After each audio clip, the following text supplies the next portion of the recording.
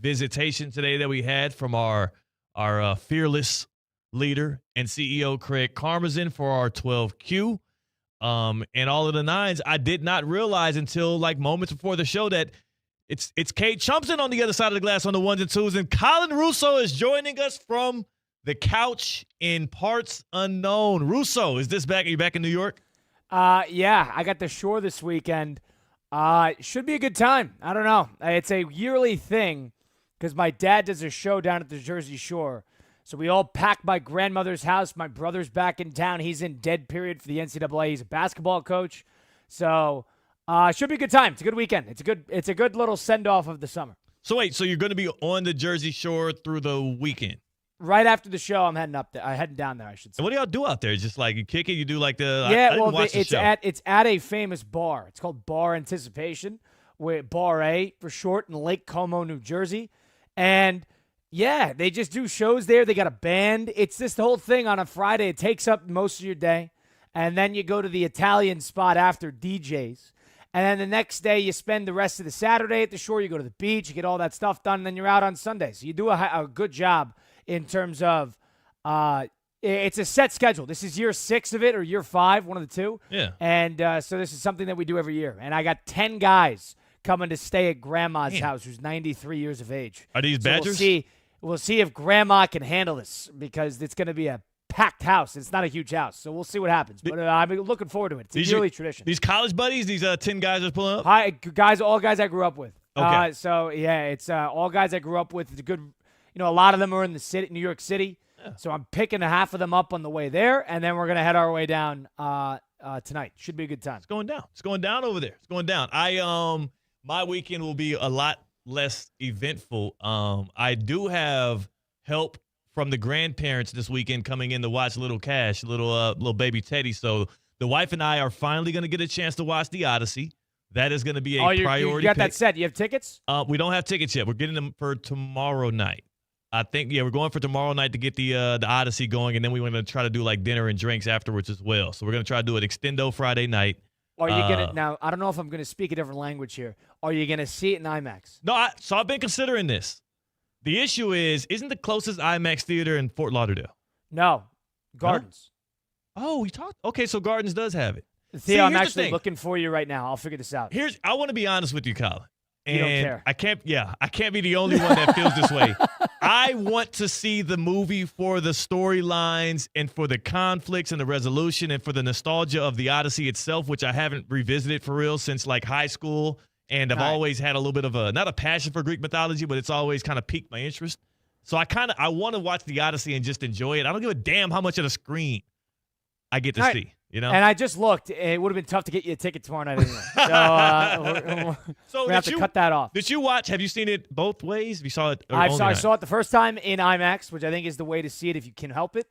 And on top of that, and then I saw it actually at a nearby Regal, and I saw it in one of the premiere formats that Regal has, and I thought that was great. So I didn't think you missed much either way. Yeah, so I think it's a little overrated when people want to wax poetically about how it's mandatory, but I do think it's worth it, if that makes sense. I get it. I get that it's worth it. If it's going to be tough for us to squeeze at this point, then yes, we'll just be watching it on regular movie screen, Jumbotron, whatever the hell you want to call what's typically in the theaters. And hopefully it has like the good Dolby sound.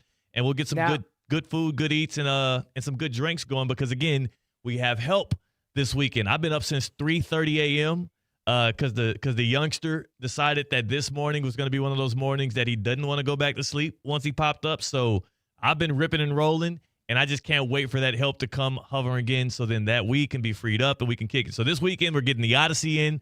We'll do some dinner. We'll do some drinks. I might even hop on a boat or something, man. I might even hop on a boat out there in the Jupiter Inlet. So you got full help. You got the weekend's worth of help. Yeah. They're here. They're her parents are coming in for the entire weekend.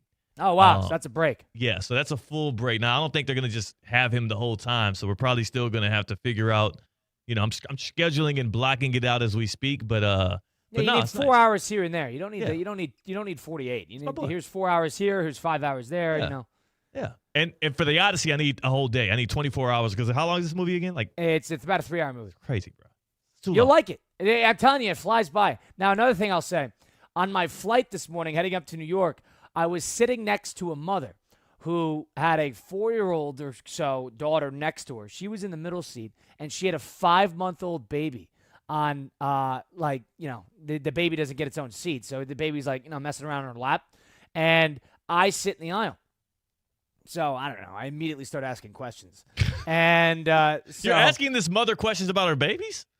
Did you start with about the baby? How old is the kid? Is this his first time on a plane? I've heard how you open questioning around babies before, and did you ask about the regularity of the kid's head size?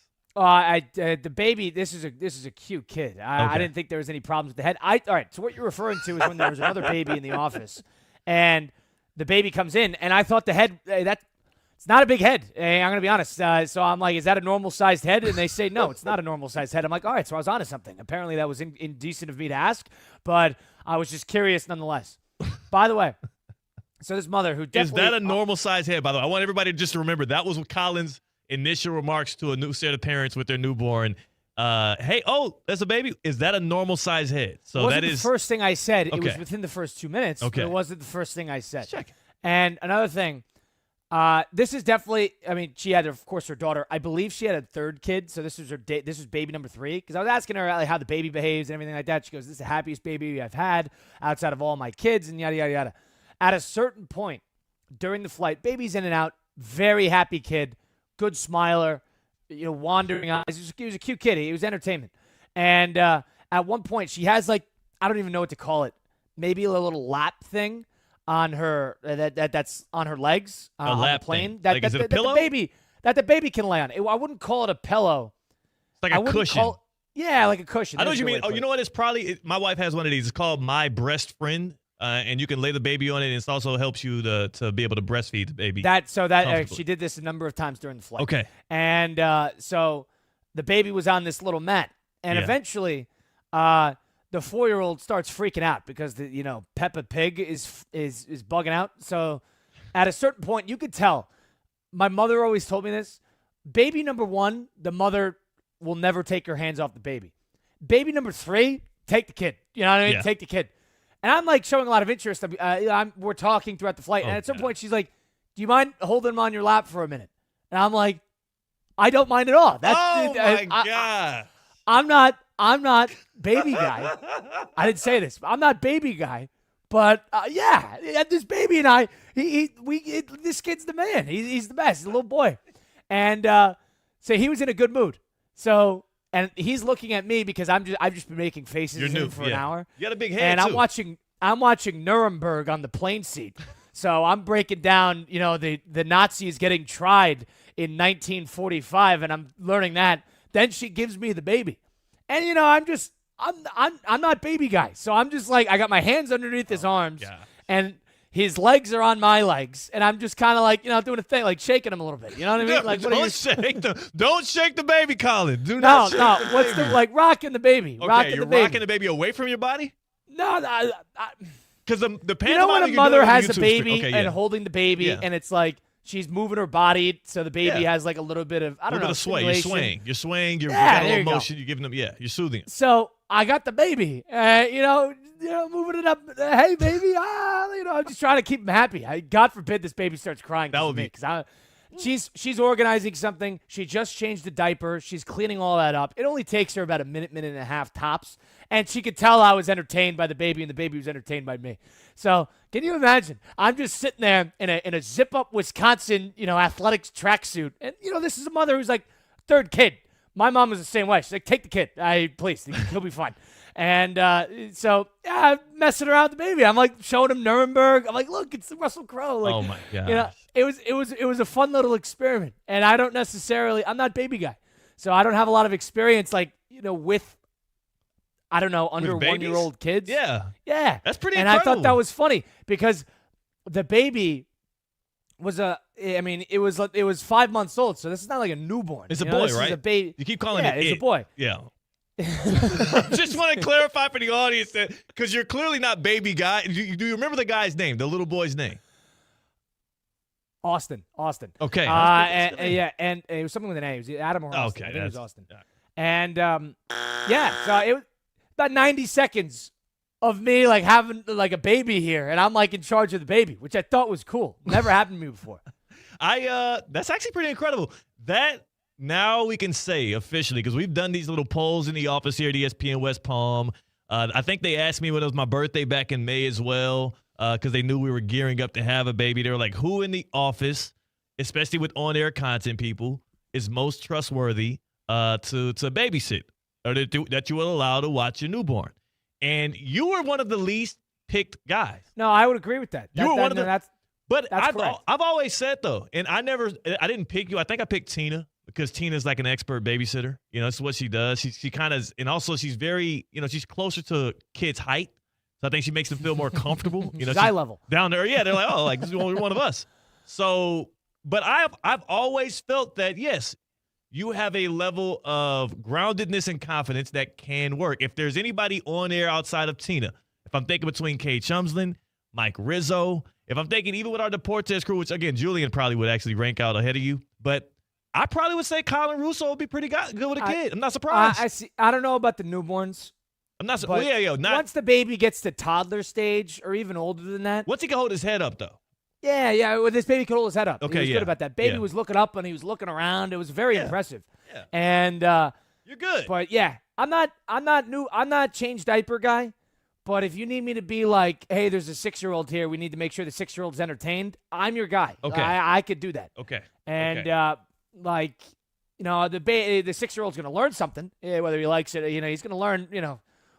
Sure, 1977 Portland Trailblazers. We're going to see what's going on there. It's like, so Bill Walton came back. Man, the kid's going to learn something. Yeah. But that was 90 seconds, and 90 seconds was the perfect amount of time. There you go. Perfect amount of time. There you go. And I could tell that the mom, she knew, she could tell that I was entertained because I was just, the baby. How did she ask for him back? Did she let it ride a little bit after she was done, or she go right back for him? She took him from my hands. Okay. I'm not moving the baby. Yeah. I'm not shifting him. You look a little awkward doing it. You come grab him, and I'll shift my hands off. It's like when you're handing off a box in a what is it called? The lines? Yeah. Yeah. Like an a assembly supply line. chain line. Yeah, it's like that. Yeah. And you got a little system. So she took the kid. Yeah. And it's her third kid, so she just grabs him. Oh, yeah. They get rough and rough. That's one thing I noticed, too, because, again, it's my wife and I's first They're child. much more durable than they get credit for. They are very durable, and I learned that from the labor and delivery nurses at the hospital over at Wellington Regional, because the way that they would manhandle my kid and the way in which I would be so nervous about every little movement, I'm like, okay, well, never mind. Maybe there is a bit of leniency that I can learn here. And at this point, I feel like I'm getting closer to getting comfortable with that. But at 3:30 a.m. This morning, when he's now at the stage where he refuses to be swaddled, he's also at the stage where when he's up and his eyes are open, nothing is going to settle him down from wanting to just be up and active. If you try to go to sleep, he's going to cry you back up. There is no strategy in those books that I've read. You really just got to thug it out. You got to thug it out. Maybe I'm going to write one of these parenting and father books, and it's just going to be titled Thug It Out. And that's exactly what the stage I'm in right now is. Tomorrow's actually going to mark 4 weeks. And I can say this confidently because everybody keeps asking me, when am I going to bring him by the office? When am I going to get him over here, give him his debut run over here at ESPN West Palm? We've brought him out in public. I think we've done like 4 or 5 different dates. We did an ice cream run. That went well. We did a run to a local restaurant. We got Duffy's on the menu. We want to do Duffy's Sports Grill this upcoming week. You brought a 4-week-old baby to Duffy's? We have not yet. We're going to do it next week. Okay. We're going to do it next week. What, to watch the game? No, just to give him, because, Duffy's actually, big shout out to Duffy's. They gave him, they gifted him a onesie, Duffy's MVP onesie. Oh, wow. How about that? I was just thinking like loud music, like sports bar. That's why we haven't done Duffy's yet, because also, Duffy's gets a lot of clientele. It could be a little crowded. He hasn't gotten the shots yet. You don't want to expose him to too many people this early on. We went to a quieter restaurant this weekend as well, and he's done great every single stop. So it's exposure therapy, not just for him but for us, of bringing him in public, and we're getting close. So what's the ruling on that? How long do you have to wait before you can introduce the baby to other people? They say you want them to get their shots first, their vaccinations first. Because and how long after the baby was born do you do that? 6 weeks to 2 months, somewhere in that window. So I got so like the 2-month mark is when the baby can go out and about. That's when he's all good. That's when his immune system should be built up enough. That's when the doctors stamp it and say it's okay. 2-month mark, They say it's all good. So next visit, we're going to try to get an update on that because we also have been looking at when's the next time we could travel. And I want to take them on a plane as soon as possible. I want to throw them in some water. Why are you trying to throw them on a plane? Throw them where? I'll throw them on a plane. You got to get them adjusted to some of these things. I want my lifestyle to be able to move. I want to go to Martha's Vineyard. You going to Martha's Vineyard this summer? I want to.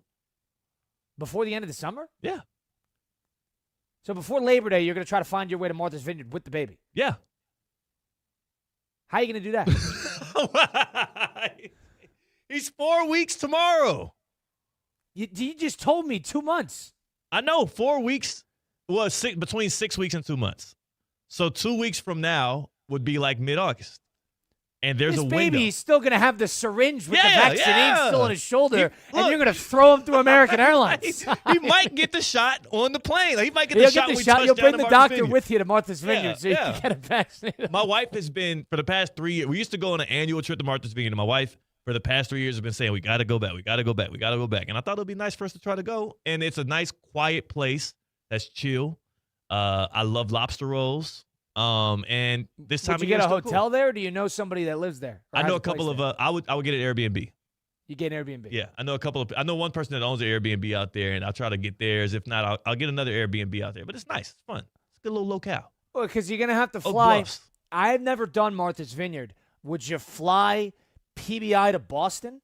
Yeah, and then you connect, and I fly over. Do you connect on the plane, or do you? Because you could go out of Boston, take a ferry, but that's probably a pain in the rear end. I don't do the ferry. Never done the ferry. I typically fly in, and that flight, the Martha's Vineyard Airport, the smallest airport that I've ever been to. It's one of those airports where if you check a bag, there's no like conveyor belt. You actually you walk off of the plane and you go down the steps and you walk outside to inside of the actual airport into the baggage claim.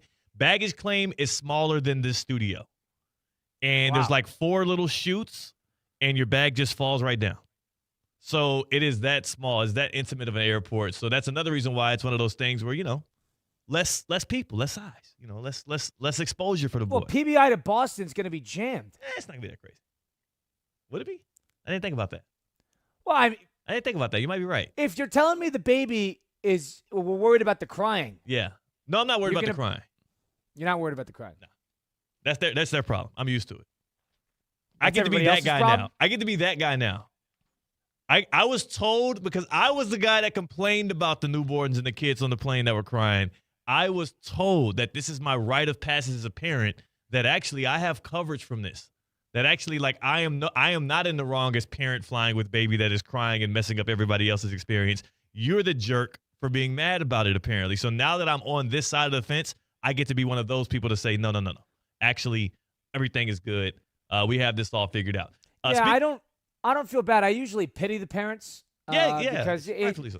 What are you gonna do? It's a 1-year-old. Everybody on this plane was that baby once. You know what I mean? So that's why it's hard to judge them, because if we're on a 3-hour flight, the baby's not gonna cry? Geez, you want Santa Claus coming next? Come on, you gotta count your blessings. Baby's gonna cry, and we'll deal with it when it actually does come. I'll put this out there for the good people, and then I do want to get into what I wanted to talk about today, because we're talking about traveling, and I don't know if you saw the guy Freddie. Remember the guy Freddie from the World Cup tour from Germany? The German guy.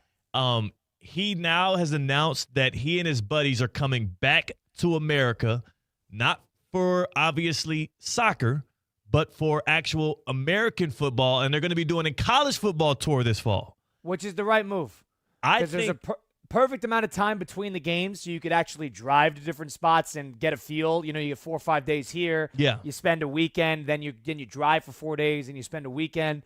If he plays his cards right, hits a little bit of everything, that's an excellent trip. It's a perfect idea, especially for somebody that wants to experience American culture at its most diverse when you think about the different experiences of college football, but then also at its finest.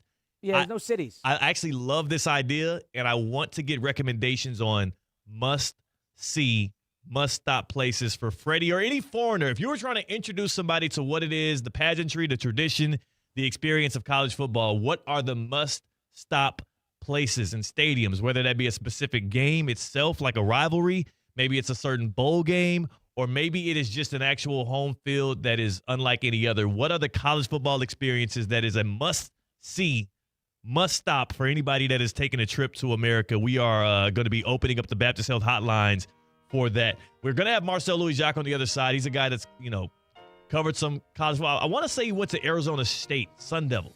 But he's actually that Arizona State is getting skipped, by the way. I know. I'm just don't curious. Let him suggest that. I'm curious because I'm from the South. Colin, you're from the Northeast. He's from the West. He's from Sacramento, and he went to college out west. And I'm curious what stadium/environment would he pick out west to introduce people to. I know where I would go with it, and we'll open up the Baptist Health hotlines throughout today's show. What is the priority stop if you're doing a college football tour for a person that is absolutely unfamiliar with our game? 888-760-3776. 888-760-3776. The Baptist Health hotline. Hell, maybe that'll be the first place I bring my son. I'm going to have to introduce him to all of the sports. I'm going to have to introduce him to college football at some point. Give me some recommendations. Yeah, I think 888-760-3776, the Baptist Health hotline. You start north, you go south after. You want to take advantage of the good weather up north. That's how I would do it. You're thinking in scheduling-wise before it gets too cold. I got the week 1, week 2, week 3 up right now. Okay. I would do the Big Tens early, and then I'd work my way down the East Coast. I'd go down south for mid-year, and then I don't think you even need to go to anything on the West Coast. That's crazy. I think you finish off down south. That's crazy. We'll discuss throughout the show. 888-760-3776. Submit your recommendations on the Baptist Health hotline, and welcome to pro-level orthopedic care at Baptist Health. From sports injuries to everyday aches, our expert team delivers the same advanced care that's trusted by the pros. Get back to the life and the activities that you love, and learn more at baptisthealth.net/ortho. That's baptisthealth.net/ortho. Baptist Health Orthopedic Care. Welcome to being treated like a pro. The first game that I actually had in consideration for this, the first game I had in consideration for this, and I didn't think about it the way that you are, Colin, where I'm looking at it linearly. Okay, you want to start in the north in September, and then this, then the third. I more so was just looking at what are the specific, unique destinations that you will want to, show somebody that's coming from overseas. And I thought back to a game that I've covered a few different times that's actually here in the Sunshine State. I don't think that for Florida State, or Miami, I don't think that neither of those three stadiums or football environments are necessary if you're bringing somebody from overseas to come over and experience what college football is like, what American football is like in that specific tradition. I don't think that those are necessary. One thing that I do, and there's going to be a lot of people that have backlash about that out here, and that's fine. And I'm a Miami Hurricane fan. Definitely not Miami, and I would say definitely not Florida State. Team's not going to be good enough. The Doak is also not as it's a little overhyped. Have you been to the Doak? I have not. I have not been to Tallahassee. Tallahassee, the only thing they got going for themselves is it is fun when the Chief rolls out. So on how do you the think horse they started? What game did they go to start? First college football game of Shedeur Sanders' career was actually in our backyard at Hard Rock Stadium. The Orange Blossom Classic, which is unique in the fashion of it is not the highest level of college football that we have here in America, but it is one of the highest entertainment values that you're going to get, specifically with the teams that we have this year. I believe it's September 6th that they're kicking off the Orange Blossom Classic. Used to be the HBCU National Championship game back in the day, and it got brought back, I want to say, in 2021, and it was Shedeur Sanders' first college football game. I believe Jackson State played FAMU. They beat them like 7-6. Shedeur's only score, or Jackson State's only score, was a Shedeur scrambling touchdown. That was the game that we saw Gilly the Kid running up the sideline and lockstep with him, which was absolutely hilarious. But that experience in its of itself with the Jackson State band, and then if you think about what FAMU and the Rattlers and the Marching 100, who is the band that I chose for when we have Ice Cream Man playing on our rejoins here on Theoretically Speaking, I did that specifically as an homage to the Sunshine State that we're in. I do believe that you have to give them an introduction to what the HBCU college football experience is, with the pageantry, with the marching bands, with the actual vibe that you actually get there that is unique in an experience in it of itself. I am pandering, though, to the crowd here because growing up for me, it was the Bayou Classic. growing up for me, there were other games. Like I think about Prairie View A&M versus Texas Southern. Yeah, that's You know the what I'm Labor Day saying? Classic The Labor this Day year. That's Sunday, September 6th. That's always Prairie View, Texas Southern.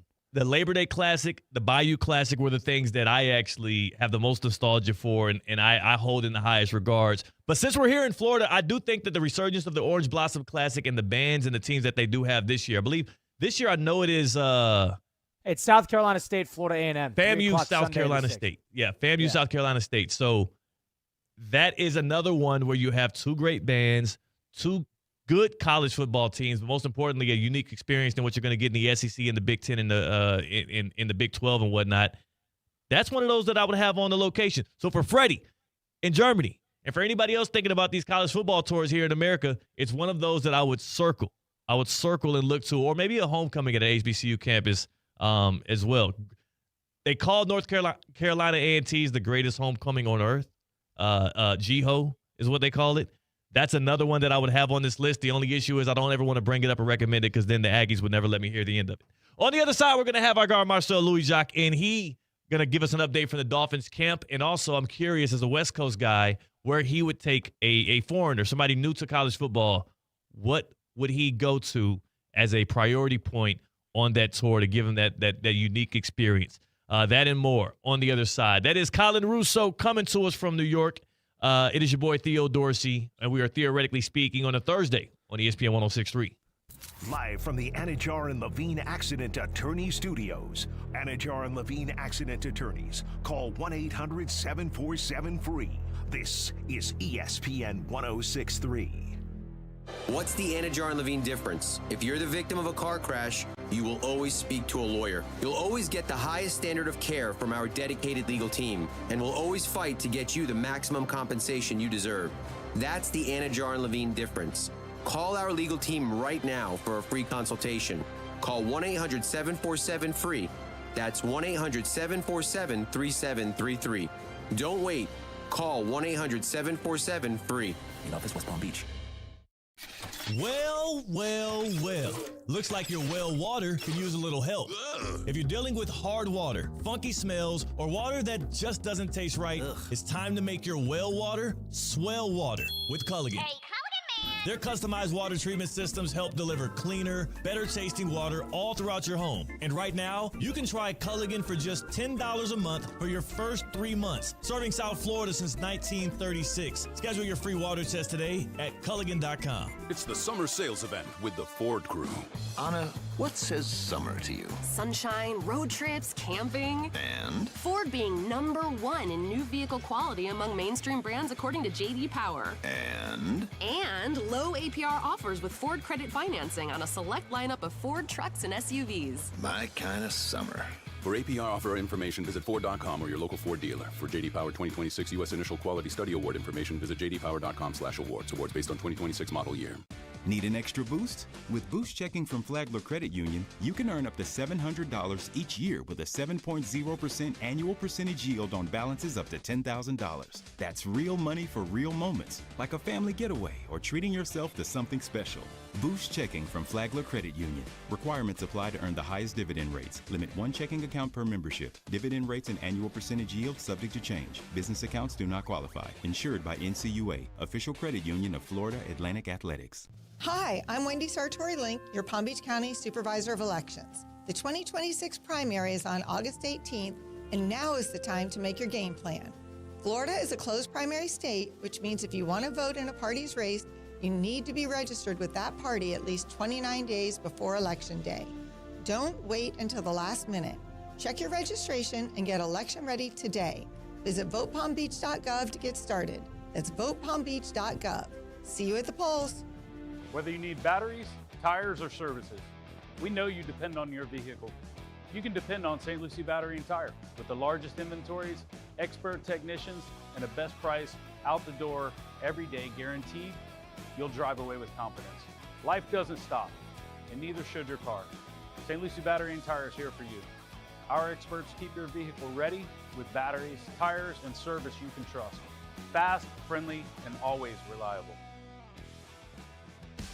Since 2006, EDS Air Conditioning has kept Palm Beach County comfortable through every summer, every storm, and every season in between. EDS Air Conditioning is a trained comfort specialist. It's hard to stop a train. From dial thermostats to today's smart home systems, EDS delivers reliable comfort you can count on. With over 800 Google reviews and a 4.8 star rating, they've earned your trust. 20 years of keeping Palm Beach cool. Visit EDSIsYes.com today.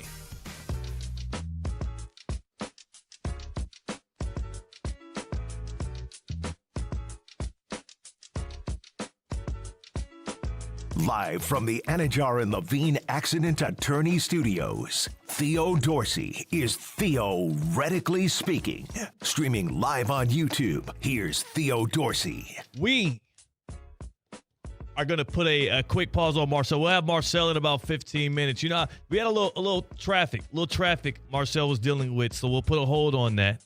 If you do want to introduce somebody to South Florida in general, that is from overseas, that wants the South Florida experience, I do think that there, at some point, I don't know where on the list it would be, but at some point, sitting in standstill traffic on I-95 would probably be part of it. That would probably, in the top 7 or so South Florida experiences, other than the random rainstorms right at 2:30 every single afternoon during the summer, and also the traffic flows, or excuse me, the avoiding of cars who are clearly the drivers feeling like they are new. This is their first time behind the wheel. And then at some point, yes, the standstill traffic in I-95. That is something that is native to this area and something that Marcel's dealing with. We're going to get him in about 10 minutes or so when he gets set up, talking some Dolphins and also getting back to this college football tour.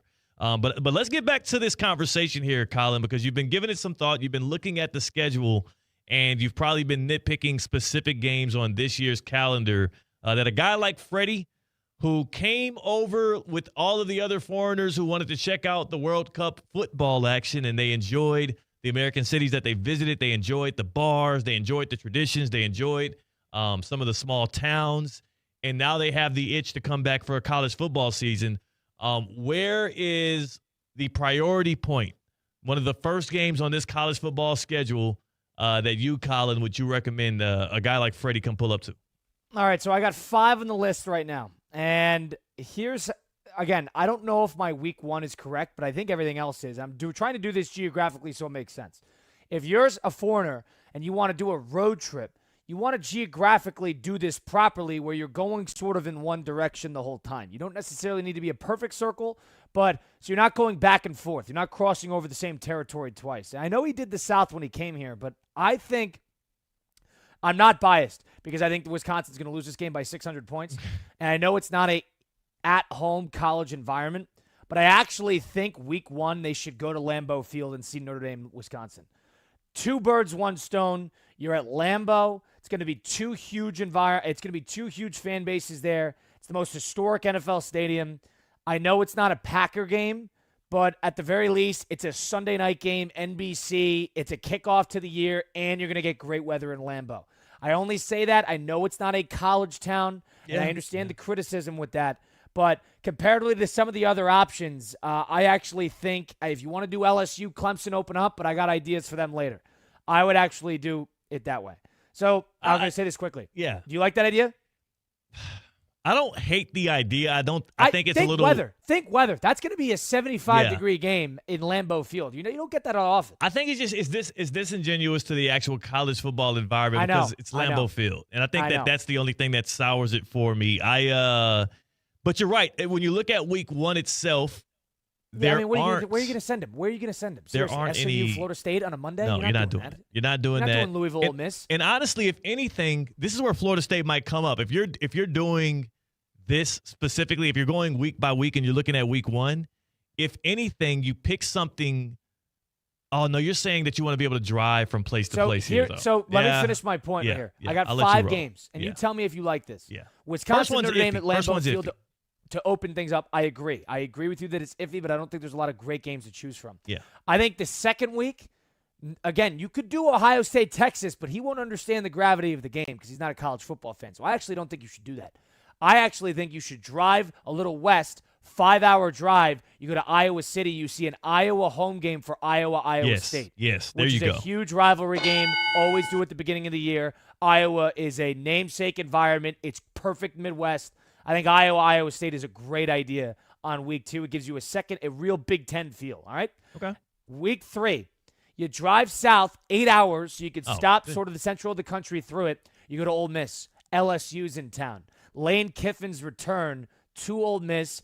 Then you will see what a hatred college football environment looks like. Usually, Colin, I'm going to stop you there. Usually, if you're recommending anybody travel to Oxford, Mississippi, I would immediately pump the brakes. But this one specifically is hatred. Yeah. If you want to see animosity, this is a game you go to. I'm looking at the schedule right here on ESPN.com, and it shows not only the games and the location and the broadcast partner that's going to show it. This one's going to be a 7:30 kickoff on ABC. It also shows the tickets, like the get-in price. The game right above it is Eastern Washington at Washington. Tickets as low as $16 to get in. Do you want to guess how low the tickets are to get into LSU Ole Miss for week 3? Is it 300? Higher.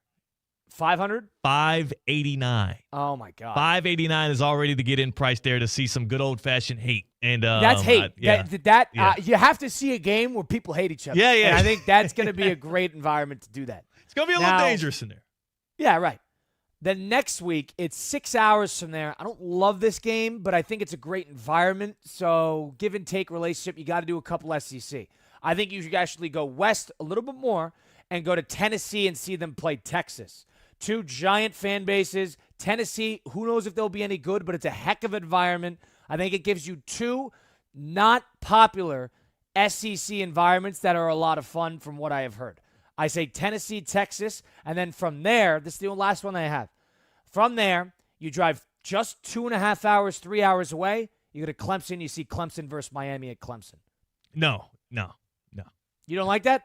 I think Clemson's environment is a little inflated by the success of the Dabo Swinney era, Maybe. and I don't see the Dabo Swinney era being anything of excitement anymore. Maybe. That one's but wrong. I do think that's a cool in terms of an environment, Southern charm environment, Clemson, South Carolina. I'm okay. I'm okay without that one. Those are the only 2 I have a little umbrage with is I don't think Clemson is a must-stop destination. And even though I do like the fact that you threw my Miami Hurricanes on there, and I do think the Canes are going to rout Clemson on the road, so I would love for Freddie to see that in person so he can know that it is all about the U. I don't necessarily feel like Clemson is a place that I would send somebody to. Do you think, like I'm looking at even I'm just trying Auburn, to find somewhere that's Tennessee? relatively close to Arkansas, Central, Texas South, A&M?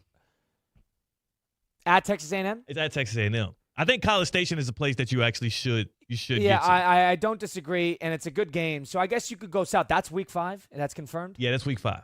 All right, so I guess week 5, that makes sense. You want to go south to College Station. I was thinking go east, but then the more I think about it, there's not a lot of famous environments on the East Coast. There's Georgia, yeah. but Penn outside of that, Penn State. Yeah, Penn State, but in my opinion, skip the Northeast. You don't need to do Penn State. You got to do Penn State. You got to do a Penn State whiteout game. If you get I agree. A Penn State whiteout game is one of the top 6 or 7 environments. Unless you do Penn State, then you go Michigan, Ohio State. Unless you do those 3, which Yeah. are synonymous environments, I actually don't think you need to do that.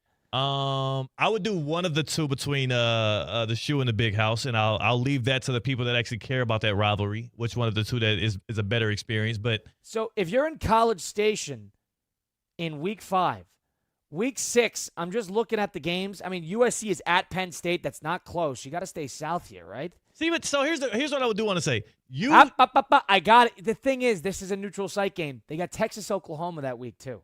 Ooh, that's a good one. Yeah, I think that's a good that's at the old Cotton Bowl. Yeah, at the old Cotton Bowl, which is also still historic and it's traditional to college football as well.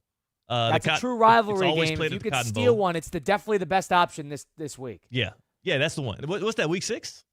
That's week 6. Yeah, for sure then. For sure. Because then you get to do College Station to Cotton Bowl. Yeah. That is actually a great swing for you to be able to do. And you did this a little bit more literally because you're also schedule guy. So you took this year's schedule and you went spot by spot.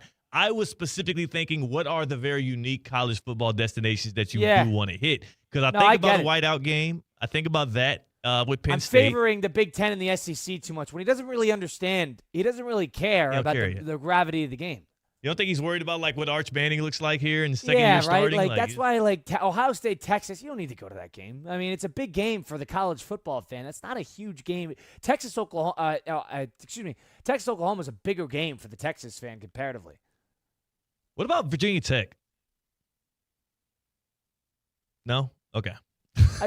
Listen, that would be fun. Yeah, let me look at their schedule because when are you going to squeeze them in, and then where are you going to put? So you got to make a decision here. If you're a college football fan and you're going through the East Coast, are you going to start up north? And if you're going to start up north, are you going to go west and stay north and then go south and then come back around, or are you going to go? You're like in Virginia, for example, Penn State, fine. Are you going to go east and go down the coast that way because there's not a lot of great environments there? See, I think if you go East Coast, the furthest north you're going to go is Penn State. I think Penn State whiteout game is the one stop that you have to hit. From there, if you work your way down, maybe that's where you stop in for, like, if you do that, maybe that's close to a homecoming at North Carolina A&T or a homecoming at Howard University, so you get the HBCU vibe. You can work your way down. Maybe that's when you pay a visit to then you got to go central. To Death Valley go central. of Clemson. Then you got to go central south. You got to go SEC country. Then maybe you get to Neyland, right? Like then you can start, making your way down. But I do think that Penn State, of everything in the Northeast, Penn State would be one that you gotta. Remember, Penn State's whiteout game is mid-year, so keep that in mind. Yeah. It's not week 1. See, I don't even know what Penn State's whiteout game is. Right. I think it's USC Saturday the 10th, which is week 6. They decided how early they've already got to decide, do you think? Or? Yes. Okay. I think it is. I could be wrong. I don't know. I'm shooting from the hip, but that would be my guess. USC in town for the 10th of October sounds prime time whiteout game. I actually, but again, I can appreciate that being one of them that they actually try in the Northeast. And then also, you do also maybe want to get a game that has a potential for snow as well somewhere in there. It's part of it. We'll continue this conversation here. One thing that I do know is you're right that you don't want to necessarily start in the South or in Florida early. Yeah, it's too hot. It's too hot. It is much too hot, just like it is right now. I checked, 92 degrees. But you know what it is inside my house? 68 degrees. In fact, in my house, I could be certain it's 68 degrees right now, not because I do have the, the smart thermostat thing available on my phone, but because I have EDS Air Conditioning and Plumbing, which powers my AC system because they installed it for me a couple of years ago, and it is what protects me from the South Florida heat. EDSisyes.com. If you want to be protected from this South Florida heat, if you want the cold, fresh breeze of air to smack you in the face when you walk into your home, fresh off of sweating your way from the parking lot to the crib, EDSisyes.com. 20 years of serving South Florida, 20 years of excellence, 20 years of doing it. Just like the Heat dropped the banner and had a championship experience 20 years ago, EDS did as well. And they want to open the door for you to choose them as well. Right now, they're offering 0% interest financing for 60 months to qualified customers. The only way to find out if you are qualified is to go online, EDSisyes.com, see how they can help you, see how you could potentially become a Gold Plan member like myself. That's 2 check-ins every single year, preventative care and repair. EDSisyes.com. Beat that South Florida heat and get in good with the good people that offer you everyday savings, EDSisyes.com. Marcel Louis-Jacques joins us on the other side, talking some Fins and his college football destination. That is Colin Russo. I'm Theo Dorsey. We're Theoretically Speaking on ESPN 106.3. Live from the Anajar and Levine Accident Attorney Studios. Anajar and Levine Accident Attorneys. Call 1-800-747-FREE. This is ESPN 106.3. Hey, it's Steph Prince here, and in South Florida, you need an AC team that can deliver in the clutch. That's why my family trusts Bradley Heating and Air Conditioning. As a mom of 3, trust me, when your AC goes down, you don't want to strike out with the wrong company. You want a team that keeps the process smooth, stress-free, and most importantly, keeps the family cool. And Bob Bradley knows a thing or two about coaching a winning team. He coached his son Bobby all the way to becoming a first-round draft pick, and now he's helping his grandson Trey develop his game. And one thing's for sure, high standards run in the Bradley family. Bob brings that same major league mindset to the team at Bradley Heating and Air Conditioning. From residential and commercial repairs to installations, maintenance, and upgrades, they step up to the plate and get the job done right the first time. And while Bob waits for Trey's call to the majors, he's still delivering major league service every single day right here in South Florida. Call Bradley Heating and Air Conditioning today at 561-793-7497 or visit bradleyair.com.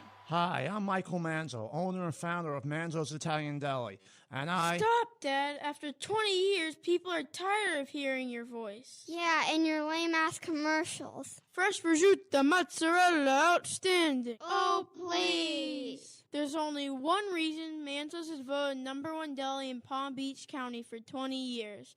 Our mother. She makes sure you prepare everything from scratch using only the freshest ingredients. Manzo's Italian Deli is located on Palm Beach Lakes Boulevard, right next to Rain Dancers. Is that a strip club? No, it's a steakhouse. Manzo's is open weekdays from 8 to 5 and offers free delivery. So stop by or call 697-9411. That's 697-9411. we also specialize in hot and cold catering for corporate functions and special events. Just ask anyone who was at my last birthday party. Business owners, are your employees driving you nuts? Is money tight? Or have you just poured your heart and soul into your business and now it's time to retire and just relax? At Trans World Business Advisors, they have buyers from all over the world ready to buy your business now. Call for a confidential conversation about your business's current value. 561-203-5121. That's 561-203-5121 or visit tworld.com today. Live from the Anajar and Levine Accident Attorney Studios, Theo Dorsey is theoretically speaking. Streaming live on YouTube, here's Theo Dorsey. I know a bowl game I would tell the good people that are trying to get their firsthand experience of college football, especially a guy like Freddie that got his experience of America through the FIFA World Cup. I would tell him go to the granddaddy of them all, out there to the Rose Bowl, out there on the West Coast. That one, definitively one of the more tradition-rich bowl game experiences, and it comes along with a parade, which is nothing more American than having a parade and some football all in one weekend. Theoretically speaking, it's a Thursday. We've been talking about college football environments. You would introduce a foreigner to somebody trying to make a trip and get a firsthand experience of college football and what it means to us in American culture. And joining us right now is Marcel Louis-Jacques. He is the Miami Dolphins beat reporter for NFL Nation and ESPN.com. He also brings some West Coast flavor to the show. Sacktown guy. You went to Arizona State. Where would you start though, Marcel? Where would you take somebody out on the West Side? I'm going to surprise you actually, because I'm going to avoid the West Coast unless you go to Washington. I think University of Washington's stadium right there on the Sound. It's loud as hell. They tailgate on the boats. It's a gorgeous. The scenery is gorgeous. Unlike anything. I don't want to say anything. Unlike a lot of things that you're going to see in Europe. But you made a comment earlier that the furthest north you would go is Penn State. I'm going to go a little further north, and I'm taking them to the big house for Ohio State, Michigan. Oh, that doesn't count. That's West. That's Midwest. Is it Midwest? Yeah. Is it Midwest? It's north. It's north to me. It's technically now. All right, so now we're getting to a geographical, directional, longitude, latitude debate, which I'm not going to do because you went to Arizona State, and I think y'all had some high academic standards there. Whoa. I respect Cronkite. That's what I'm saying. I'm not going to get into that debate with you because I do respect Walter Cronkite. I'm no fool. But what I will say is it is the Midwest. I don't know whether it is on the lines of latitude, if it is further north or south than where Penn State is, because I don't kick it in those areas enough. I consider that the Midwest. When I'm thinking about the northeast corridor of the United States, though, there's no state. I'm not taking you to the Carrier Dome or anything like that, you know? Okay, that's fair. If we're talking like northeast, that area of the country, then no. The fast talkers. The fast talking zone. I'm all right on all of it. Yeah. Like the Carrier Dome, that's something that like we cherish, but it's like what's the dome in Tampa called, man? The Raymond James. It's like Trop Field. Like we Oh, might colloquially, love that place, but I'm not trying to show it off to anybody else. no. That's no. That's like the old cup in your cupboard that you've had for 15 years. I'll drink out of it, but I'm not gonna break it out when I got company at the house. They ain't the good stuff. So we're throwing that in the pack. But no, I would say either Washington, if we're gonna stay out west, either Washington, just a home game, maybe Apple Cup up there in Seattle, or I would do like a USC UCLA at, honestly, flip a coin between the Coliseum and the Rose Bowl. I love the Rose Bowl, but we have to respect the Coliseum as another like vaunted institution in American sports. Like it might not get the fanfare of the Rose Bowl, and it doesn't have the bowl game, obviously, but the Coliseum is still special. Let's not bury it too far down. What do y'all call the rivalry between Arizona State and Arizona? Does it have a name? Is it a cute name or? Oh yeah, the Territorial Cup. I had to think about it for a second. Right. You just call it U of A week, but it's just the Territorial Cup. That's not our team. Is that y'all's best one on the calendar? Is that like if you had to pick one Arizona State football game? Yeah, and I think I'm trying to remember where is it this year. I think it's at Sun Devil Stadium, which the new Sun Devil Stadium is special. I have not been. I just saw it for the first time back in April. I just saw it for the first time since I left school. Oh, dang. Like when I was there, I joked with all the kids I talked to back at ASU, because when I was there, it was a full dome. You know what I mean? Like the Cardinals used to play there before their stadium opened in the early 2000s, but they knocked out the end zone stands. And so it's more of that, like not a complete enclosed bowl, but like just kind of like the half pipe shape. Yeah. And it's beautiful. Like everybody raves about it. The atmosphere is awesome. It gets loud. Beat Texas Tech there, which I will be sure to remind Jacob Rodriguez of this year, and Caleb Douglas and Jordan Brooks, and whatever Red Raider they want to bring into that locker room. I'm gonna let them know we got it still. But no, I think if you're gonna see an ASU game, then yeah, ASU U of A, especially now that LSU is ducking the fade. Right. So I think ASU U of A would be the one. What is if you're in the desert. I didn't realize how many Miami Dolphins were Texas Tech Red Raiders. Is there some kind of like thread going there? Like, because that's a couple of guys from one draft too. Bro, I tried to ask. That was my first question to Sully, like just to keep things light. It was like, all right, so you've got three guys you took, I think it was two from Tech. Yeah. And three from University of Texas. Not to mention, you already have a linebacker from Tech and a backup quarterback from UT. And Devon Achane. So it's like, and Achane from A&M. Terrell Dotson is from A&M. Like, it's like, is there what's the deal there between getting teammates? And he's like, it's just coincidence, no big deal.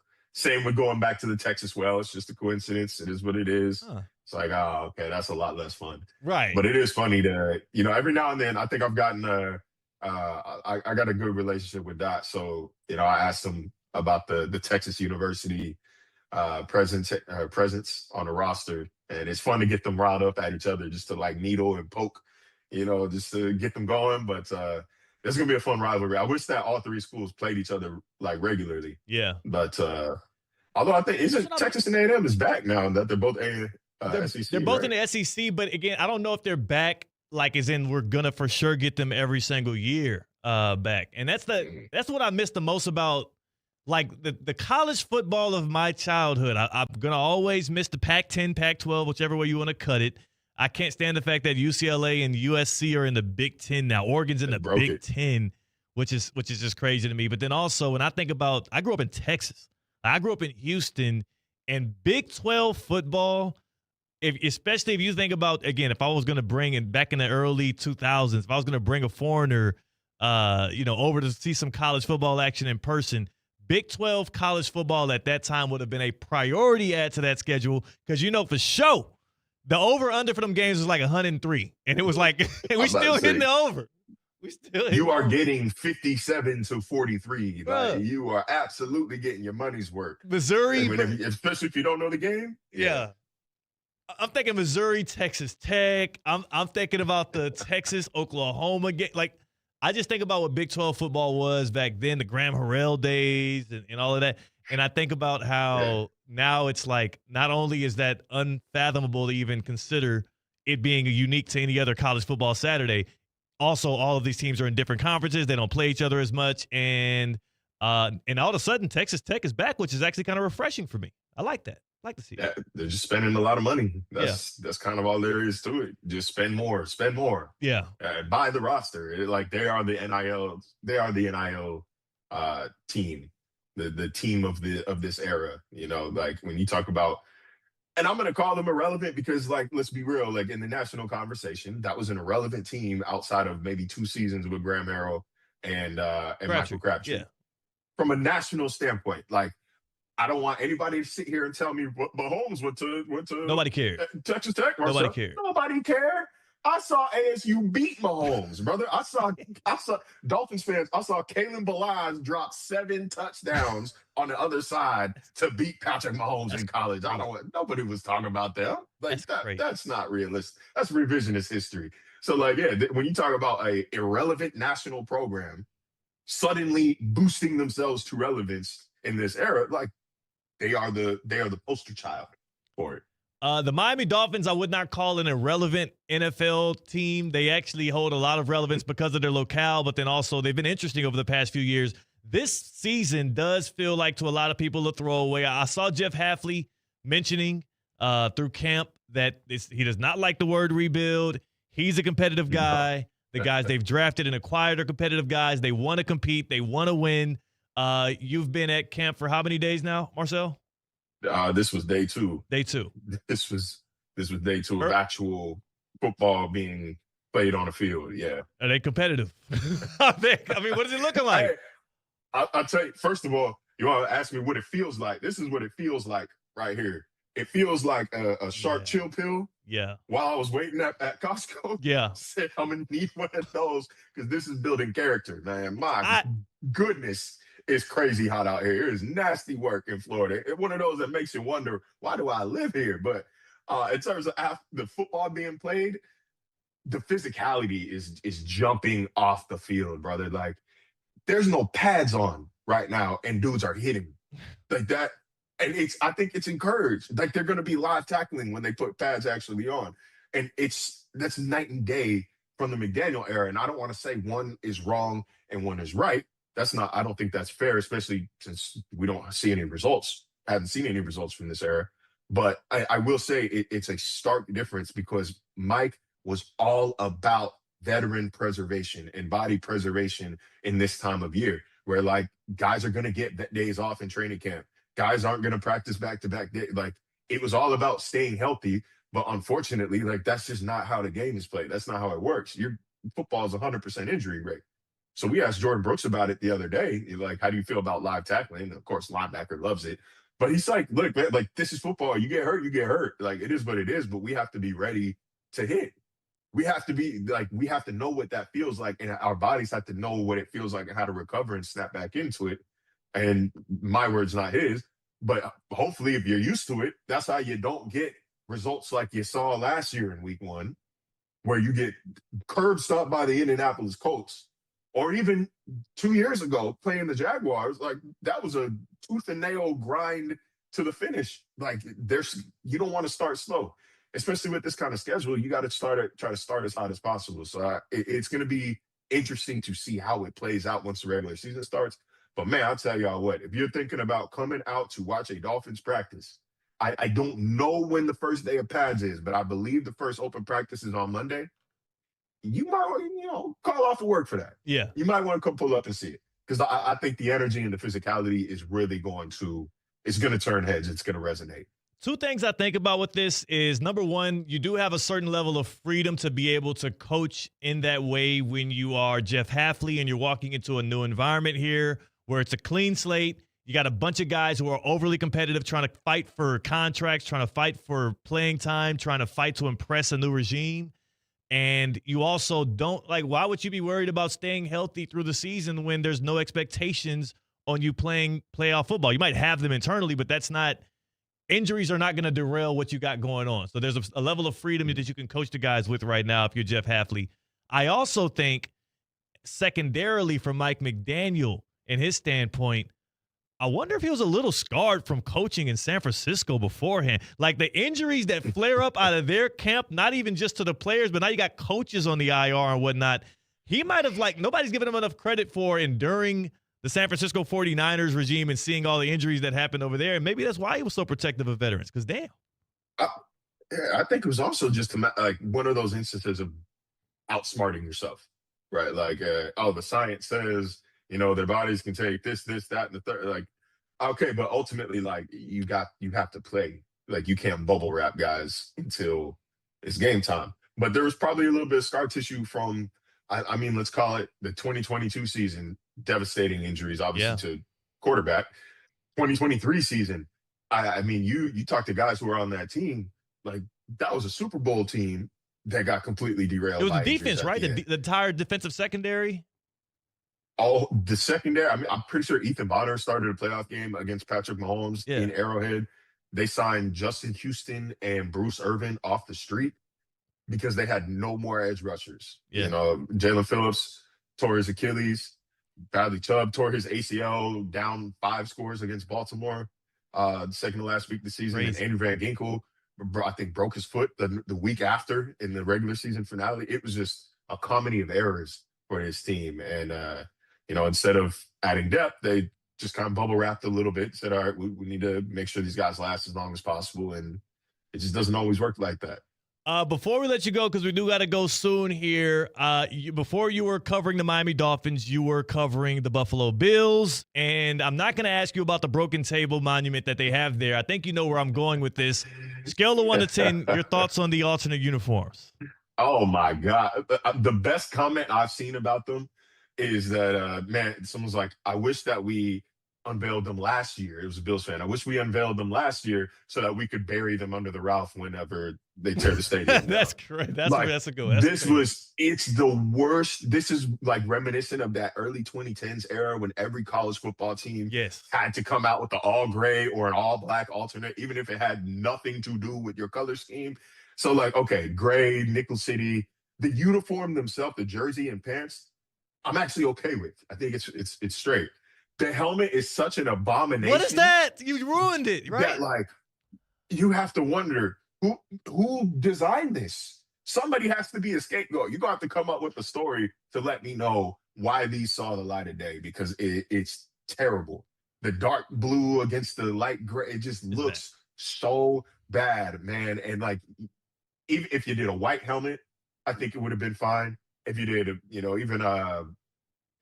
instead of just the stripe, have like the big superimposed like Bills logo on the side of the helmet. You could have done a lot of things differently, but you chose this ugly blue helmet with this weird stripe. Somebody said it looked like a bottle of Vaseline or Valvoline. Oh my goodness. What is that? Yeah. The motor oil. Valvoline. Yeah, I know what you're talking about. The little I actually can't. In my brain, trying to think of the bottle. I think it's Valvoline. Like AI text. Yeah, I think it's Valvoline. It's Valvoline. Yeah, man. Oh man. And then Josh Allen having a fall on the sword yesterday. Up here lying in everybody's face. Stop hating on the uniforms. I actually don't know what you guys are saying about it. Come on. I know you have better taste than that, brother. I've seen your wife. All right. Don't play with me, Josh Allen. Yeah. You know what I'm saying? Aesthetically, you ain't that off. A good company man right there. That was a good company man line. Yeah. From him right there. Defend the logo. But hey, look, brother. You ain't fooling them. They're bad. It is what it is. It is what it is. It is what it is, and we'll see. We'll see what ends up being worse this year: the play on the field from the Miami Dolphins or those uniforms from the Bills. The bar low from both, at least when it comes to expectations. But from what I'm hearing from you, Marcel, the competitiveness and the fight that they're showing early on through 2 days of practice is high. So I'm excited to see what they got. They're going to compete. Like, I've been saying this, I think, all summer now. Like, I don't think it's necessarily going to be a talent issue. Like, it's not. This team isn't as bad as people are making them out to be, but that schedule, the teams they play, unfortunately, are all title contenders. Yeah. They play a title contenders role from like week 7 or 8 on, with the exception of a game against the Jets. So like, that's the problem, is the competition, but they're going to fight. This is not the worst NFL team I think I've ever seen. I don't even know if it's the worst Dolphins team in the past decade or two, but like, they are going to be, on paper, it doesn't look great, but on the field, they're going to compete. I have full confidence, full faith in that. Thank God for the Jets. We're the freaking New York Jets. Marcel, appreciate your time, man, and we'll tap in with you next week, dog. Yes, sir, brother. I'm good. That is our guy, Marcel Louis-Jacques, covers the Dolphins for ESPN, and our West Coast flavor here on the show, who says the Washington Huskies home field will be the one that you would bring people to, not necessarily the Arizona State Sun Devils, his alma mater. Hopefully the people out there in Scottsdale heard that, and I hope they berate him next time he comes back to his campus. We got the happy hour on the other side. Tina's coming in to drop some a cocktail of the day, and also to talk about this gambling scandal in the WNBA. Kate jumps in on the other side of the glass. We got Colin Russo out of New York. It's your boy, Theo Dorsey, and we're theoretically speaking on ESPN 106.3. Anajar and Levine. Call 1-800-747-FREE. That's 1-800-747-3733. ESPN 106.3. WESP Jupiter, a Good Karma Brands radio station. It's the summer sales event with the Ford crew. Anna, what says summer to you? Sunshine, road trips, camping. And? Ford being #1 in new vehicle quality among mainstream brands according to J.D. Power. And? And low APR offers with Ford credit financing on a select lineup of Ford trucks and SUVs. My kind of summer. For APR offer information, visit Ford.com or your local Ford dealer. For J.D. Power 2026 U.S. Initial Quality Study Award information, visit jdpower.com/awards. Awards based on 2026 model year. Since 2006, EDS Air Conditioning has kept Palm Beach County comfortable through every summer, every storm, and every season in between. EDS Air Conditioning is a trained comfort specialist. It's hard to stop a train. From dial thermostats to today's smart home systems, EDS delivers reliable comfort you can count on. With over 800 Google reviews and a 4.8 star rating, they've earned your trust. 20 years of keeping Palm Beach cool. Visit EDSisyes.com today. Need an extra boost? With Boost Checking from Flagler Credit Union, you can earn up to $700 each year with a 7.0% annual percentage yield on balances up to $10,000. That's real money for real moments, like a family getaway or treating yourself to something special. Boost Checking from Flagler Credit Union. Requirements apply to earn the highest dividend rates. Limit one checking account per membership. Dividend rates and annual percentage yield subject to change. Business accounts do not qualify. Insured by NCUA, official credit union of Florida Atlantic Athletics. Whether you need batteries, tires, or services, we know you depend on your vehicle. You can depend on St. Lucie Battery and Tire with the largest inventories, expert technicians, and the best price out the door every day guaranteed. You'll drive away with confidence. Life doesn't stop, and neither should your car. St. Lucie Battery and Tire is here for you. Our experts keep your vehicle ready with batteries, tires, and service you can trust. Fast, friendly, and always reliable. The pink smoke is in the air. Time for the Inter Miami Herons Report presented by Hard Rock Bet. A surprisingly low-scoring game for the Herons under the Saturday Canadian lights in Montreal. 0-0 after the first half, but then at the 70th minute, Herman Berterame hit the turf hard and drew a penalty, but he was unable to get to his feet and was eventually taken off in an ambulance. Luis Suarez with the ensuing PK. Suarez approaches, Suarez, shot and a goal. Luis Suarez opening up the scoring 1-0 off of that penalty. Mike Rizzo with the call on ESPN 106.3. 1-0 the score for the Herons to win their 5th game in a row. Berterame was initially diagnosed with concussion-like symptoms. His status for future fixtures is uncertain. Inter Miami will come back to South Florida for a 3-game home stint beginning on August 1st against Columbus.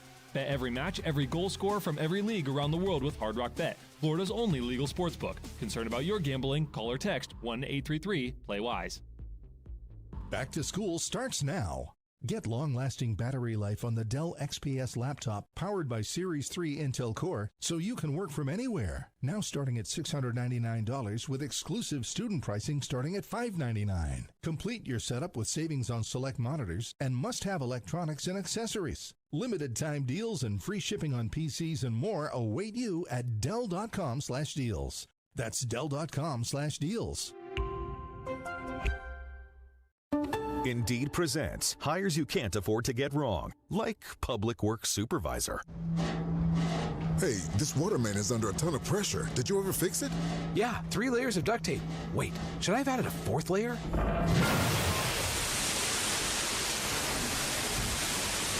This is a job for sponsored jobs. This is what happens when you don't sponsor your job on Indeed. Next time, get matched with quality candidates with Indeed sponsored jobs.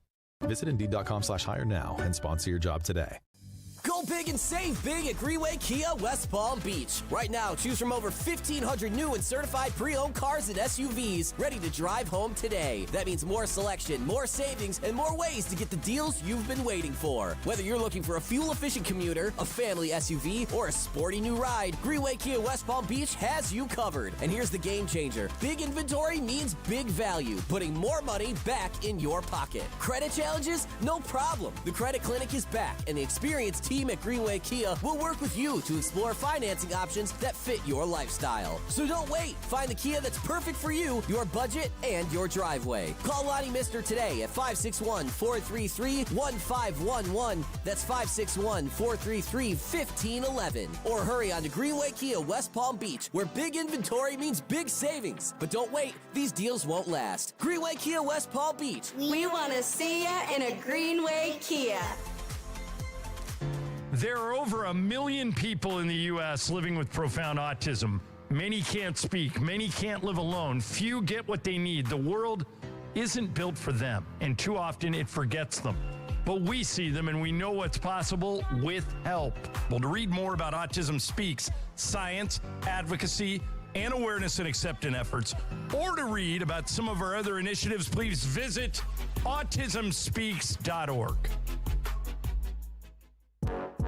Live from the Anajar and Levine Accident Attorney Studios. The man your man could smell it. Theo Dorsey is theoretically speaking. But are you a different animal and the same beast? Streaming live on YouTube. You're gonna break up with me because of what I do on the radio? Here's Theo Dorsey. Good. Hey. It is your boy Theo Dorsey. We are back at it here on Theoretically Speaking on a Thursday, the best day of the week, July the 30th. July the 30th. Quick, Tina, is there one more day of July tomorrow? Yes. Okay. Kate, is there one more day of July tomorrow? Yes. Okay. Is that a trick question? I was actually thinking about it for a second, but yeah, y'all are right. Because Saturday's the 1st of August. So yeah, we got 2 more days left here, today and tomorrow of July. And we move on to August. And when the clock turns August, it's like officially football season. Mm-hmm. You know, like I know training camp has started in the NFL. Training camp is also started throughout college football right now. And with the FIFA World Cup in our rear view, with, you know, many of the other major, like, just think about the things that gather and capture our attentions. Like, everything is going to stop here soon, and it's going to be strictly football going forward. And every time I look up at the television screen, like I'm looking at ESPN right here, right now, we're looking at Kyle Whittingham entering his first year as the Michigan head coach. We've been talking all day today about what's college football tradition, program, game, environment, which you introduce a foreigner to that's coming from overseas to show them what it's like over here, which I think is a very intriguing conversation because it also points out what we actually favor on the college football landscape. And I actually, over the break, I thought about one, and I would give this place, I hate to say it, but probably the best college football environment, most unique, most engaging, most enlightening one that I've ever been through. I'm gonna tell y'all here in a little bit, but I think my energy was fighting it this whole time, but I think I have to, finally fess up and give y'all what that is here after we get Tina's cocktail of the day, because I know you've been practicing the ingredients there, and I don't want you to forget. You're gonna throw me off with one of the ingredients. That's why I was letting you. I want to get to it early. Yeah. I want to get to it early. So, cocktail of the day, Tina Costanza. We've talked a lot about movies this week. I'm going to see the Odyssey this weekend. I heard. Yeah. I'm so excited for you. Yeah, we got the in-laws coming in town. Okay. They're gonna take care of little Teddy Cash. And so the wife and I have been setting up things we're gonna do. So for Friday night, watching the Odyssey. Love that. It's gonna be great for you and your wife. Odysseus, beware. Well, mine is an Odyssey themed, but Spider-Man, Brand New Day, is coming out. Really? I have been seeing a lot more Spider-Man stuff as of late. I think it's coming out I have no idea. Okay. Kate, are you a movie guy? Like, is Spider-Man? Yes, it comes out officially tomorrow. I think tomorrow. But we've done enough Spider-Man. So I follow several movie podcasts, and they always get the early advantage. So I've already gotten reviews and stuff, but I think officially open to the public, I think it's tomorrow. I think I'm good on Spider-Man movies. Like it's like 18 Spider-Man movies a year. But yeah, what's so many. Cocktail of the day? This is Spider-Man themed, and it's called the Web Slinger. I like that. Imagine ordering this at a bar. Yes. Have the Web Slinger. Yes. A little freaky, but it's fine. What we got? You've got vodka, blue curacao, Hey, that's good. cranberry juice, fresh lime juice, a splash of a lemon lime soda, and fresh blueberries and a strawberry to garnish. That's a lot. Yeah, a little too much for me. It's a lot of ingredients. I'm good on Spider-Man. I like nothing about how many more Spider-Man stories are there out there, you know? I don't know. Like the one I watched growing up, that was a great one, you know, Uncle Ben. What was the line from Uncle Ben? With great power comes great responsibility. And you know, he got bit by the spider, he became Spider-Man, he hides it from people. There's Lois Lane. No, that's Superman. What's Spider-Man's? Mary Jane swings from the buildings and he saves the world. Like, I don't know how many other times we could say. What's this Spider-Man about? Do we know? So it's very interesting. This is one of the more mysterious Spider-Man movies to come around, meaning that when you watch the trailer, you can't actually figure out what the storyline is. Okay. So the last few previous Spider-Man movies, you've been able to at least understand protagonists, antagonists, and where we were going with the plot. I'm going to guess Spider-Man's the protagonist. This one's a little bit weird because he's got like this weird possessive thing going on, so you don't actually know who's controlling his body at some points. Whoa. He's going through like some weird mutations. The Hulk is in this one, and the Hulk actually hulks out, not like the smart banner like you saw in Avengers Endgame. Wow. There's like 2 other notorious Spider-Man villains that are making an appearance. Sadie Sink, the actress, is in this movie, and nobody has a clue who she actually is as far as a character. There's a lot of weird things that are coming up. Avengers Doomsday is coming out in December. Will this movie preview anything going on in that movie? So a whole lot of Marvel lore that's going into Spider-Man Brand New Day. And Colin Russo joins us back Colin's here in the happy hour. So, Colin, maybe you can correct anything I missed. Colin's on the couch. Kate hit it. People like it. Apparently, it's good. They got they had the same director for the first 3 Holland movies, and that director was kind of a phony, if you ask me. And they got a new guy who knows what he's doing. And this new guy is a big-time director. So I actually think this is going to be good. I'm not going to be able to see it until about Monday, but I'm looking forward to it nonetheless. So something I thought of this week was Tom Holland and Zendaya were in the Odyssey and they're in Spider-Man. Wow.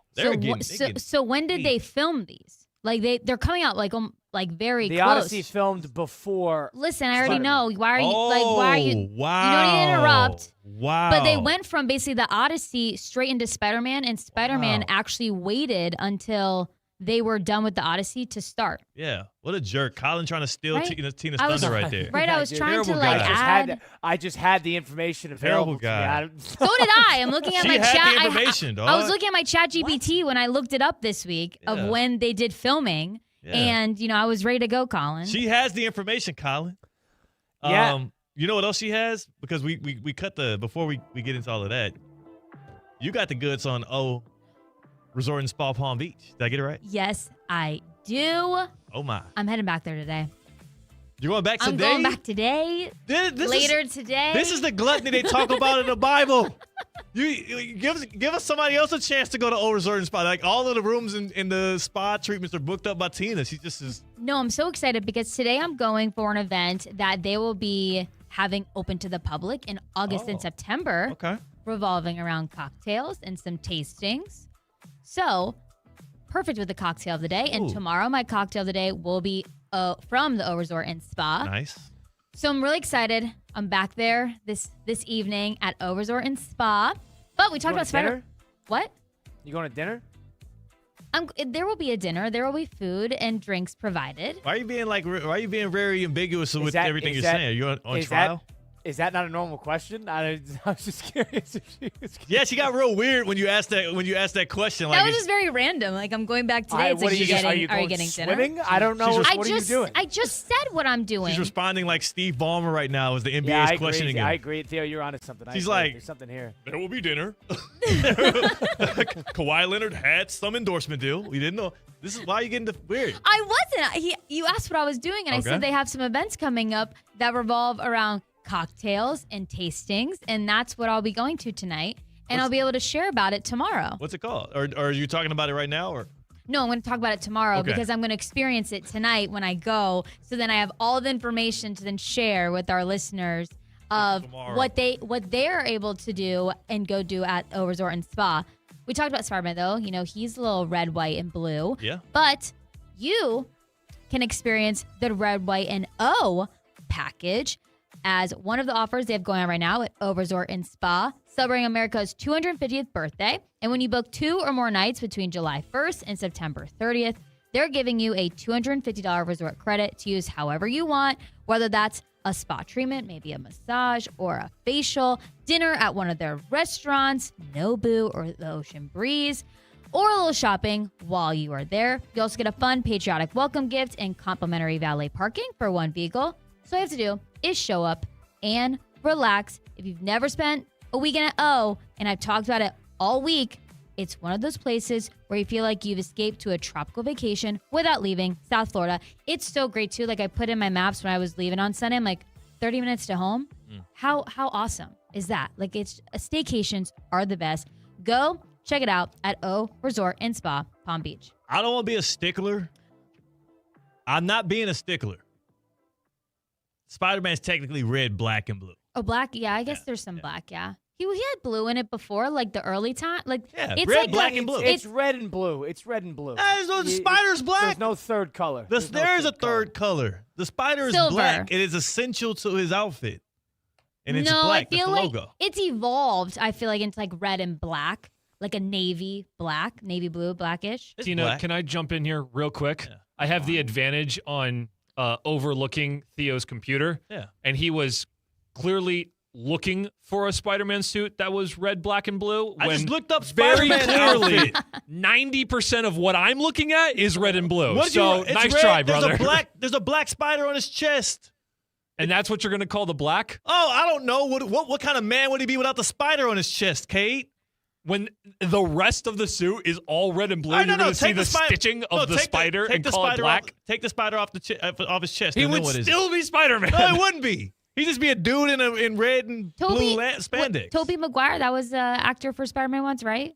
Yeah. Yes, well done. Yes. Look at me. Why are you congratulating him? Yeah, Adam, that's not dad. That's a bit- so that's a odd. big- That's come on. That's actually that was We're patronizing. not. We're not That's congratulating. Thank you, Kate. For Thank you, Tina, Kate. that was incredible. I'm so We're proud not of you. congratulating. If you knew that Tobey Maguire was in the Spider-Mans, you do not deserve a salute and respect. The fact that personally.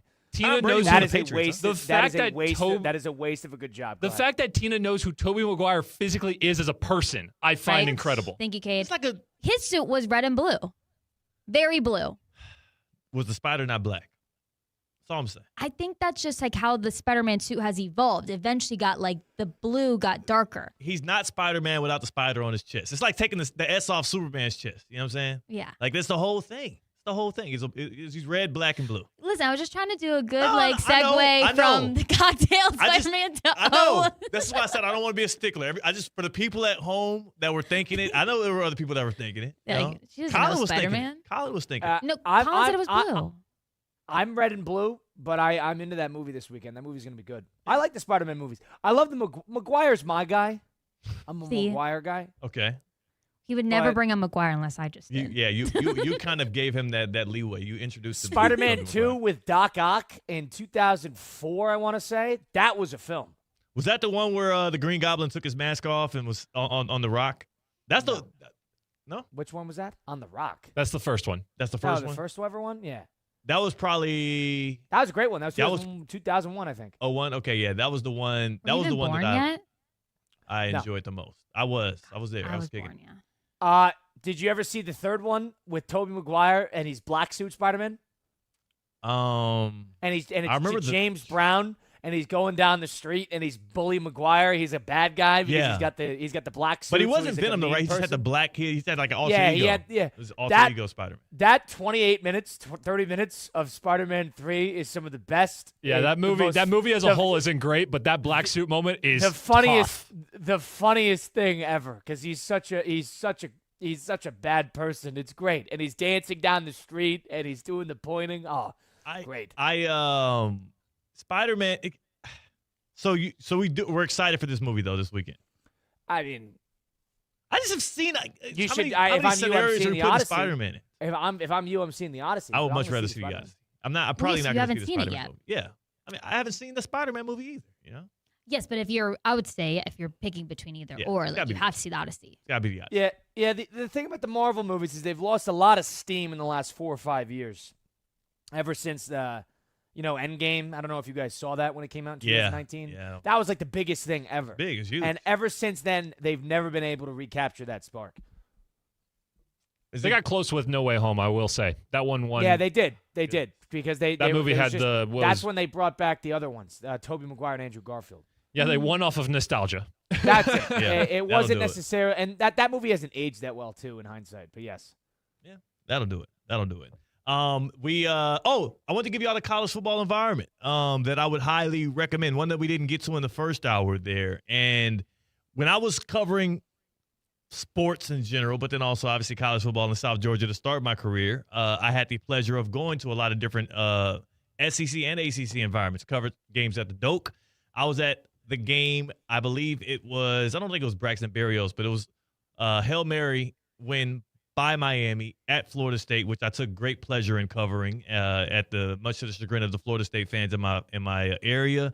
I also took a lot of trips up north, some to Atlanta to cover Georgia Tech, others to Athens, Georgia, to cover the Bulldogs between the hedges. In fact, I was there when the Kirby Smart takeover happened, going from Mark Richt to now Kirby Smart, who is now the most successful coach in college football, if you don't count Bill Belichick, the most successful coach in college football, but not necessarily the face of it.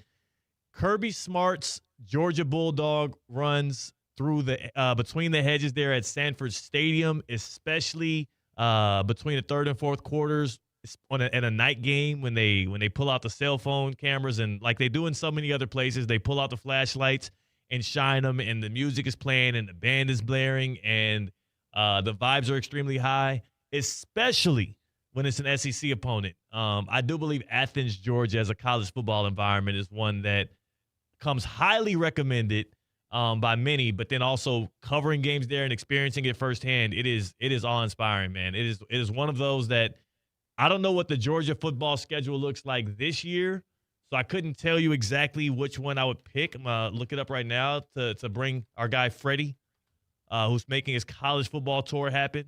I don't know which one I would pick a home game for them, but definitively I would have to get you between the hedges there. Have any of y'all ever been to Stanford Stadium? No. Athens, Georgia? Well, not for a game. I've been to Athens, so technically yes, but not for a game. Their home games this year kind of stink. They open at Tennessee State, or home to Tennessee State. They have Western Kentucky at the crib. I guess they're hosting Oklahoma week 4. Was that the one that you picked, Colin? No, I didn't have them go to Athens at all. It was on the list, but I had them go to Tennessee instead. This would be the one. Texas. Week 7, Georgia hosting Auburn, Saturday, October 17th. So not necessarily, that's not going to be a time in Georgia where it's too hot, too cold. It's probably right there in the middle. And also Auburn is a game that the Georgia Bulldogs fans get up for. That will be an extremely good one to go to. I know a couple of weeks after that, you got the Georgia-Florida game that I think this year is going to be in Orlando. Is that Jacksonville? Tampa and Atlanta are the next two. Yeah. So it's Tampa this year. I think it's Atlanta the year after. Yeah. Yeah, so I think Georgia-Auburn would be a good one, man. That would be a good experience. Tina, you said you were going to survey the office to see if anybody had any. Oh, I didn't. Oh, you didn't get any. Okay. Are there any that you would think of off the side? Like, how many college football environments have you been outside of the Boca Raton Bowl? Outside of the Boca Raton Bowl, which comes highly recommended as well. Yes, I haven't really experienced many college football games. Yeah. And all of them have really been like through ESPN West Palm and going to the Orange Bowl, the Boca Raton Bowl, which are all fabulous. But I haven't experienced many. Yeah. In this area, though, we talked about it before, like People talk about the Swamp in a very extreme way. Like, Kay, did you ever go to any games out in Gainesville? No, I haven't. I'm going to one this year. You are? Florida and South Carolina. At the Swamp in October. What's the occasion for that? Why do you want to go to South Carolina? I was invited to go, and there's a group of us going. That's nice. Yeah. So I'll experience the Swamp. That is random as hell. Yeah. It's random Not as really. hell. I'm going with Florida fans. John Summerall, one thing I will say, and I know Colin and Mike Rizzo have now picked John Summerall of the Big Three college football programs and coaches. He's the mascot of ESPN West Palm. No, he's not. No, he's not. Y'all don't get to decide that. Mario Cristobal still he reigns king. The Miami Hurricanes are back-to-back state champs. In fact, tomorrow they might get the best player in the class of 2028 that just reclassified to 27 that people are comparing to Travis Hunter, but that's neither here nor there. I will say John Summerall, it's become uncovered over the past few days that John Summerall loves himself a good pedicure. Which is a non-problem. And no. Not only is this a non-problem, I'm buying in on John Summerall now. I'm rocking with the guy. It not just to be a person that gets them regularly. I think he said that he gets them every 2 weeks. He gets pedicures every 2 weeks. That's normal. Which is good. That's not normal. That is abnormal to get them that often. That's pretty damn good. I'm all in on the pedicures. I like the pedicures. I like when men are not only open about taking care of themselves, but also they are on a schedule to do so and they prioritize it. John Summerall being a pedicure guy, that is a win for him in my boat. The Gators starting off 1-0 for Theo here, and they're going to need it because they do. Actually, they don't play the Hurricanes this year, so they're lucky. But they're going to need it because they have a hell of a SEC schedule. I heard y'all talking about how bad the strength of schedules were for the SEC this year. Well, it's 16 yesterday. of the top 20. You're telling me ESPN's top 20 Fraudulent. strength of schedules and 16 of the 16 SEC teams are in it? That's a waste of time. It's self-serving, if you will, for ESPN. Oh my God, it is because ESPN is the SEC network. They have the college football playoffs. They have the SEC. They have the college football playoff ranking show. It's a waste of time. Yeah. I mean, hey, man, are you going to blame him? Yeah, I'm going to blame him because that's like why should I take that seriously? Why do I take that seriously when you're going to strength the schedule your way? It's unserious. It is unserious. Yeah. Arkansas was number 1. Arkansas's schedule is difficult. It is not. There's no Alabama on their schedule. Yeah. No. It's an unserious it is. thing. It's stupid. It is definitely self-aggrandizing. Granted, strength of schedule, July 30th. We can calm down, but I do think looking into it, and there's such a message that the conference is trying to send and that ESPN is trying to send, that SEC is so high and mighty and that we should be thanking them and kissing the ground they stand on because they decided to play 9 league games for the first time. I mean, it is the dumbest thing in the world that we should, for some reason, pity them because they have to play an extra conference game instead of Chattanooga in week 12. Like that, it's killing me. I will say this, too, though. As much as the SEC stuff is overinflated and obviously for whatever reasons, we can assume, but for whatever reasons, ESPN is helping bolster that message, which is fine. That's their prerogative. The Big Ten, I know they got the 3 straight national championships.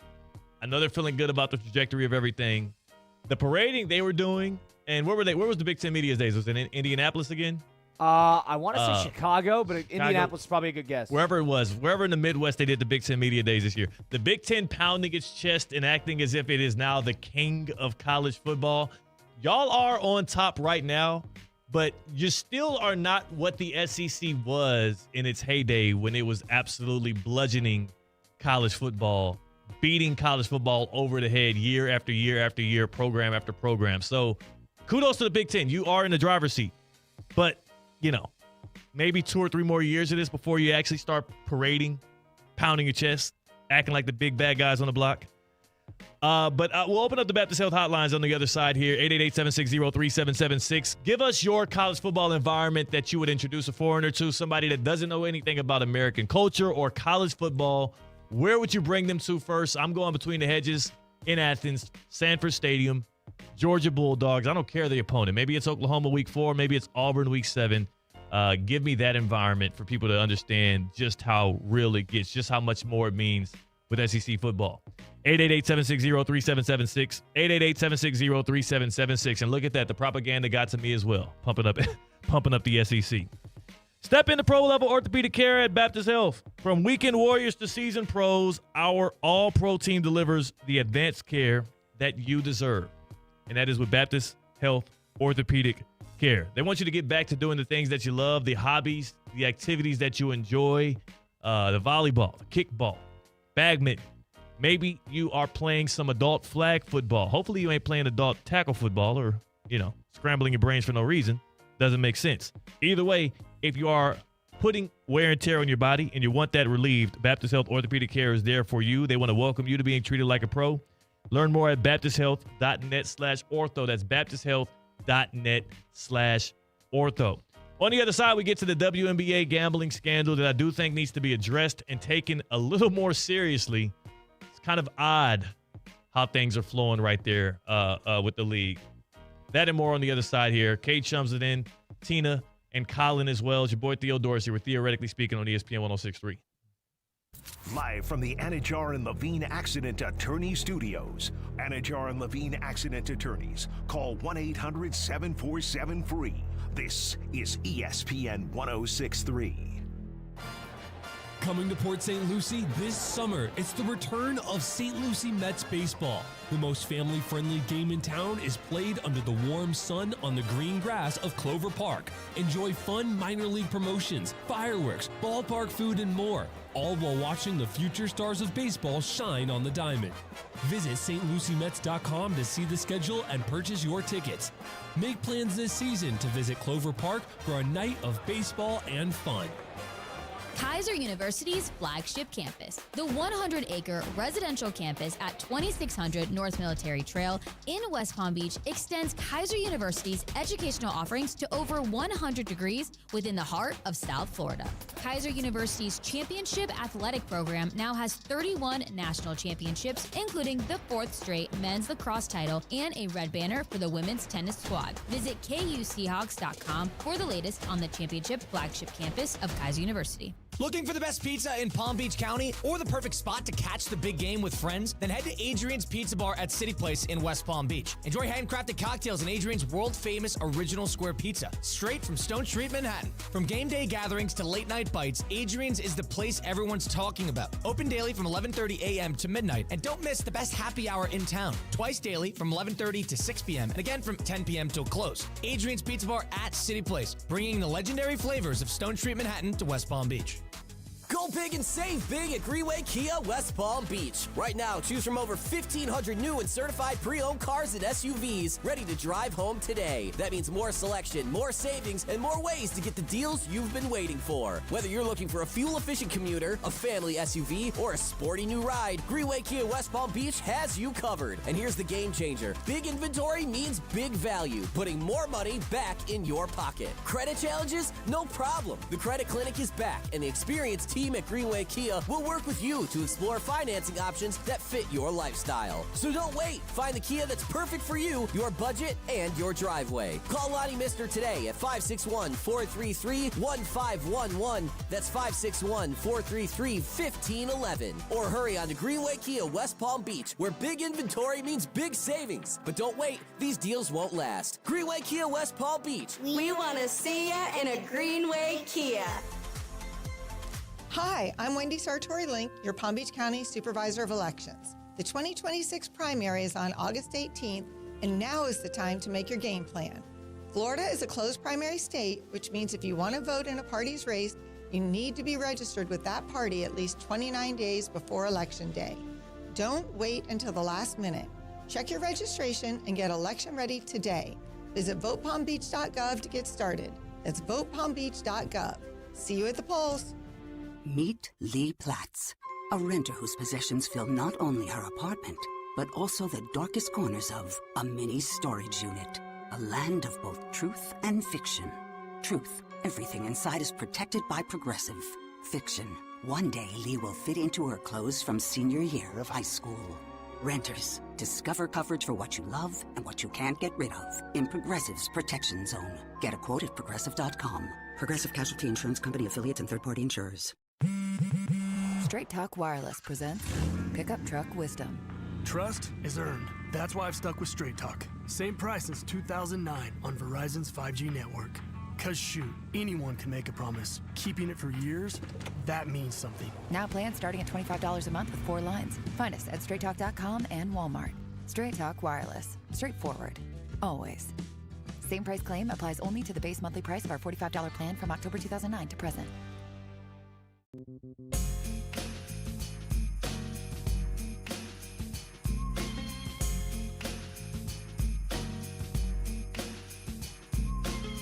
Live from the Anajar and Levine Accident Attorney Studios, Theo Dorsey is theoretically speaking. Streaming live on YouTube, here's Theo Dorsey. Spent the whole break getting berated there by intern Ben because we never mentioned Williams-Brice Stadium in South Carolina, the Gamecocks' home stadium, as one that you would introduce somebody from across the pond.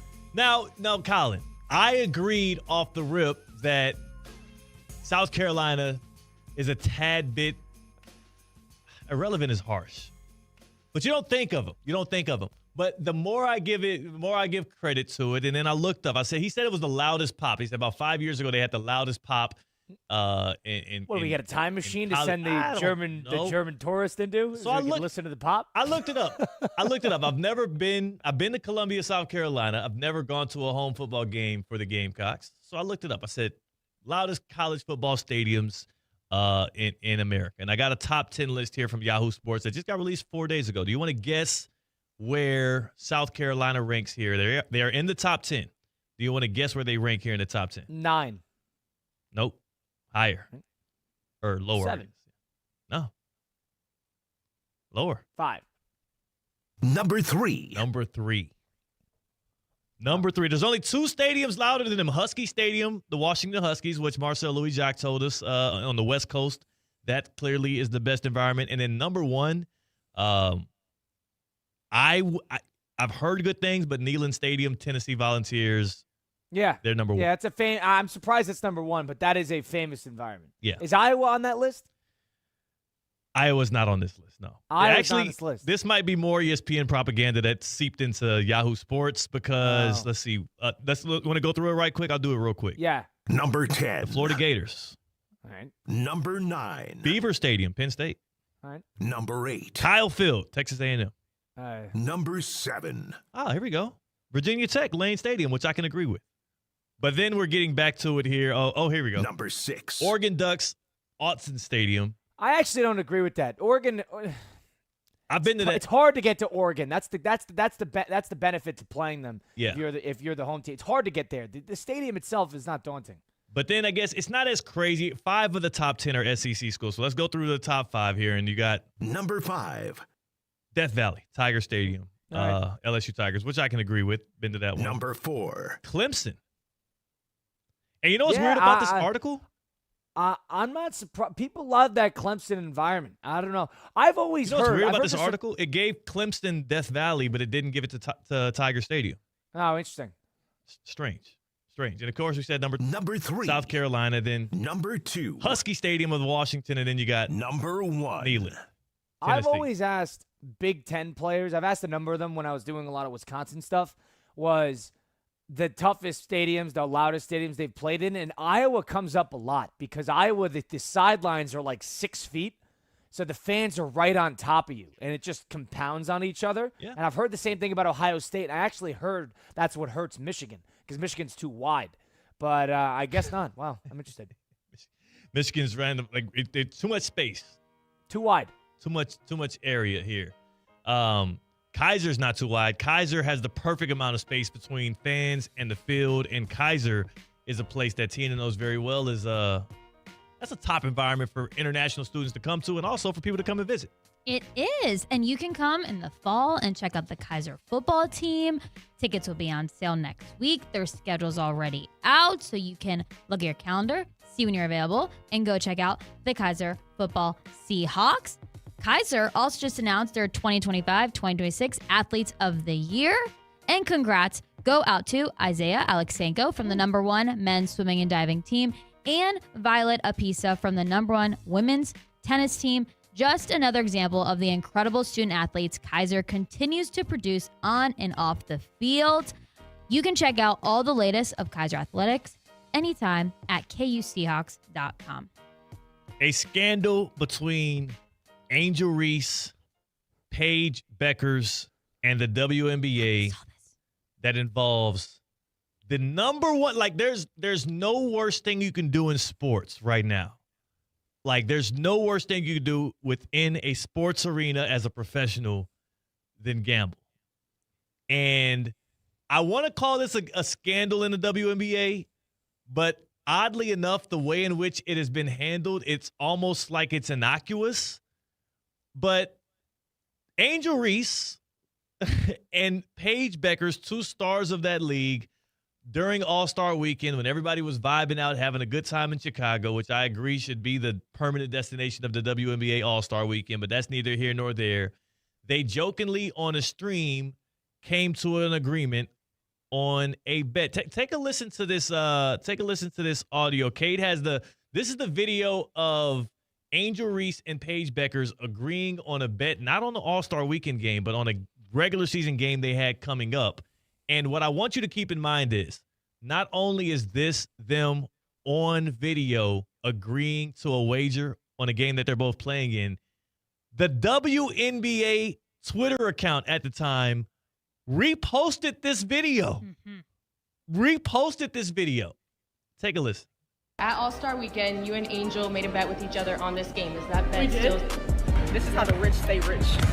You gotta save this money. I'm gonna see you next week on Wednesday. Yeah. At night? No, at practice. Oh, at practice? I mean, I know y'all gonna lose, but if y'all lose, I get to have that. If y'all win, you get 400. I get 400. And if we lose, then you get. No, you owe me 400.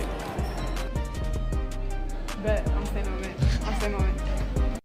So that was a video. It was a mashup, by the way. The WNBA Twitter account mashed up somebody asking Paige Beckers about it before the game and the actual video that came out during All-Star Weekend where they agreed, allegedly, apparently, but on video, to a $400 bet on the outcome of the game.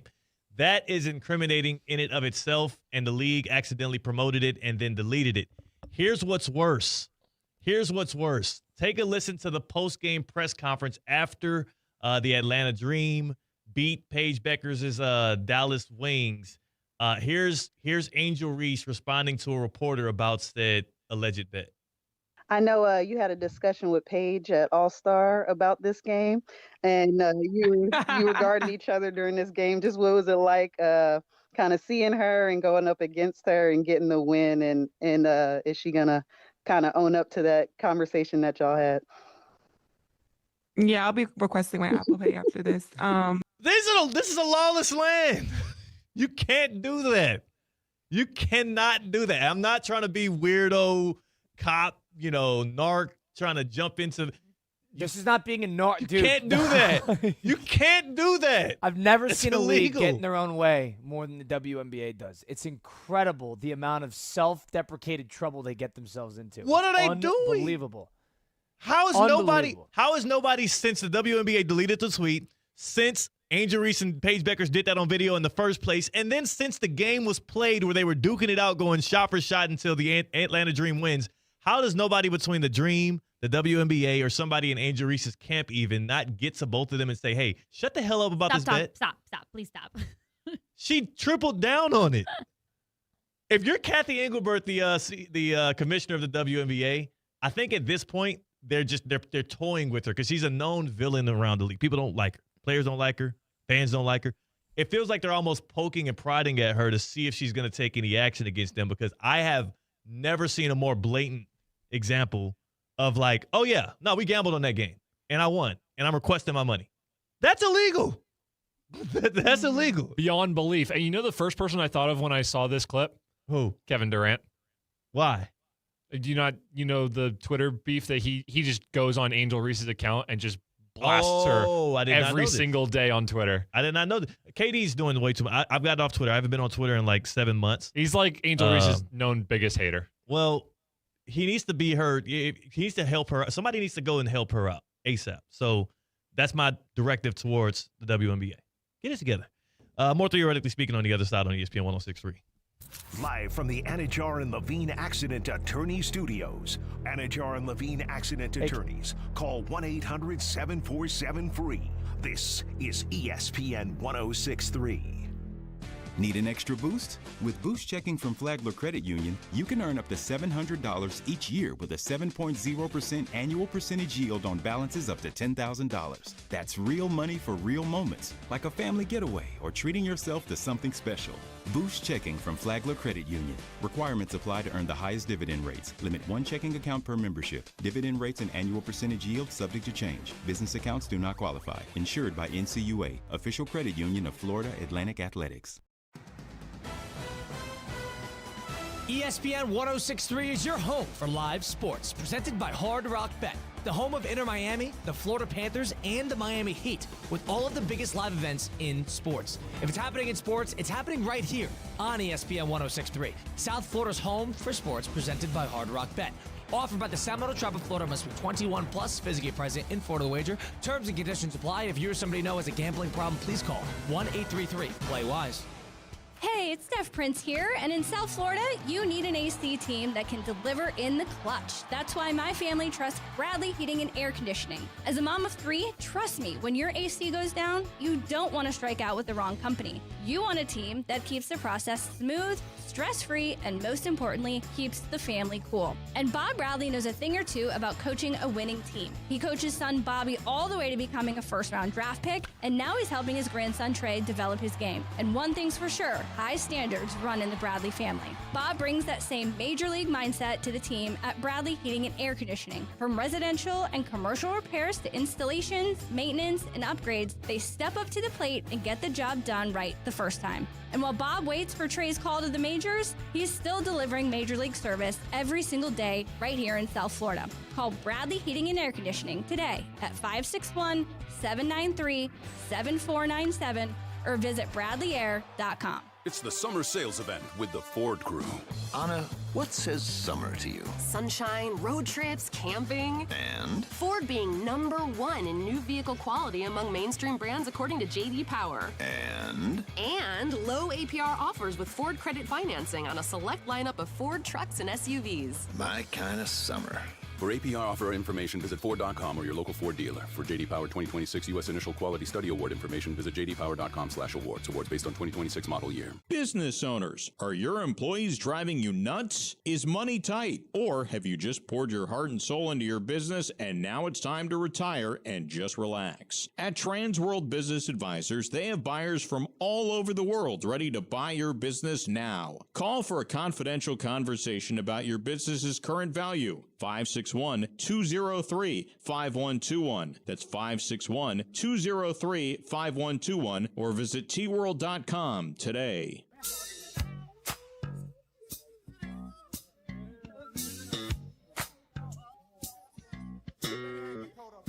Live from the Anajar and Levine Accident Attorney Studios, Theo Dorsey is theoretically speaking. Streaming live on YouTube, here's Theo Dorsey. I will admit, on the totem pole of issues, scandals, catastrophes going on right now in sports, when you look at the leadership of FIFA under the microscope, when you see what's happening with Kawhi Leonard and the Clippers, who still have yet to be punished because Steve Ballmer is rolling in dough, and then also you kind of, you look at the cover-up that was happening out in the Bay and around Kyle Shanahan and all of the things that the NFL is probably up to.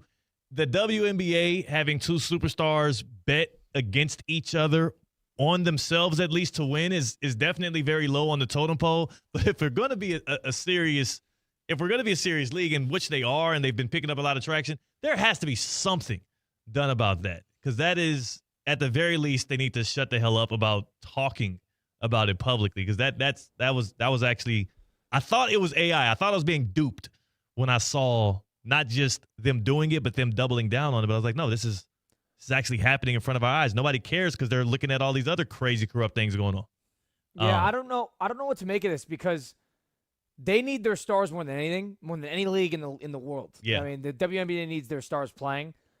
But to the same token, it's a completely unserious league in terms of, when's the last time you ever remember a major repercussion? It took forever for the Caitlin Clark thing when she got choked out on that foul call. Out. She was not. Everybody's so. You know what I mean? No, whatever. When they had the hand on her neck, and it was a big problem, and they didn't do anything, and then Silver told Engelbert to do something, and then they did something. 1 game suspension or something like that. Yeah. Right.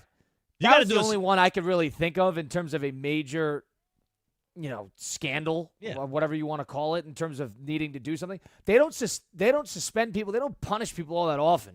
Yeah. But it's an unserious league. It really is. They got to lock in. But you know what? The suspensions in the WNBA might not be there. If the suspension on your car has issues, Tina knows where you can go. Yes, I do. You got to take your car to St. Lucie Battery and Tire. If you got any issues with your car, any maintenance problems, you take your vehicle over to SLBT, St. Lucie Battery and Tire. Tires, batteries, maintenance, whatever it is. They've got locations in the Treasure Coast and in Palm Beach County. I go to the one on Blue Heron at Military Trail.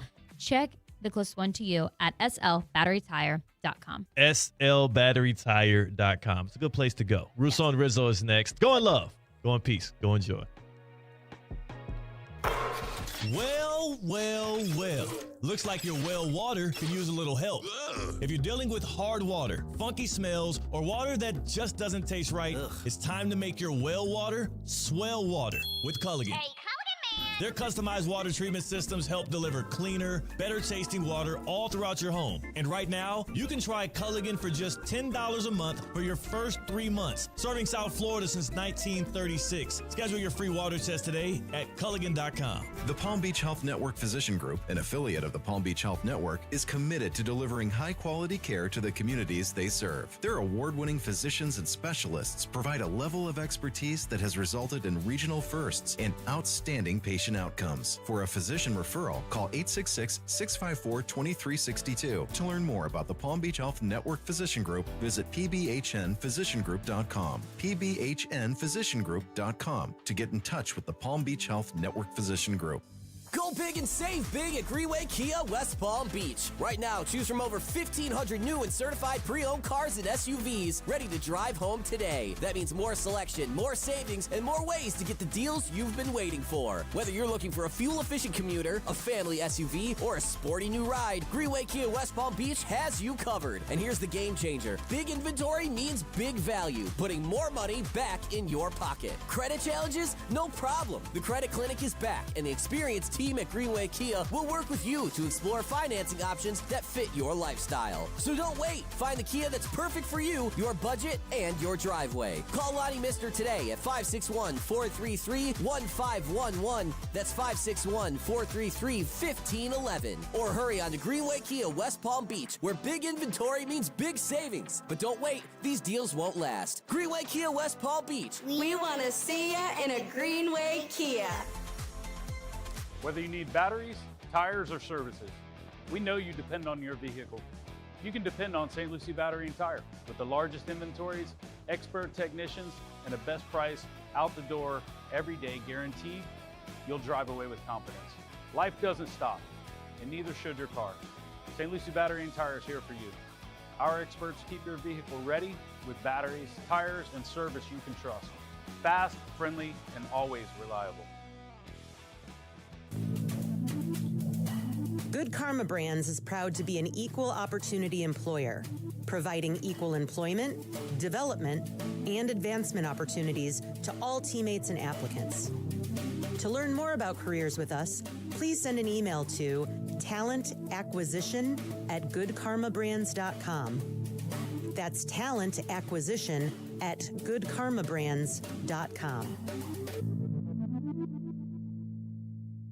Hi, I'm Wendy Sartori-Link, your Palm Beach County Supervisor of Elections. The 2026 primary is on August 18th, and now is the time to make your game plan.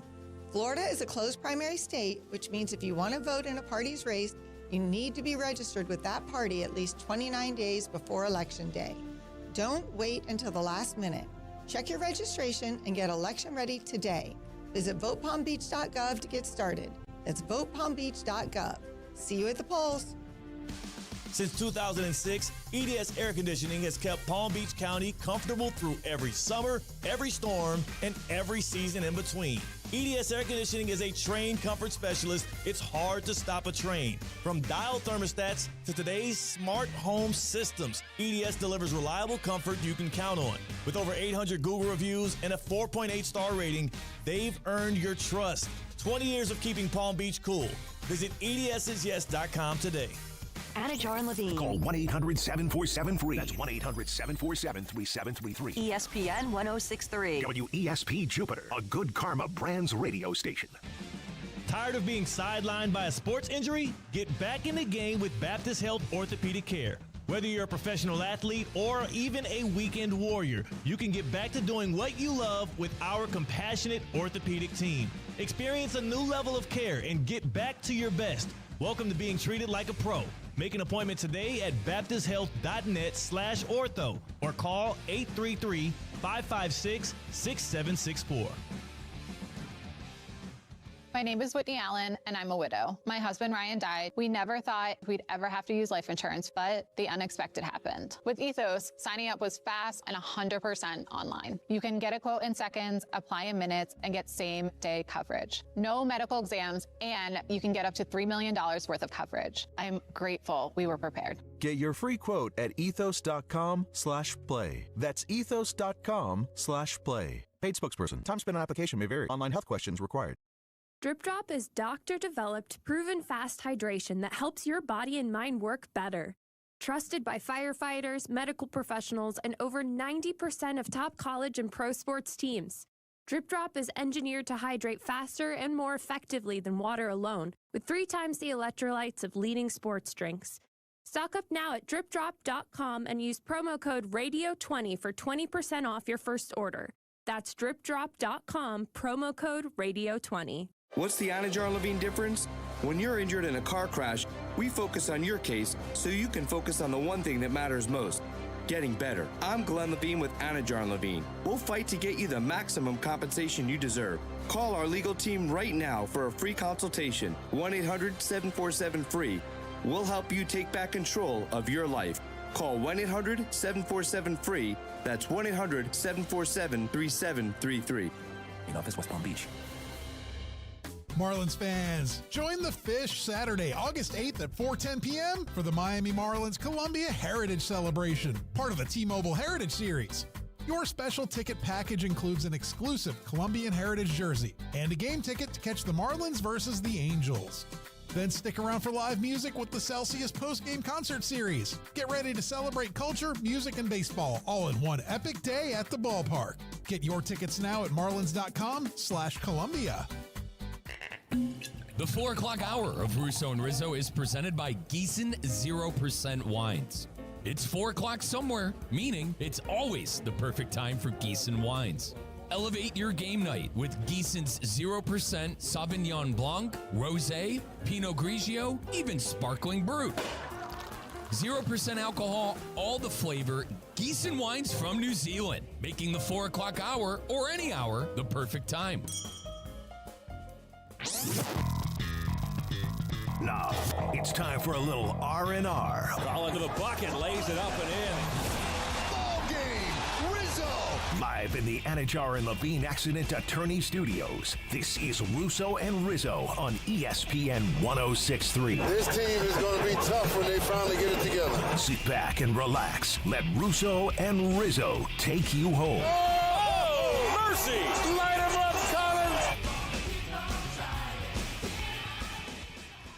It is Russo and Rizzo on ESPN 106.3, the 30th of July, a Thursday edition on 2026. It's Colin Russo, it's Mike Rizzo, it's Russo and Rizzo on ESPN 106.3.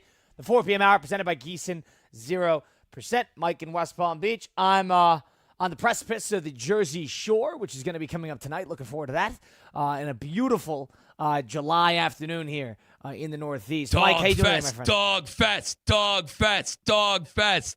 Dude, I'm very jealous I'm not at Dog Fest right now. I got to tell you what. Next year, going to be a bar anticipation in Lake Como, New Jersey for a Mad Dog radio celebration. Go ahead. Next year, I'm going to be right. If I'm invited, I'm going to be right in the thick of it, man. I'm already looking forward 12 months from now when I'm at New Jersey and I'm tearing it up. Never been to the Jersey Shore. So, Kyle, you're going to have to send pictures. I'm going to have to see some videos I want to hear you and your father both on air together. I want the whole thing. So, make sure you send me everything. All right?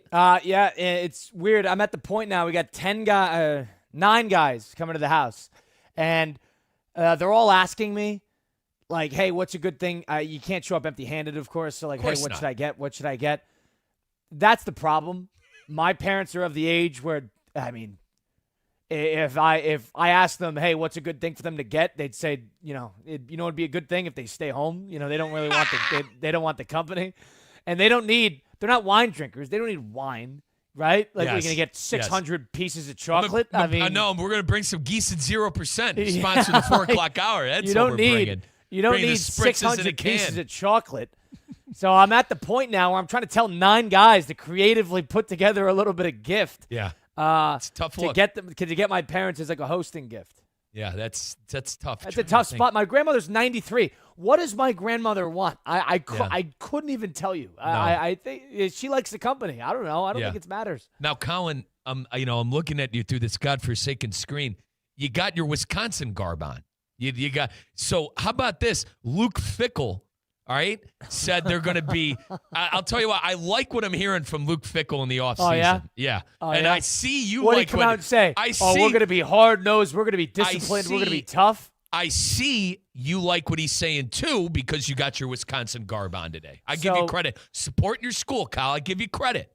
Every piece of Wisconsin gear I have outside of my water bottle, I did not pay for. This is Chris Orr's T-shirt.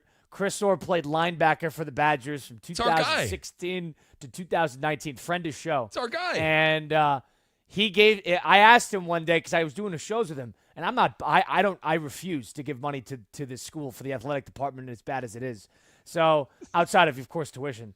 But I told him, I'm like, do you have any Wisconsin gear from he coached there for a number of years?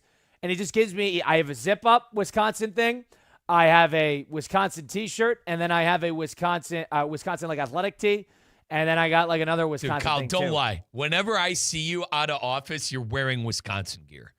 All you have, all you have is Wisconsin gear. I have the Wisconsin surfing T-shirt, which was a gift. What was the one? You had something at Odyssey. You showed up in Wisconsin gear surfing. at Odyssey. Wisconsin surfing.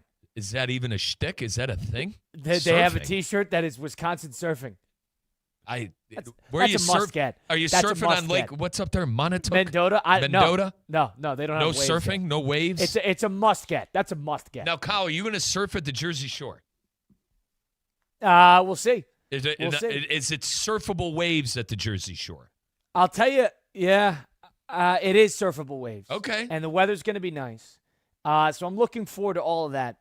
And now it's going to be a good weekend.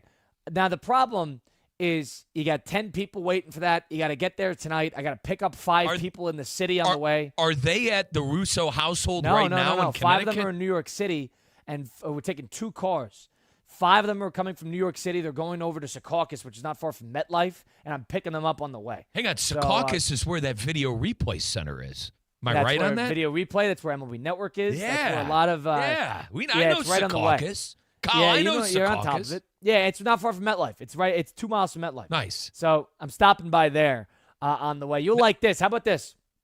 I had a flight today, this morning, PBI to Westchester County, and I was sitting, 28D. I see it. I'm down on that, but go ahead. I haven't sat. So down on that. I've taken a number of flights. I have sat within the last 3 rows, my last 5 flights. I don't know what's going on. But you're cheap.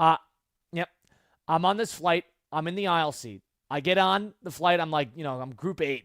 So I'm the last one. I get to my seat. There's a mother, and then there's her daughter's probably, 4 in the window seat, and the mother's in the middle seat. And she's got a 5-month-old baby on this little cushion on her lap, on her legs. The baby doesn't have his own seat. And it's this baby boy. He's got the blue on. And so I sit down, and I immediately start asking her questions. Oh.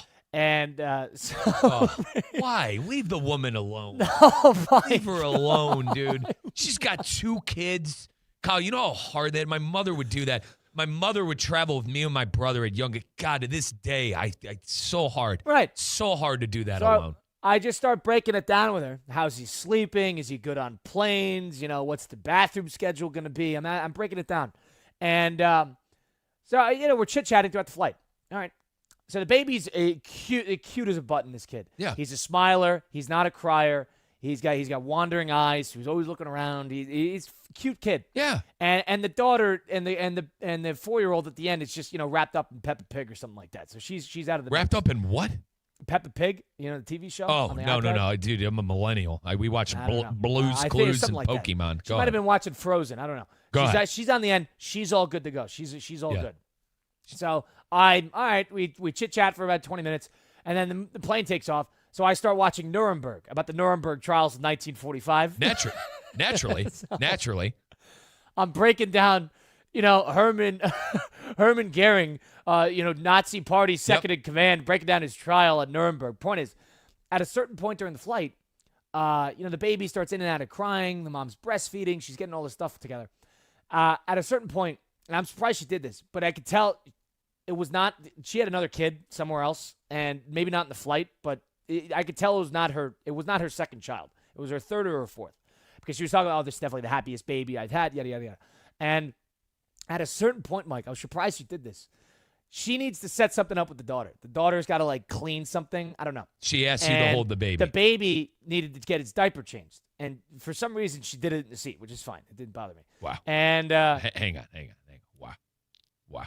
I think that's the new wave. I think that's the new wave. Is it? Listen, because I didn't even notice she was doing it until she was essentially done. I don't want to sit here and shame a mother, okay? Because that's something. Maybe that's wrong, but I'm pretty sure that's no problem. I don't know.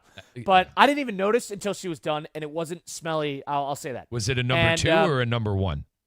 That's a good question. If I didn't smell anything, maybe it was number 1. Okay. And so the baby gets organized. Where'd the diety? Hey, hold on. I have more questions. I'm getting there. Got it. She needs to organize all this stuff. She's she's collecting her marbles, getting her ducks in a row. She tells me, she goes, hey, she knows I'm making faces at the baby the whole flight. The baby and I are having a good time. Your boys. And your boys. eventually she's like, do you want to take the baby for a minute? I need to do something. I need to clean this up right here. Do you mind taking the baby for a minute? I'm like, really? And she goes, yeah. And she goes, do you mind? I'm like, of course I don't mind. That's great. So she gives me the little mat and just put it on my lap. She gives me the baby, and I'm not baby guy, so I put the baby. I have the baby. I have the hands underneath the armpits. Yes, yes. And the baby's his head's moving around. I'm just having a blast. I am desperately trying not to make this baby cry, and so I'm making faces. She gave me 90 seconds, I would say, with this 5-month-old baby, and you could tell that it's her third or fourth kid because my mother's the same way. By the fourth kid, just take the kid. Correct. All right, take the Correct. kid. We're good. Go. Yeah, it's fine. Yes. First, if it was the first baby, she wouldn't want to get her hands off it. But fourth, take the kid. He'll be fine. And you're not. So wrong. I got this baby, and I'm trying to entertain it. I'm moving it around, trying to You did a good job from the sounds Hey, of it's it. not bad. It's not bad. And the baby was having a good time. Yeah. And I was sitting there. I was like, ooh, baby. And I got Nuremberg still on. I'm showing the baby Nuremberg. I'm like, look, there. Yeah. Dude, Kai, I told Look, there's Himmler. There's Goebbels. Yeah, God, all the scumbags in the history of the planet. And I'm sitting there. I'm like, this is great. No, I've held one baby in my life. And it was a teammate, a former teammate's baby, yeah. and she kind of blitzed me with it, and I wasn't prepared, and I wasn't ready for. And this baby was younger. This baby was 2 or 3 months old, so it was still squirmy and all weird to hold. I couldn't handle it. This baby was a walk in the park because he can move his head around. He was great. He was great. You had a good never time happened with him. to me. That's rare to see on a flight. Yeah, I would never agree. happened to me before. I would agree. Now and then. You talked. I think it's because you made conversation. Yeah, you right. I was talked asking her questions. I was clearly interested. Yeah, in what was going on. Yeah. And she was very nice woman. And so the baby comes back. That's part one of the story. Part two, the two weird things happened on the flight. We had a moment about 4 rows ahead of me. Intercom. Do we have a doctor on board? Oh no. So everybody's looking around. I'm in the middle of Nuremberg. I take out my headphones. I'm like, what's going on over here? So there's an older gentleman, PBI in New York. Of course, it's an older, the average flight. age, Yeah, medium age flight. is 60, 64, 65 years old. So this older gentleman was up front, and they got the 2 flight attendants who, let's just say are not doctors. Yeah. And they're trying to figure out what the heck's wrong with this guy. And he's sweating. He's throwing up. they don't have like towels on the plane, which is very strange. They're giving him like rubber gloves to wipe his forehead with. No towels. I'm like, we got to have a better solution than this. Long story short, they asked 3 times If for there's a doctor. and no doctor on the plane. Nobody came up. And I'm wondering, I'm like, there's 150 people on this flight. There's nobody with medical experience on this flight. And eventually, there was one lady who on the 3rd go decides to get up. I don't know if she's her a sister's nurse, a doctor, nurse. or sister's something like that.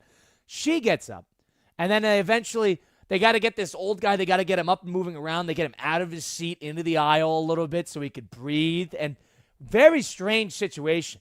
And you God forbid anything wherever it happened. Nothing happened. I think what he was an allergic reaction because I saw an EpiPen come out. So he ended up getting organized and he was good to go. But I thought that was 2 very strange things happened on this flight this morning.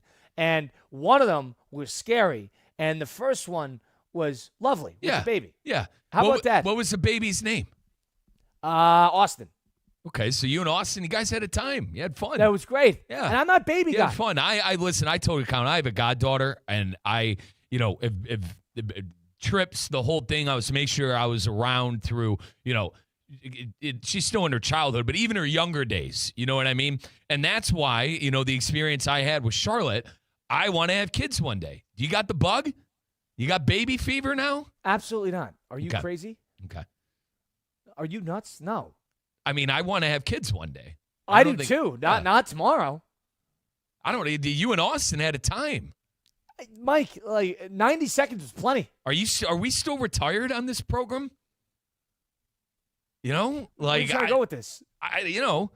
we should figure something out soon, brother. We got a big. That's all I'm saying. Maybe instead of going to the movie theater, we try to find a couple of good-looking girls in Palm Beach County. Because we're seeing Spider-Man when you get back. My guy Kyle, maybe we go out. Try to get. You want to meet people at Spider-Man? No, of course Mike, I want we're to see the seeing movie. Spider-Man. We're seeing Spider-Man regardless. Of course. We're not ditching Spider-Man, but maybe we go to a couple of no-names, please, and, make ourselves more available to potential Mike, prospects. Mike was same Mike who went D-O-N-E, done. He is out of the game. What was that, about 10 days ago? And now he's back? It was about a month ago. Be fair to me. Be fair to me. How about this? Andrew Crosby, who's a marketing our guy. He's facilitator with leaving. us, He's leaving He's on us. his way out. We'll have a goodbye send-off with him. And then we'll get No, Mike they back in shut the game. that down. They couldn't agree on a date. Who's they? Everybody in the office couldn't agree on a date. Drew told me he's on a strict timeline, so they're not doing the send-off party. So let me get this straight. Well, we can organize our own. Let me get this straight. No send-off party for Casey Korth, one of our former teammates, and no send-off party for Andrew Crosby. The hell is this? What's going on? That'd be the end of you. What's going on here? What's going on here? It's bad culture. Where were you this morning?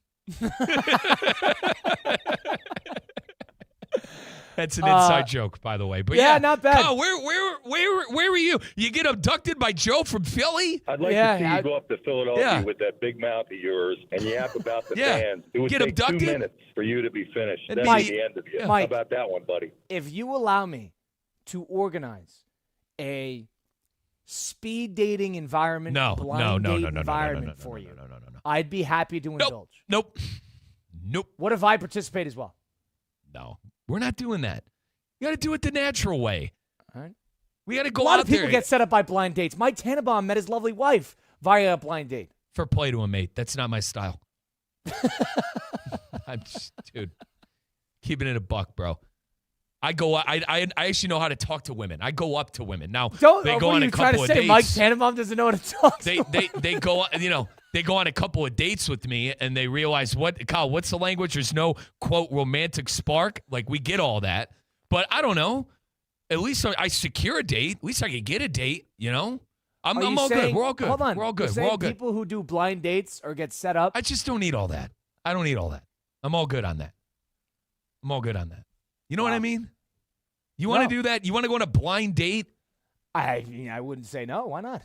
You wouldn't do it. You would not do a blind date. What's the worst that could happen? I did. Listen, a lot. What's the worst that could happen, Mike? A lot. Mike, what's the worst that could happen? I'm not saying it, but a lot. Saying what? Is there a specific thing in mind? Yes. But we're all good, dude. We're all good. We need to go out in Palm Beach County more. We'll make ourselves available. Mike, you're looking for you're a little Cupid hit right now, aren't you? Listen, you're the one who's holding the baby. You're ready to get married off too. Mike, I was and Austin. doing a favor. You guys had a great time. I helped the mom with the.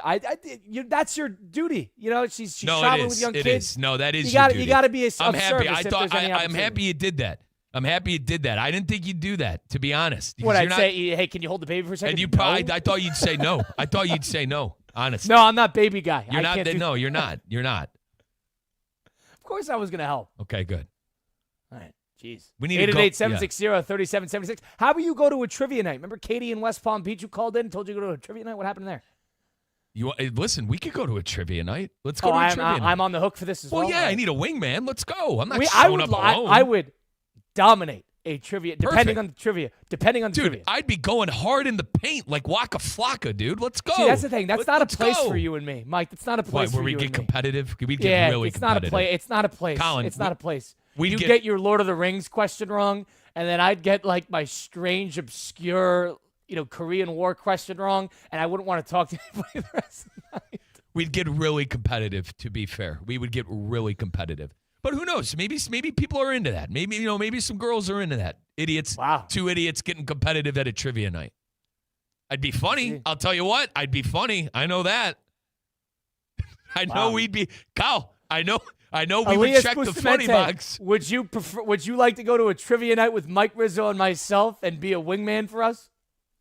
Now, Elias does have a significant other, at least from my understanding. You are full wingman. What did you ask? A trivia night. Mike wants a girlfriend. Yeah, I know. And we need. We were recommended trivia night. Okay.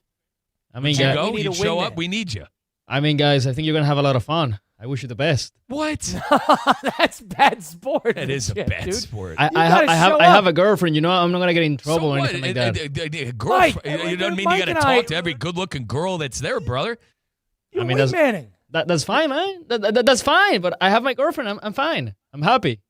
I don't want to get any. I'm not saying you're not happy. I'm saying, dude, you don't need to go there and start, hitting on girls, brother. You can go there and be a good team sport. You for can also Team go Russo there and and Rizzo. just answer trivia. Right. I mean, I'll go for trivia though. That's for sure. You're gonna go puppy dogging over other girls, Wow. So trivia night. Apparently, that's where it's at. I don't know. Who is that? Katie in West Palm. Yeah, Katie in West Palm. She called in. She suggested that to you. Wasn't that the day the station blew up? That is the in other words, the station blew up. Radio signal burnt out. Now, not to get it confused. It could have been Joe from Philly. That'd be the end of you. It could have been him. He already threatened to kill one of us on air. Mike needs ideas to find to meet women in the wild. 888-760-3776. The number to get into the program. That's 888-760-3776. How about UEFA? Basically putting up the pitchforks against FIFA for trying to sell part of the FIFA stake to private equity. We'll get into that on the other side of things. Stay tuned. It's Russo and Rizzo on ESPN 106.3. Live from the Anajar and Levine Accident Attorney Studios. Anajar and Levine Accident Attorneys. Call 1-800-747-FREE. This is ESPN 106.3. Hi, I'm Michael Manzo, owner and founder of Manzo's Italian Deli. And Stop, Dad. After 20 years, people are tired of hearing your voice. Yeah, and your lame-ass commercials. Fresh prosciutto, mozzarella, outstanding. Oh, please. There's only one reason Manzo's is voted #1 deli in Palm Beach County for 20 years. Our mother. She makes sure you prepare everything from scratch using only the freshest ingredients. Manzo's Italian Deli is located on Palm Beach Lakes Boulevard, right next to Rain Dancers. Is that a strip club? No, it's a steakhouse. Manzo's is open weekdays from 8 to 5 and offers free delivery. So stop by or call 697-9411. That's 697-9411. we also specialize in hot and cold catering for corporate functions and special events. Just ask anyone who was at my last birthday party. Download to see if you qualify. Not all customers will qualify. Transfer fees may apply. No Albert subscription required. Albert is not a bank. Albert Instant Loans are issued by FinWise Bank, member FDIC. Not an actual client. Terms apply. Kylie, what's wrong? I just got hit with a car repair bill. I'm behind on rent, and I feel like I can never save any money. Have you tried the Albert app? Albert is your financial assistant, helping you find ways to save and create custom budgets to actually grow your money. Plus, you can get up to $10,000 for big expenses, or advance up to $1,000 fast when you need cash right away. Albert can get me up to $10,000? Exactly. Albert spots you in a pinch and helps you grow your money in the long run. I'm downloading Albert right now. Download the Albert app and use promo code CLEAR to borrow up to $10,000 for whatever you need. The Albert app helps you budget better and save more money so you reach your financial goals faster. Download the Albert app right now and use promo code CLEAR to borrow up to $10,000. Use code CLEAR to borrow up to $10,000. The 4 o'clock hour of Russo and Rizzo is presented by Gießen 0% Wines. It's 4 o'clock somewhere, meaning it's always the perfect time for Gießen wines. Elevate your game night with Gießen's 0% Sauvignon Blanc, Rosé, Pinot Grigio, even Sparkling Brut. 0% alcohol, all the flavor, Gießen wines from New Zealand, making the 4 o'clock hour or any hour the perfect time.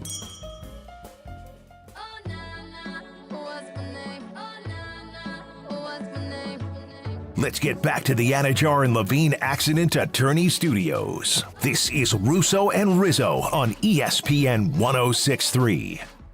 It's Russo and Rizzo on ESPN 106.3. Colin Russo, Mike Rizzo, Elias Bustamante. Listen, if you're in South Florida, God forbid the day you get into a little bit of a fender bender, and all of a sudden you need accident attorney protection. And all of a sudden you don't know even where to look because there's 5,000 options in South Florida. Well, let me tell you that there's only one best option in South Florida, and that's Mark Anajar and Glenn Levine at Anajar and Levine Accident Attorneys. Go check them out because they cover truck accidents. They cover car accidents. They cover slip and fall protection. They cover just about everything to make sure you are protected in situations like these. And you know they fight for you because they don't even get paid unless you do. They don't even get anything, any sort of compensation, unless you get the maximum amount that you are owed and deserved in these compensation different types of lawsuits. So make sure you go get the right protection and the right guys getting your back, and that is Mark and Glenn at Anajar and Levine Accident Attorneys. Call them today and get a free consultation. That's 1-800-747-FREE. That's 1-800-747-3733. Anajar and Levine Accident Attorneys. So it came out the other day that FIFA, who riding off the high of this unbelievable World Cup where they made $9 billion, or I think it was more than that actually, and they've done a terrific job in terms of just maximizing popularity. It came out that they planned on selling stakes in the actual company to private investors. Now, is that peculiar for a sports overarching government? Yes. So when it came about and all of a sudden FIFA would just be pocketing billions and billions of dollars, and they'd also now be worried about maximizing profits for, quote, shareholders instead of, quote, fans. Now the FIFA announced that. Everybody went up and roar about it.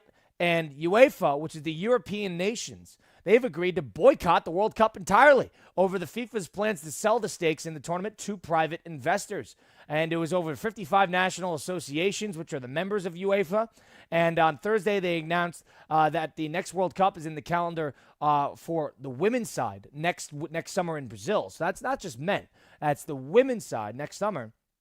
And then you got the one in Spain, Morocco, and Portugal coming up in a couple of years. Mike, your reaction when you saw this for the first time, that not only FIFA was looking to sell to private investors, but also the European nations were so pissed off that they're willing to boycott? To be honest, I needed to understand all of it. And after reading more into it, the FIFA Forward Enterprise, that's kind of the new organization that would sell the stakes in the World Cup to the private investors. They would call themselves the FIFA Forward Enterprise.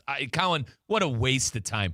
I mean, with all of the highs that you had from the World Cup, it being in the United States, the $9 billion, all the stars of Lamine Yamal, Lionel Messi, Kylian Mbappe, Erling Haaland, like a perfect storm of all these guys playing well. Now you're telling me Gianni Infantino, you're going to take 2 steps back by officially announcing on Tuesday that your intent is to sell stakes to the World Cup to private investors by creating how much money do you need? Some new organization called the FIFA Forward Enterprise.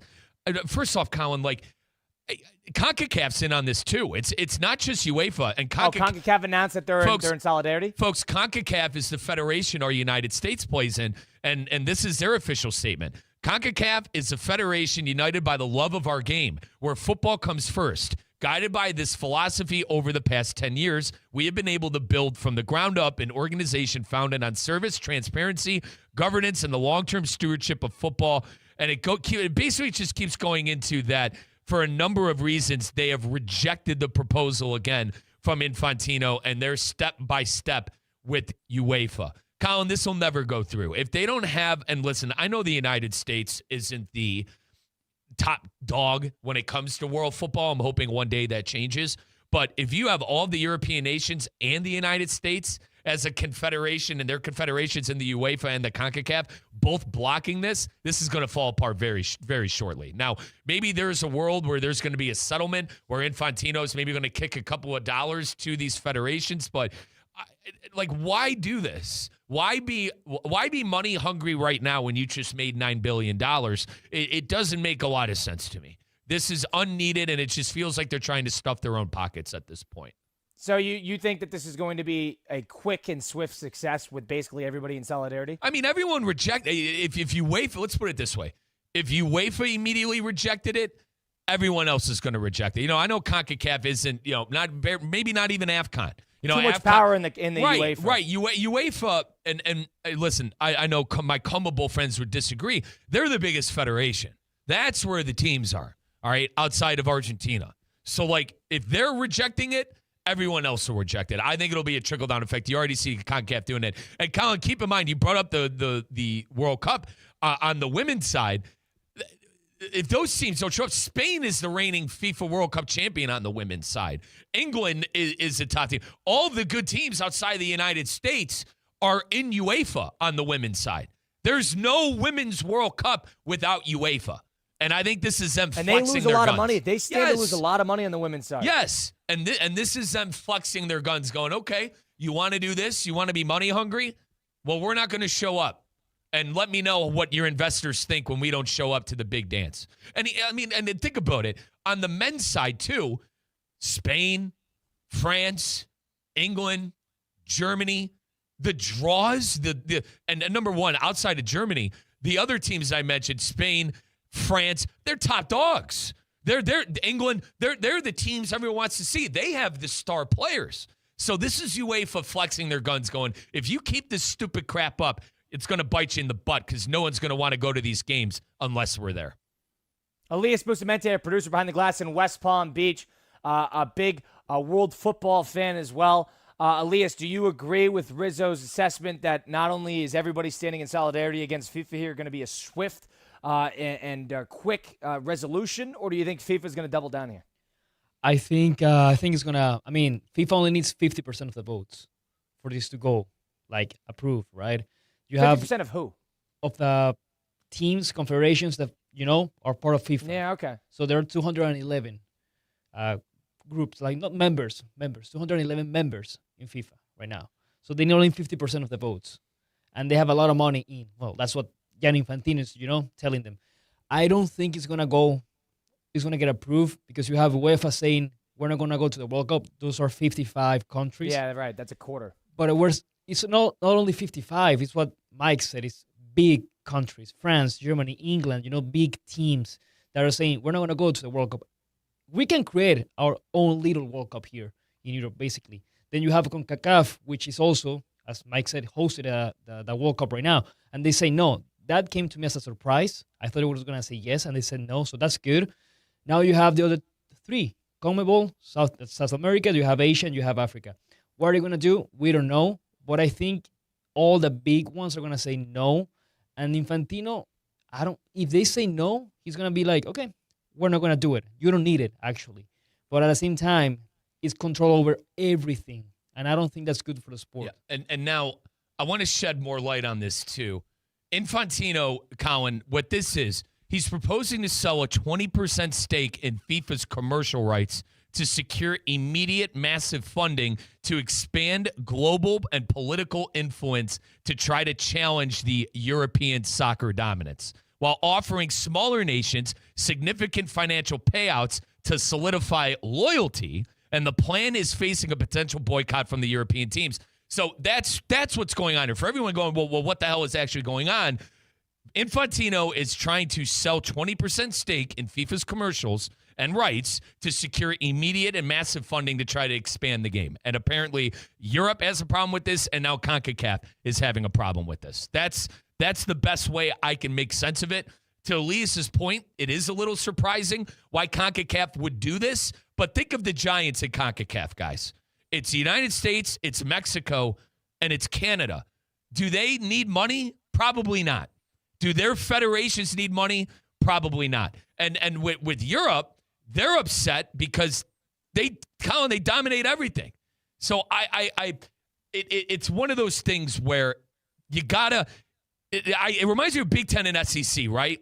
The SEC, if the SEC wants to split away because of TV rights, I personally think they're going to need the Big Ten. If UEFA threw a hissy fit, they needed somebody to step up. And the team that stepped up, federation that stepped up is the CONCACAF. Is this making sense? Is this making sense, Kyle? It's an ally thing, right? You don't want to split it. Everybody knows that the big bad, in a way, quote unquote, the enemy, the overarching government is FIFA. And they realize that they're stronger together than apart. So they almost have to stand in solidarity with one another if they're ever going to try to get anything done, because what good is any revolution if there's three different armies, right? Like, if they're trying to fight back and prevent the FIFA from doing something that they all pretty much unanimously agree, at least all the big countries, then they're going to get all the federations because they got all the power. The money, dude, it just always comes down to money in every single aspect of life when it comes to these federations, when it comes to, the NCAA, FIFA, NFL, it's always about the money. And when you start screwing with the money, for lesser words, if you start messing around with the money, man, that's when you start pissing people off. That's when bridges start to be broken. And certainly UEFA thinks the bridge is broken with this upcoming, $20 billion. That's a lot of money, Colin.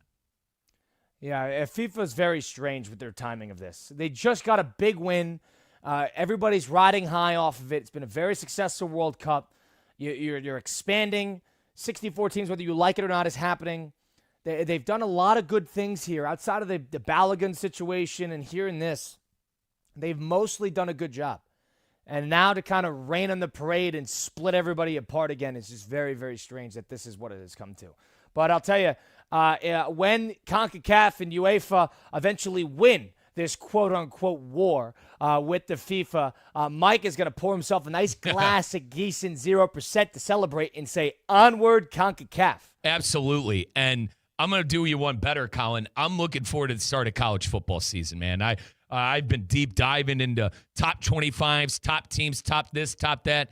Well, coming up here before the end of the week, we're going to have the Wine and Five presented by Gießen 0%, where I give you the 5 best teams in college football for the upcoming season. We're truly almost just 1 month away from the start of the college football season. I'm ready to rock, and I'm going to be enjoying it with Gießen 0%. If it's the premium red, if it's the spritzes in a can, rosés in a can, on a hot summer day when I'm on the boat, throw me a spritz in a can, please. When I'm sitting around watching some anime, watching some sports, give me that glass of premium red. Give me some of that Sauvignon Blanc. For years, it was always just water, club soda, me being sober for the latter half of 5 years. Gießen is changing the game for me for how I like to stay sharp and stay focused. When you go into that function, when you go into that party, whatever it may be, and you're the one driving and you're the DD, stop over at Publix, pick up the Gießen 0%, and thank me later. Gießen 0% sponsors the 4 o'clock hour, folks. 145 calories per premium red bottle. Go check them out today at Publix. Did a good exercise earlier. I want to get Mike's thought on it. The famous German tourist Freddie who did a big World Cup run around the United States and caught a lot of attention because of it, is coming back for the United States. You know what he's doing? He's doing a college football tour. So he's going to spend the entire fall going place to place, and he's trying to put together a schedule of how to handle it. And I want to do that with Mike and do a little exercise of where you would send this German tourist and the must-hits and the must-nots throughout the first couple weeks of the year. That's all coming up on the other side. We got Steve Palazzino, 5:15, little 5 at 5. It's Russo Rizzo on ESPN 106.3.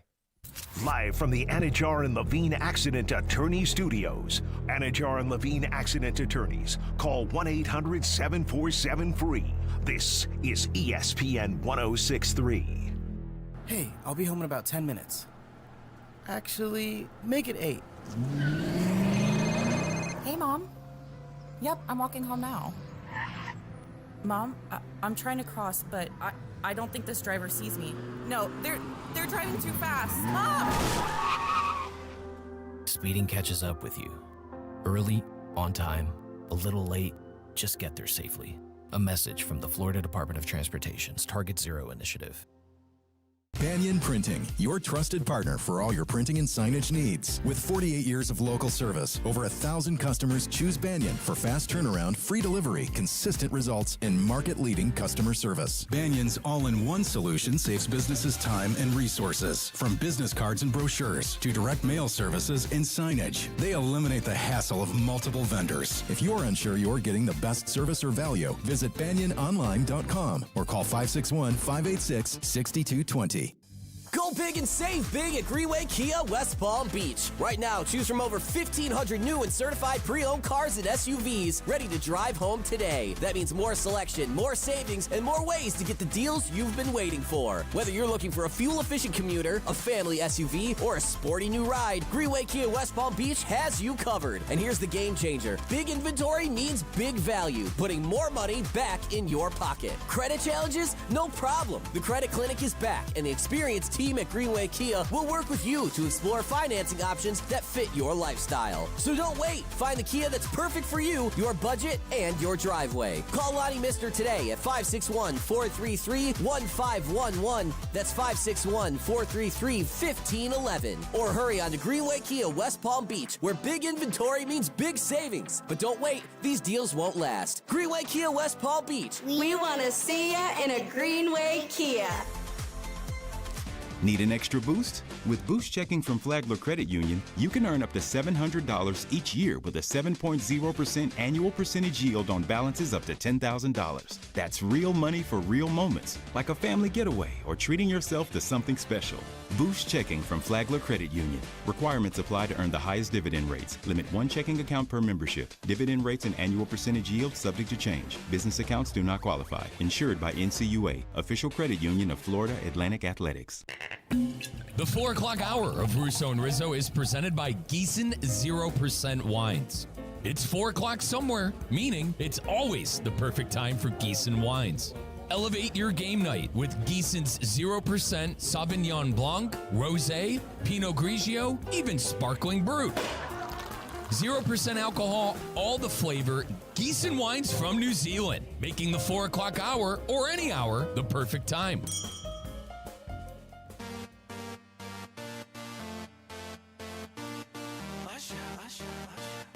Yeah, man. Let's get back to the Anajar and Levine Accident Attorney Studios. This is Russo and Rizzo on ESPN 1063.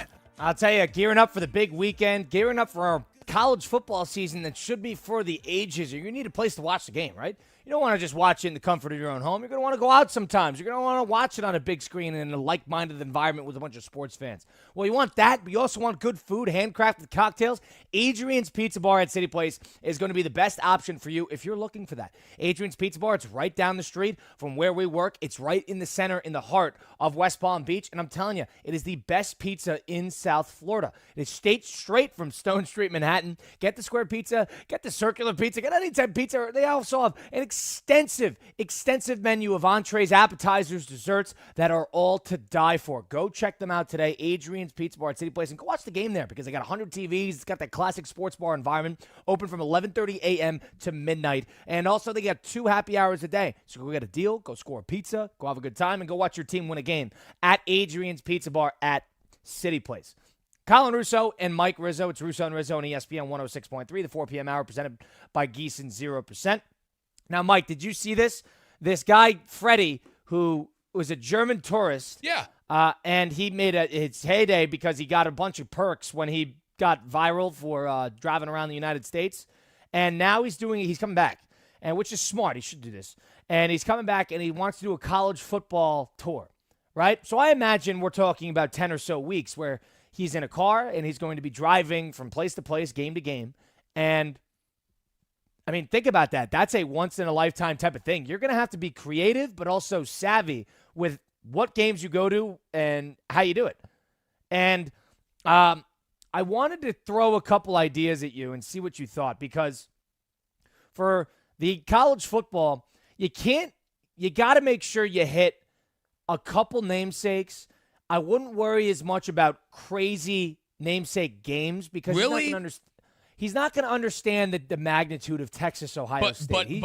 He's going to need to see great home environments for a big game, but for a huge Alabama, Florida State doesn't do anything for him because he doesn't understand that, it's two big programs coming together that never come together. I think you go to the big games, Colin, because more often than not, the big games is where the big venues are. You see what I'm saying? No doubt. But of course, you go to a big game, but I'm not talking. You don't need to go to the biggest game. I'm more talking about environment, right? You want to go see environment, place in the country, go to a game there, once in a lifetime experience.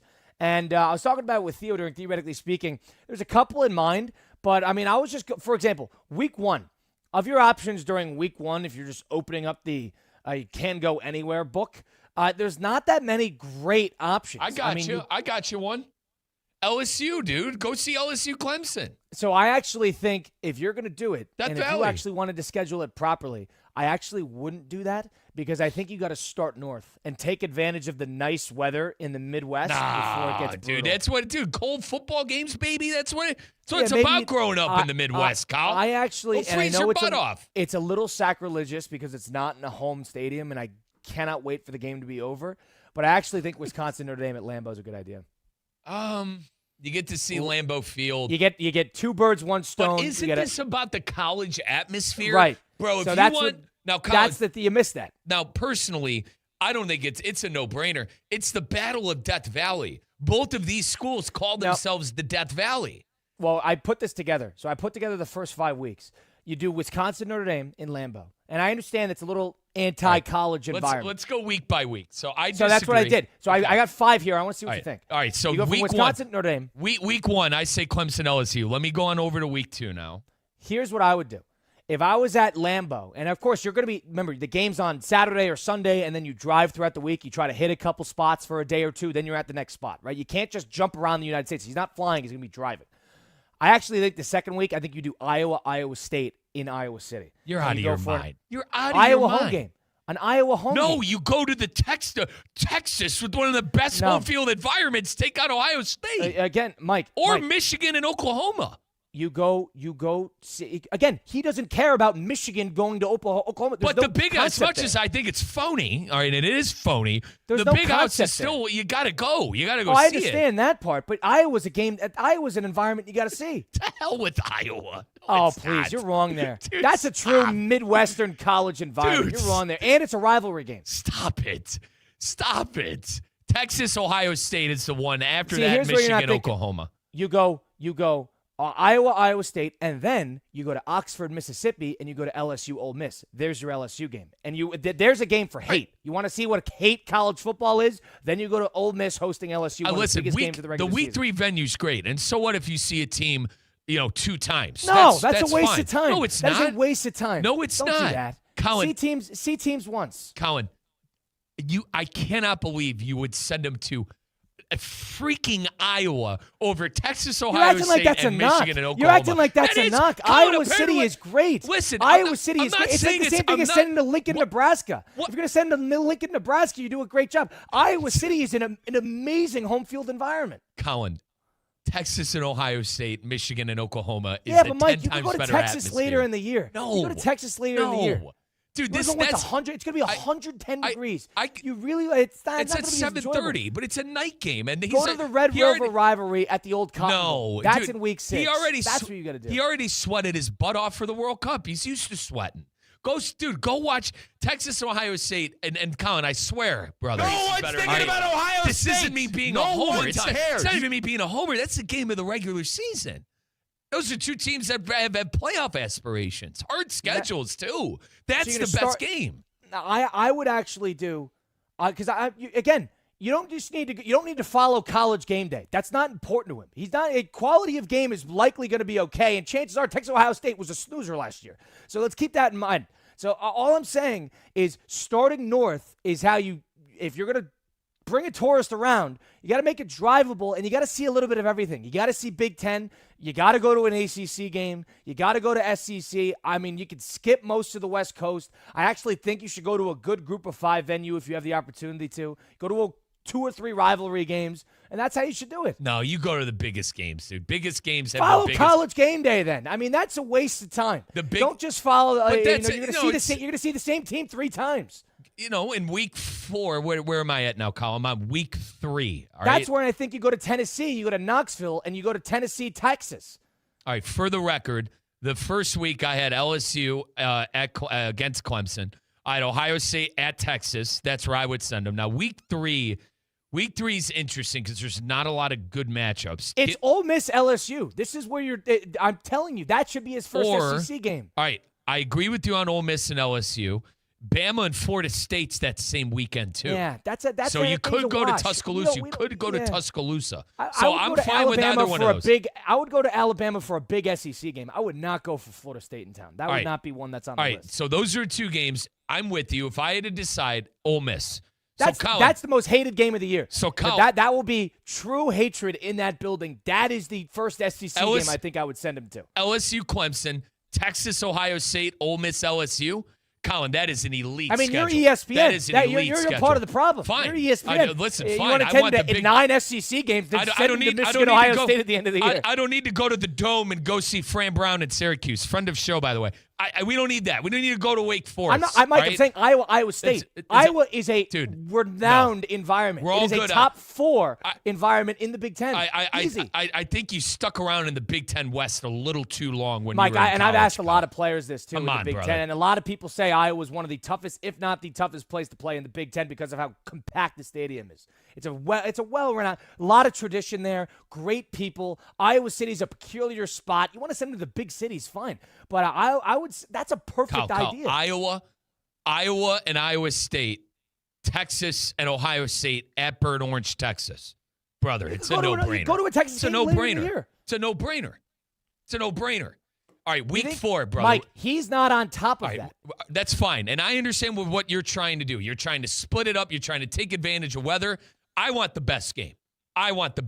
Well, this is not you going. This is a German tourist who is not a college football fan. Well, I want the German tourist to see the best game at unbelievable environments. How great was it last year?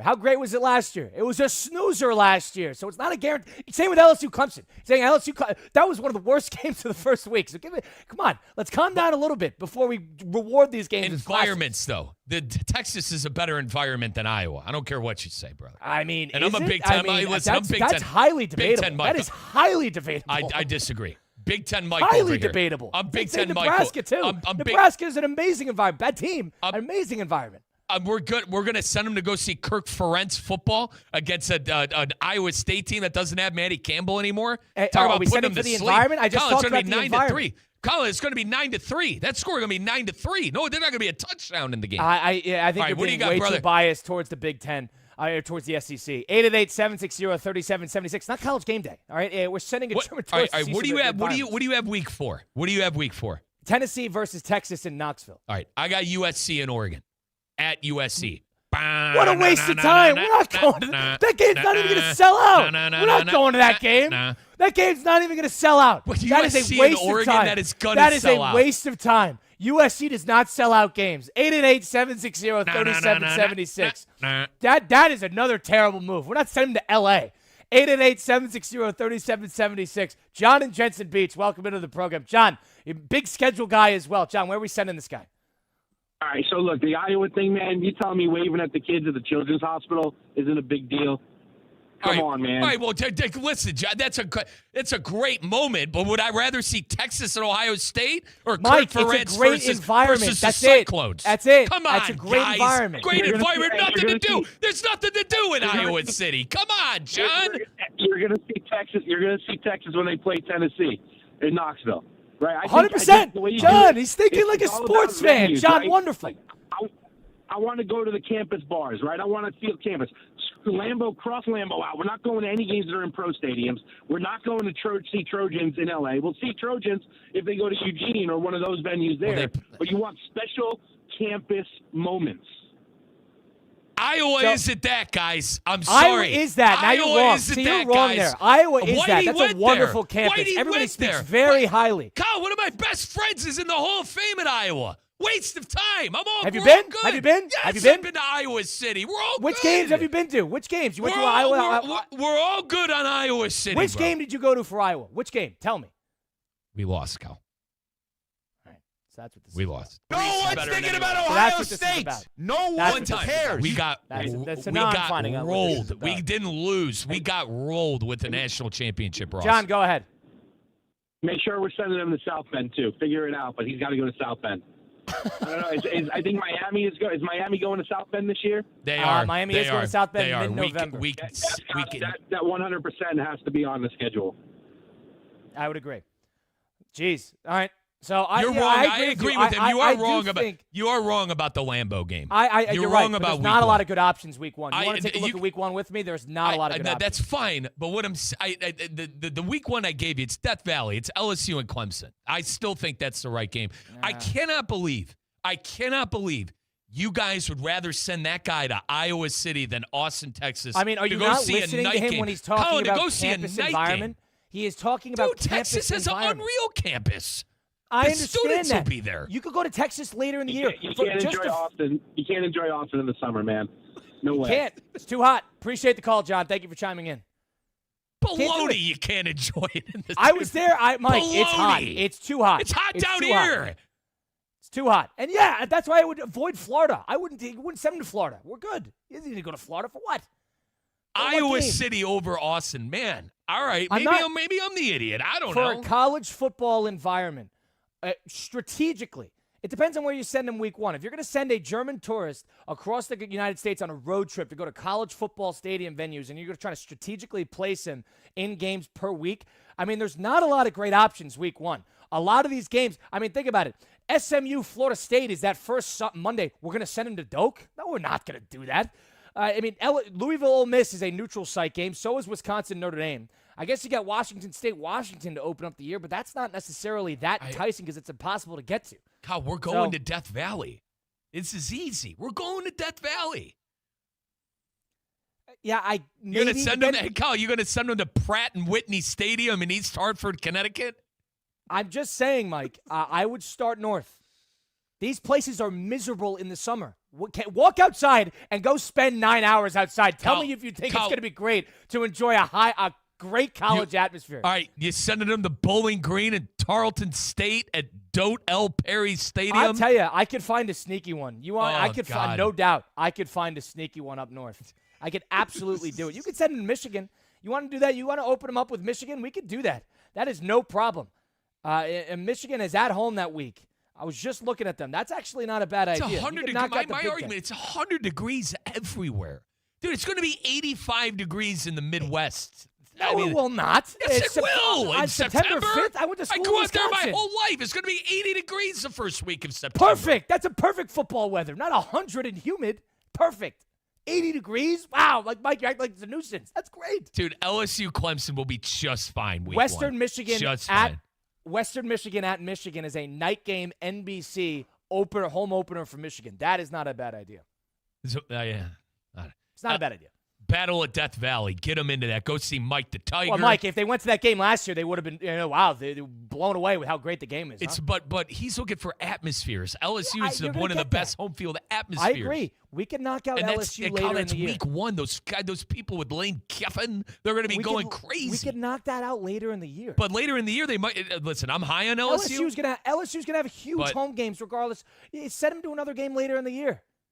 You can absolutely. I'll find you an LSU game right now. They host Alabama the 7th of November. Lock it in.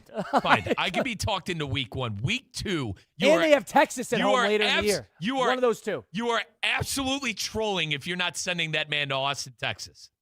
You are trolling me if you're sending him to Iowa City. And, John, we love the kids. Stop spinning this into me not No, liking you what hate they the do. kids. Stop Mike, it. you hate the kids. All right, dude, You hate the stop it. kids. That You're is pissed because that is- Ohio State lost there. That's all this is That about. is a night No game. one's thinking about That Ohio is a State. night game, No bro. one cares. 7:30 in Austin. That's the game, bro. That is the game that week. My key, though, I would not want to repeat teams. I wouldn't want to repeat teams. If I could do it once or twice, you deal with it, but you'd prefer not to repeat a lot of teams. All right. I get what you're saying. Kyle, we got Uncle Steve at 5 o'clock. At 5:15, we're going to do the 5 at 5 next. It's Russo and Rizzo on ESPN 106.3. Since 2006, EDS Air Conditioning has kept Palm Beach County comfortable through every summer, every storm, and every season in between.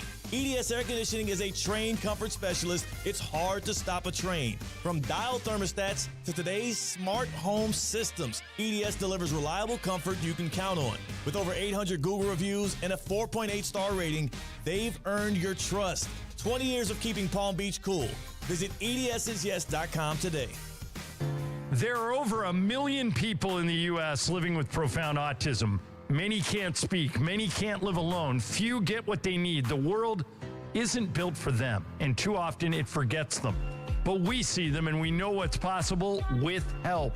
Well, to read more about Autism Speaks, science, advocacy, and awareness and acceptance efforts, or to read about some of our other initiatives, please visit autismspeaks.org. Anajar and Levine. Call 1-800-747-FREE. That's 1-800-747-3733. ESPN 1063. WESP Jupiter, a Good Karma Brands radio station. It's the summer sales event with the Ford crew. Anna, what says summer to you? Sunshine, road trips, camping. And? Ford being #1 in new vehicle quality among mainstream brands according to J.D. Power. And? And low APR offers with Ford credit financing on a select lineup of Ford trucks and SUVs. My kind of summer. For APR offer information, visit Ford.com or your local Ford dealer. For J.D. Power 2026 U.S. Initial Quality Study Award information, visit jdpower.com/awards. Awards based on 2026 model year. Do you have trouble getting in and out of the bathtub? Are you afraid you'll slip and fall entering or exiting a tub? Safe Step walk-in tubs can transform your bathtub from an area of concern to a calming refuge. Call them today at 1-800-731-4558 and save $1,600. Safe Step walk-in tubs and showers are proudly made in Tennessee and offer an ultra-low step-in, avoiding that difficult climb over a traditional bathtub wall. They also offer a variety of therapeutic benefits that may help soothe your aching muscles and joints, increasing your mobility, boosting your energy, and improving your sleep. Safe Step walk-in tubs are designed to easily fit your existing tub space and are often installed in as little as 1 day. Just dial 1-800-731-4558 today to save $1,600 and receive a free shower package. That's 1-800-731-4558 for a free no-obligation consultation and to save $1,600. Safe Step walk-in tubs. Safety never felt so good. Well. Looks like your well water could use a little help. If you're dealing with hard water, funky smells, or water that just doesn't taste right, it's time to make your well water swell water with Culligan. Their customized water treatment systems help deliver cleaner, better tasting water all throughout your home. And right now, you can try Culligan for just $10 a month for your first 3 months. Serving South Florida since 1936. Schedule your free water test today at Culligan.com. One of the hardest things about being sidelined was not knowing how long it would take for me to get back on the ice. The pain, the doubt, it was tough. The incredible medical team at Baptist Health was always there for me. Their dedication and expertise kept me focused and kept me motivated. That helped me step back on the ice with confidence. I'm Matthew Tkachuk, winger for the 2-time champion Florida Panthers. And there's one thing I've learned: don't stop. Because an injury can take you out of the game, but Baptist Health, our official sports medicine provider, puts you back in. Overheard at the Hard Rock Bet Party. Hey, Irv, you watching the game? Watching? I'm all over these live bets on the Hard Rock Bet app right now. Brother, I'm in the game. That's a quick winner. Si se puede, si se puede, si se Live puede. betting on Hard Rock Bet makes any game worth celebrating. Download the Hard Rock Bet app and start live betting today. Hard Rock Bet. Roll with us. Offered by the Seminole Tribe of Florida. Must be 21 plus and physically present in Florida to wager. Terms and conditions apply. Concerned about your gambling? Call or text 1-833-PLAY-WISE. Hi, I'm Wendy Sartori-Link, your Palm Beach County Supervisor of Elections. The 2026 primary is on August 18th, And now is the time to make your game plan. Florida is a closed primary state, which means if you want to vote in a party's race, you need to be registered with that party at least 29 days before Election Day. Don't wait until the last minute. Check your registration and get election ready today. Visit votepalmbeach.gov to get started. That's votepalmbeach.gov. See you at the polls. Whether you need batteries, tires, or services, we know you depend on your vehicle. You can depend on St. Lucie Battery and Tire with the largest inventories, expert technicians, and a best price out the door every day guaranteed. You'll drive away with confidence. Life doesn't stop, and neither should your car. St. Lucie Battery and Tire is here for you. Our experts keep your vehicle ready with batteries, tires, and service you can trust. Fast, friendly, and always reliable. Now, it's time for a little R&R. Ball into the bucket, lays it up and in. Ball game, Rizzo! Live in the Anajar and Levine Accident Attorney Studios, this is Russo and Rizzo on ESPN 106.3. This team is going to be tough when they finally get it together. Sit back and relax. Let Russo and Rizzo take you home. Oh, mercy! Light him up, Colin! It is Russo and Rizzo on ESPN 106.3. That 30th of July, 2026. You got Mike Rizzo, you got Elias Bustamante, you got Colin Russo. Streaming live on YouTube at ESPN South Florida, ESPN West Palm on Twitter and Facebook. Sitting in the power chair is the Palm Beach Gardens Youth Athletic Association Vice President. He is the Good Karma Brands President. He is the Palm Beach Sports Commission Hall of Famer. He is the Orange Bowl Committee host member, and he is also the National Championship host committee member as well. It is Steve Politziner. How many of those were right? Now. How many of those are right, Steve? I don't even listen anymore. I thought he wasn't here. That's why I offered to come in today. Now I hear him. Is there a rule that two of you can never be here at the same time when I'm here? That actually, now that I think about it, Steve, Colin, well, it's because last time I was here, you weren't feeling well. Yeah, I had the lettuce. Uncle Steve, in my defense, I had the lettuce disease. I had the lettuce disease. I heard you I heard you were one of the early guys on the lettuce disease. I had the lettuce disease. All right. Give me some credit. Give me some credit there. All right. Your boy was banged up. Credit for that? I was banged up, guys. Where's Colin? Dogfest. Colin's going to the Jersey Shore in about 45 minutes. It's okay. You know what Dogfest is, right? I assume it's a festival of the Mad Dogs Russo family. But next year, Uncle Steve, Mike Rizzo gets to go because Inter Miami's going to be on that European calendar now. Wow. So I'm looking forward to just 12 because months Inter Miami's off doesn't mean that you're invited. Well, that is true. I do have to get invited. You're not wrong. Is he invited? Is he invited? Next year. Yes. Yeah, no problem. Steve, at this point, I would get a hotel room and go. You know what I mean? No, you're uninvited if you get a hotel room. Okay. Yeah. Okay. I'm getting notes. Rizzo did not have the lettuce sickness. From who? It doesn't matter. I don't reveal my sources. From who? I was sick as a dog. I couldn't leave the apartment. I mean, what? Steve's now getting health updates? I mean, what? They on the horn? Uncle Steve, you need the play-by-play of me on the toilet? That'd be the advocate. Come on. No. Steve, how you doing today? What's going on? I'm doing great, guys. Happy to be here, be in the office with our squad. Monitoring the trades that are going on. This is for MLB. This is totally the dog days, though. Like this is where NFL, like this Baker Mayfield is the story. Would you re-sign Baker? Would you re-sign him if you're the Bucks right now? Yeah. Would you give him the max? You wouldn't give him the max? Never. No. And I'm not a big fan of his in general, but I will just use him as an example. This is where teams are starting and have to get smarter at saying, there's not going to be a gun to my head that I have to sign you.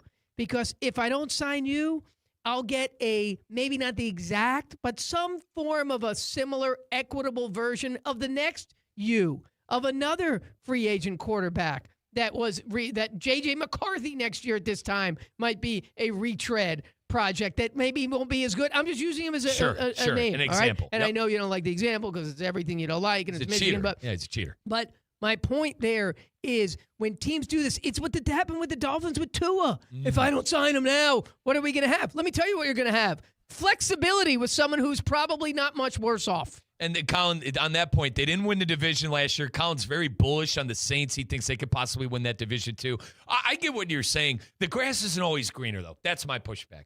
From someone who's been in quarterback hell my whole life, the grass isn't always greener. Now, he denied a 2-year offer, which is a little shocking to me. What, do you want 4 years Supermax? So I do understand the business side of the Buccaneers, but I will remind them sometimes the grass isn't greener, especially at that position in this league. The grass isn't greener, but greener than what? It's not green now. I give him a little credit. This isn't a well. healthy lawn. I know he was like the MVP through 8 weeks last year. And they won a playoff game under him, and then he got hurt. Remember, they were like 6-1. They were solid. They beat the Eagles on their I know, but year. this is my point that guys who aren't, and it happens in the NBA too, guys who aren't max players use the leverage. It's not the leverage of talent. It's the leverage of fear. It's the leverage of what's my other option. And when teams do that, they invariably regret it because it screws them up. And they say, oh, we didn't have a choice at the time. Not we wanted to. Don't you think there's a difference between we wanted to and we felt like we had to? This signing of him to a 2-year deal, I'd be fine with. A 4-year Supermax deal would be a we had to. Steve Politziner saying that right there. Now, Steve, let me ask you this. Mike and I were just talking about this. You've heard of this German tourist, Freddie, right? I updated him. I got him up to speed. So the German tourist Freddie, who made waves around the media sphere because he was going around during the World Cup. He did driving everywhere. He's doing it again for college football. So Mike and I were trying to put together a little bit of a schedule for him and how you do it. Mike is more on the side of start south, go to the biggest games every at game week. day. Honestly, Uncle Steve, put him where game day is. Yeah, That's the biggest game day. games. How about the college football campus tour? There you go. There you go. And they're at big games every single week. We're at all kinds of places. Love Jonathan Zaslow. Love the voice of the 305, Kyle. Come on. I thoroughly disagree with both points. Wow, where are you putting him? Start north, take advantage of the weather, and then move your way south. And the way I would do it is I would find 2 games. I actually think week 2 you should go to Iowa State in Iowa City and go to see a Midwestern Big Ten environment such as that.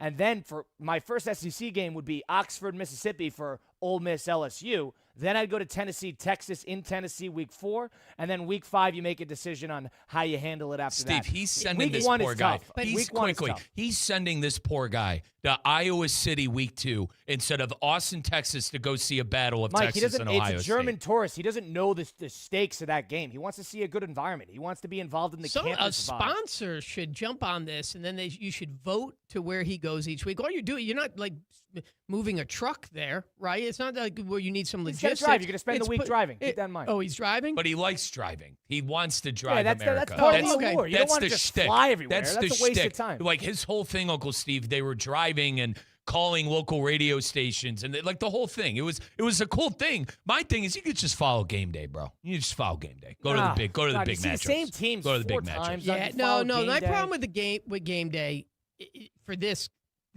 is it's not going to touch everywhere. It's not going to touch every rivalry. You're going to see some places multiple times.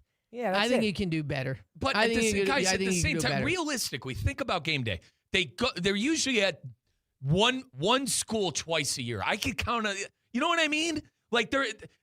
They're rarely, Mike, Uncle Steve, they're rarely at the same. My issue is they're rarely at the same place. I can't control. Ohio State's going to be at Indiana. That's going to be a great game. They're going to be at.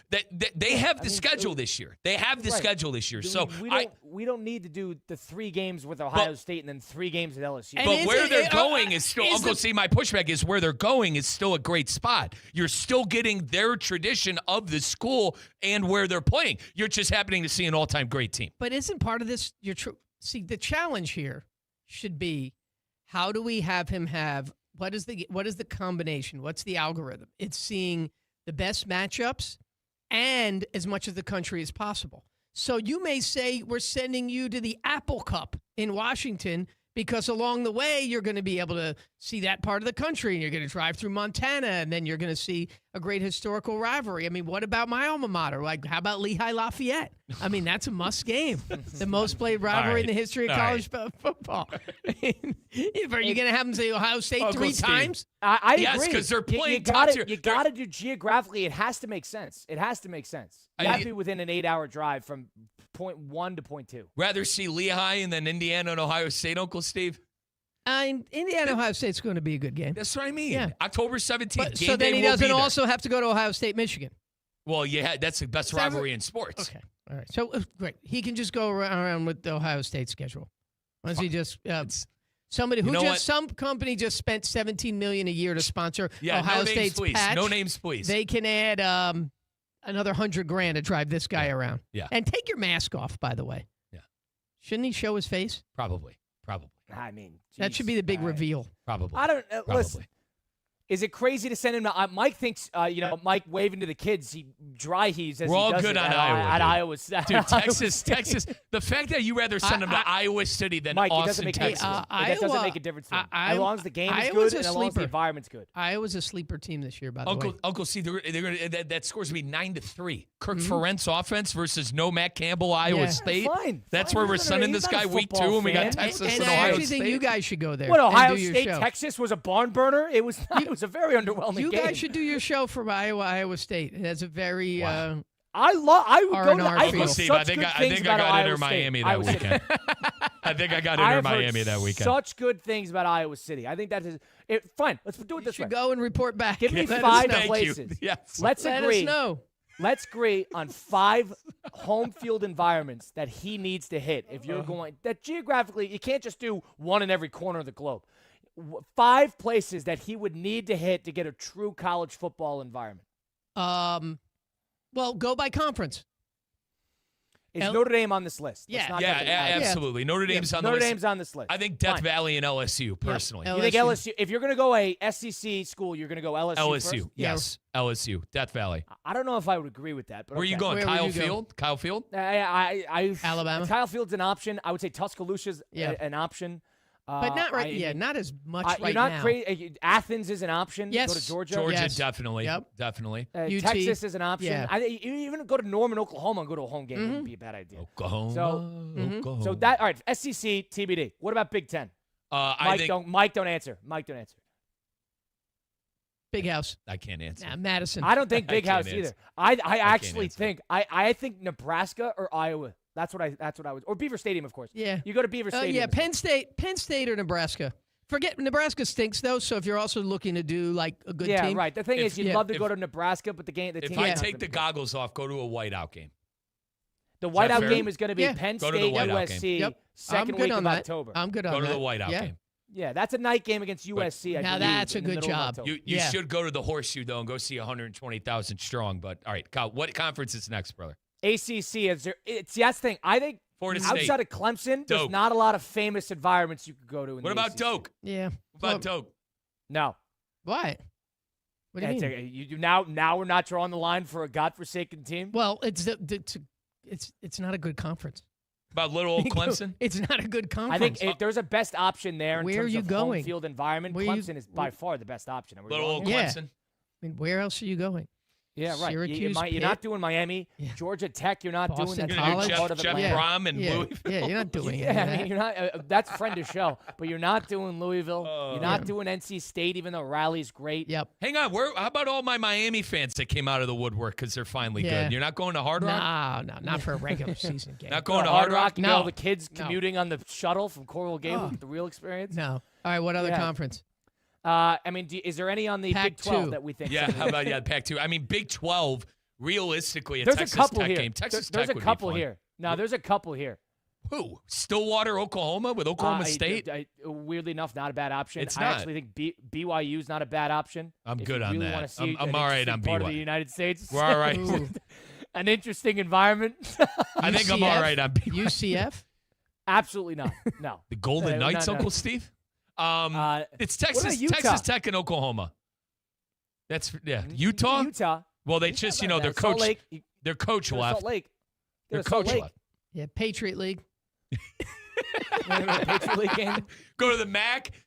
Go to Peden Stadium with the Bobcats. A little action. Stand up and cheer, Uncle Steve. Unironically, going to a good MAC game is not a bad idea. No, on a Tuesday? Yeah, dude. We covered I love that on a Tuesday Not a bad night. idea. Kyle, I've been to we went to all of those stadiums my senior year there. Very underrated. Yeah. So and is there any out of the box that are outside of the major conferences that you think need to be included? How about an HBCU? Yes, I wish Theo we had brought that honestly, up. You go to a Theo Howard would be- game, you go to a Jackson State game. You could do that. Where'd if you Theo wanted go? to. That's Hampton? the East Coast. Hampton? Not Hampton. I don't think Hampton's any good. But, that's Theo. Come on. It's a Is teammate. Theo going to be there with him? I mean, Jesus. Now Theo has to go to this game. Yeah, now Yeah. Theo's on his way. Correct. So, I mean, there's a couple options there. I don't know enough about the league this year to make a declaration on where to go. Yeah. But, I mean, And is there any on the West Coast? Oregon. I would say no Oregon. Outzen? Why? That's an unreal. Why? That's an Oregon's unreal. I would go fun, Washington. I would go Washington before I go. All right, Oregon, Washington's and they a good got shout. a Heisman candidate. I think Oregon. Yeah, Oregon's solid. Now, Colin disagreed with me. I think USC. I've been to a USC game. I that's a think waste they're of fun. time. That is a waste of time. They never sell that place out. They did, Kyle, for about 20 years when I was growing up. Geez, if we got a time machine, the German tourists would be all good. But no, not these days. Listen, Kyle, all I'm saying is that Oregon game, they play Oregon week 4. That place will be sold out, dude. I would actually I'd send him to Cal at Berkeley before I send him to USC No. and go see JKS. What? Maybe. That's an academia school. That's not a sports school. It's where you go to go get a degree, I feel like. Wow. So if you're going to do this Am I properly. wrong? Steve, what's going on with Duffy's? Great segue. You know that moment when you're starving and nothing sounds good, Colin? Yeah, that's when you call a power play at Duffy's Sports Grill. I'm talking about the real deal comfort food here, the juicy made-to-order burger stacked high, crispy chicken tenders that actually crunch, and wings tossed in your favorite sauce, from classic buffalo to something with a little bit more kick. Perfect for lunch, grabbing a bite during the game, or when you want something satisfying without overthinking it. Maybe next time when hunger hits, don't overcomplicate it. Make the smart move. Call it power play at Duffy's Sports Grill. Great food, cold drinks, wall-to-wall sports. At Duffy's, our game is always on. You know, there could be a game in his backyard. I would not send him to Madison for a Wisconsin football game. Not right now. Would you recognize Wisconsin's fight song? Of course. Right. I think that's an internationally known song. I would agree. Yeah, I would agree. Colin told me the bands are a waste of time. So what I did was, for a 5 at 5 earlier this week, Uncle Steve, I did the Wisconsin fight song, Florida State's fight song, Notre Dame's fight song, Ohio State's fight song, and Miami's fight song. And you didn't do Michigan. Well, I would have put it on there, but he already heard it. Oh. I played it because I told him. And he didn't know Wisconsin's fight song? It was the first, Uncle Steve, it was Number 1. right off the bat. I'm like, all right, I'm going to start with a layup, his own school. What? He did not get on Wisconsin. He did not get on Wisconsin. There is something that is so it's great in the environment. It adds to the ambiance. He's Actually a self-hating Badger. He's a self-hating Badger. Uncle Steve, I've he hates never the met. basketball coach. He hates the football preach to the choir. program. Coach. He's a Preaching to the choir. self-hating Preaching Badger. to the choir. I They told made him, a I said terrible it's AD awful. hire. Yeah. I said it's awful that you hate your school. Yeah, it's sad. It's awful. It's really Honestly, sad. it's very Yeah. sad. That's sad. Very they stink sad. at sports, and Yeah. it's a fixable problem. Steve, have they called you to be a part of the donation club? No, if they call me, I give them your number. Perfect. Well, And then they're going to have to, and then Colin's going to get that AD an ear beating of the century. Colin will get a gift card. The that funniest he part signed. is, I walk into work one day, Uncle Steve, he goes, "You see this idiot AD they hired?" I'm like, "Kyle, are you ever happy with this school? Can't you ever be happy with this school?"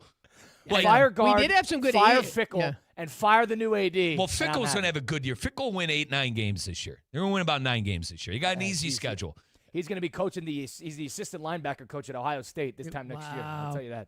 Jeez. All right, Steve, we appreciate the time as always. Enjoy the rest of the day. Enjoy the weekend. Thank you, guys. That's Steve Politzino, the Good Karma Friends President, Mike Rizzo, Colin Russo, 5 at 5. Coming up next, it's Russo and Rizzo on ESPN 106.3. Live from the Anajar and Levine Accident Attorney Studios. Anajar and Levine Accident Attorneys. Call 1-800-747-FREE. This is ESPN 106.3.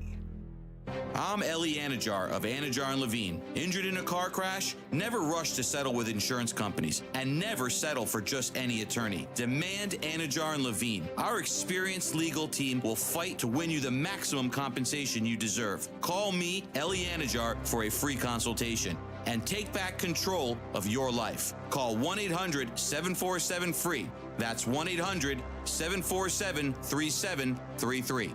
Main office, West Palm Beach.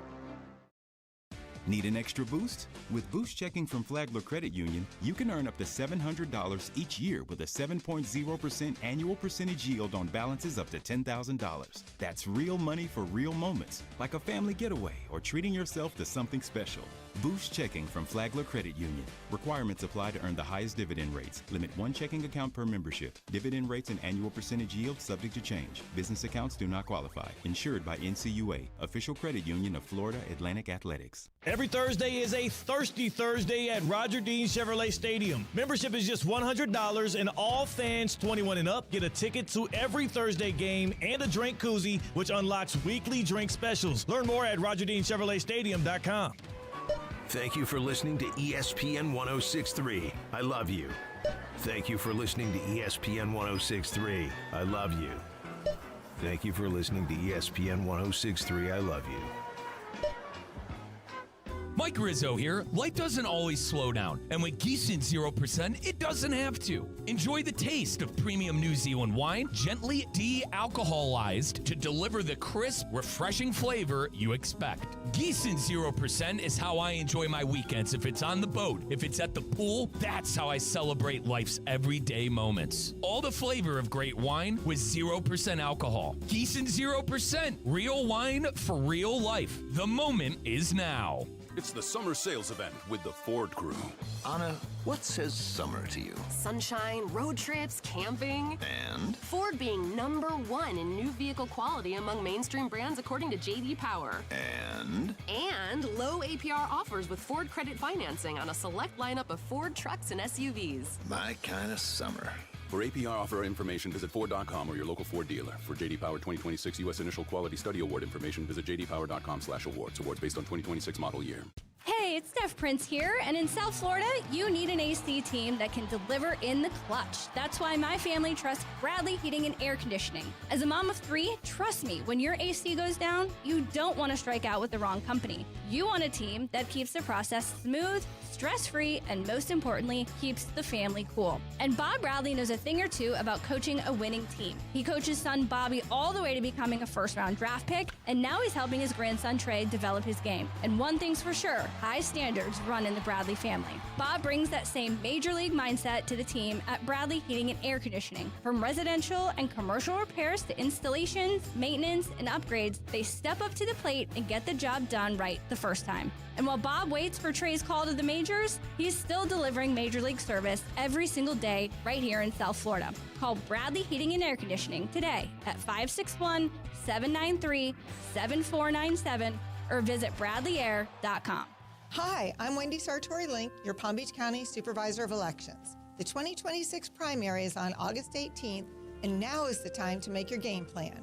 Florida is a closed primary state, which means if you want to vote in a party's race, you need to be registered with that party at least 29 days before Election Day. Don't wait until the last minute. Check your registration and get election ready today. Visit votepalmbeach.gov to get started. That's votepalmbeach.gov. See you at the polls.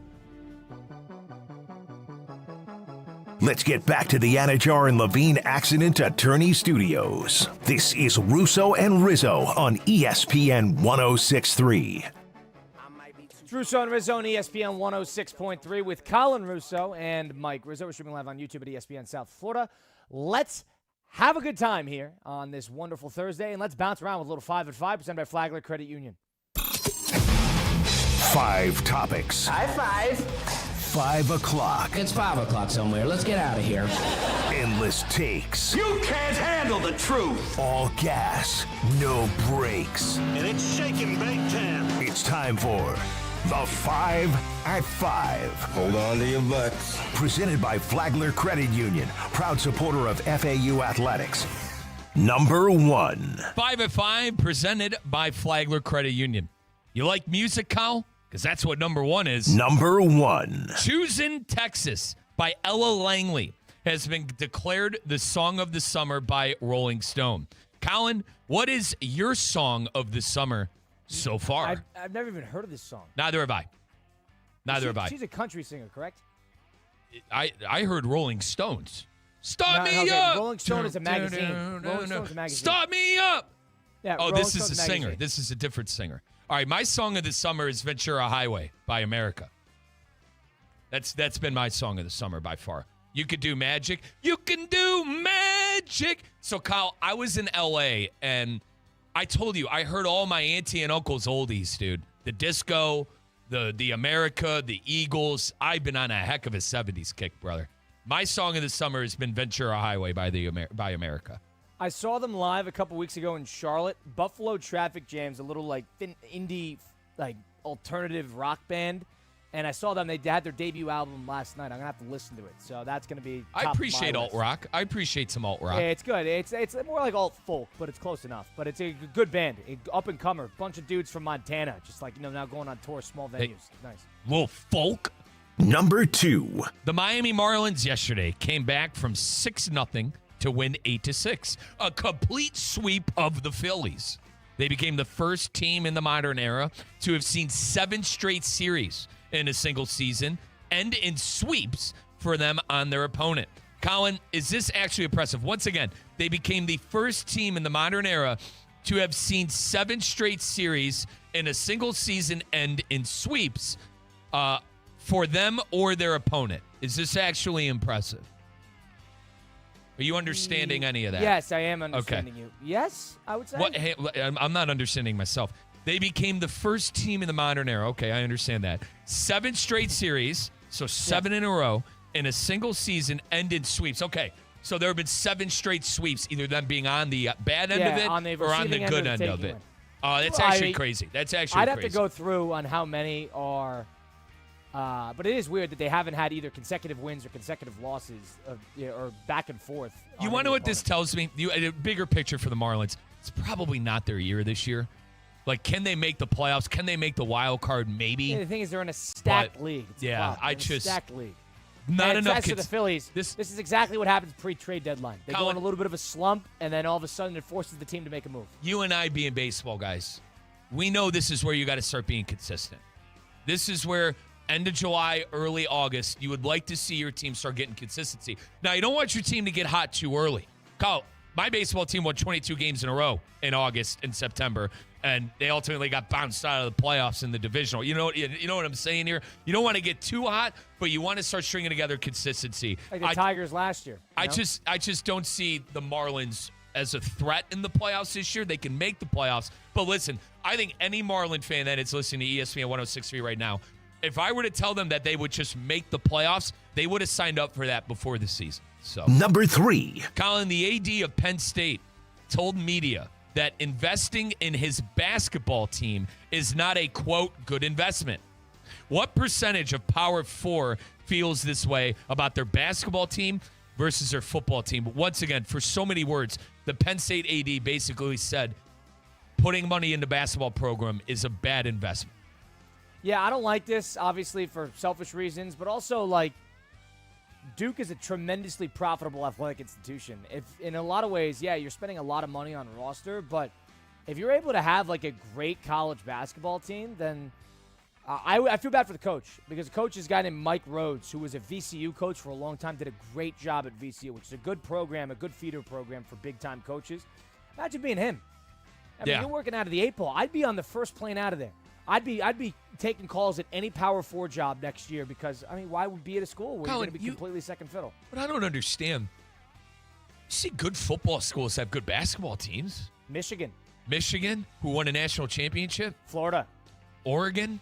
I know they were bad last year, but Dana, what's his last name? What's his last name? They've had a Final Four in the last 10 years. Dana Altman, am I right on that? Yeah, good coach. I mean, the Colin, they spend money. My team spends money. No one's thinking about Ohio State. They spend money. They might not be good. UNC they spend money on both sides, even though it hasn't worked out in football. Right. So I disagree with this wholeheartedly. I think Texas Tech is great in both sports. I could argue that Tech's better at basketball than they are better at football. They're great at basketball. They are a great basketball school. Final Four. They've been what? They were in a Final Four 3-4 years ago. You know, for what it's worth, Auburn spends a ton of money on football, but it's a great basketball school as well. Right. We'll see with Pearl's I mean, it's son. doable. That's the problem. That just tells you that Penn State's not as rich as people think they are. Yeah, aren't they in debt? Chris Swagger just told us they're in debt. Yeah, all these schools are in debt. Ohio State's probably in debt. All right. Number 4. Oregon head coach Dan Lanning says the Ducks are, quote, close to winning that elusive first national championship. By the way, interview he had was with our guy, friend of show, John Fanta. If you had to pick a team this year, Colin, to win their first national title or first title in, quote, a while, what team would you go with? Listen, so I don't first trust Lanning in ever a big or game a the while? same as you. Yeah, first ever. I mean, if for a while, it could be a team that hasn't won in a long time either, Colin. Keep that in mind. Do we root for the 4 straight Big Ten, 4th different team? I mean, you know who I'm rooting for, and I'm not. You know what I mean. You know what I mean, though. If there's a silver lining. I mean, Oregon. And I checked. That team's returning 68% of their defensive production, which is like 10th in college football. They got rocked by returning quarterback. They got rocked by Mendoza. You know, I don't know, dude. I don't trust Lanning. It comes down to that. Now, granted, Colin, people were saying the same thing about Coach Day, right? Until he finally won the big one. All it takes is 1 year. All it takes is 1 year. Signetti couldn't win a big game until last year. Right. So the problem is Lanning, Colin. In a lot of ways. Lanning. How about this? Have you looked at Lanning in the playoff last 2 years? No, yeah, bad. The evisceration in the Rose Bowl by yours truly. The evisceration in the, what bowl was it with them? And was that the Sugar Bowl? Sugar I don't Bowl? know the actual location. Regardless, Colin, we were with Uncle Jack Seiler. We were with Uncle Jack Seiler at the Orange Bowl committee that night. That game was over in 10 minutes. The Pouncey brothers, what a night. But that game was over in 10 minutes. If I had to pick a team that's not my beloved team who hasn't won in a while, it's got to be Miami. Got to be Miami. Yeah. Miami didn't make my top 5, which you will see with our friends who will be named in a later segment. Texas? But no, I don't trust Sark. Talk about not trusting a coach. Now, Sark's been to the Final Four. Though, you want to know when his year was? The Michigan year in 2023. They were better than that Washington team, man. That should have been Michigan and Texas, dude. They missed their opportunity there. God, they played with their food that entire game. And Washington had a lot of offensive talent, but top to bottom was not a better They team. played with their food that entire game. And then the year after, you had one of the most iconic moments in the college football playoff of the strip sack of Quinn Ewers by Jack Sawyer. So they've been unlucky. I'm not going to sit here and say everything is Sark's fault. But the fact that I got to hear Sark complain about ancient history still of last year's season going, 3 losses and still thinking they should have been in the playoff, that's why I'm down on that. Yeah, it's an easy team to spite, but it's another team that's due. Think about it, They got so much talent. Think about it with Miami. Top 6, top 5 roster in the country. They have a veteran quarterback. They have Malachi Toney. They lost Mesidor. They lost a lot, Ruben Bain. But they're still loaded on the defensive side. They're still loaded on the defensive line. They play in the ACC. They're probably going to go undefeated, maybe outside of the Notre Dame game, Colin. I would assume, in my opinion, Notre Dame would have the upper hand playing at home in South Bend. Bunch of Florida kids going up to South Bend. They'll have 1 loss and probably win the ACC. I'm going to go with Miami on this. Yeah, I mean, I'm just thinking about it. Runner-ups. I know it's a big old tale in the NFL, and the runner-ups coming up. I think about the last couple of years, Washington was a runner-up. They kind of fell apart the following year. Notre Dame, for what it's worth, missed the playoff. They were in the mix. Well, they lost their first 2 games of the season. They were 0-2. And it derailed their year. And then the past year is Miami. So I don't know what the runner-up syndrome, if it's going to hit them. And I think the year before that was, Georgia over Alabama? Georgia over TCU. TCU was never seen again. Now, Colin, I think the anecdote to the runner-up syndrome is an ACC conference that's bad. Now, we've seen Mario Cristobal and company not be able to win said ACC games. Keep in mind SMU and Louisville. But you think going on a run and a playoff run that there could be some juice there. Number 5. Colin, Baker Mayfield says he feels, quote, disrespected by the 2-year offer that the Buccaneers tried to give him. Will Baker end up with a long-term deal at the end of all this, or will he be looking for a new team at year's end? I think that they're going to pay him. I think he's just going to need to negotiate downward. He wants $50+ million. I think he's going to have to settle for $40 low million. Something a little above Darnold is probably what the most likely scenario is, $38, $39 million, $40 million. So it's a little bit more what he was paid. He's trying to capitalize on the last big contract of his career. I can't blame him for holding his feet in. But I think Steve said something interesting. They don't have the leverage this year like they did last year because of how much talent is coming in. And keep in mind, Baker didn't get that big deal from the Browns. He didn't get that big deal from a Carolina. He was on a budget on the Buccaneers. 3 years, Correct. $100 million. This is literally his only opportunity to make multi-millions of dollars. I mean, granted, he's made plenty of money. But you give it but Colin, quarterback money. You know what I'm saying, brother? I know he was the number 1 pick. What was that, $12, $13 million probably over the course of 4 years back in 2018. But I don't blame him for trying to get a contract after let's think of it this way. He should have got one in Cleveland. Like, the Browns were idiots to trade. Hindsight 2020, the Browns were the biggest idiots in the NFL to go and get Deshaun Watson instead of keeping Baker Mayfield around. I'm not going to sit here and cry over spilled milk, but that's just the fact of the matter. And now Baker, who, in my opinion, has played well in Tampa Bay, another team, Colin, this is another team that doesn't want to give Baker a 4-year contract.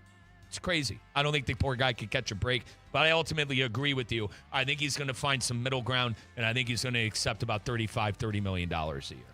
New national ESPN lineup is coming about here next week.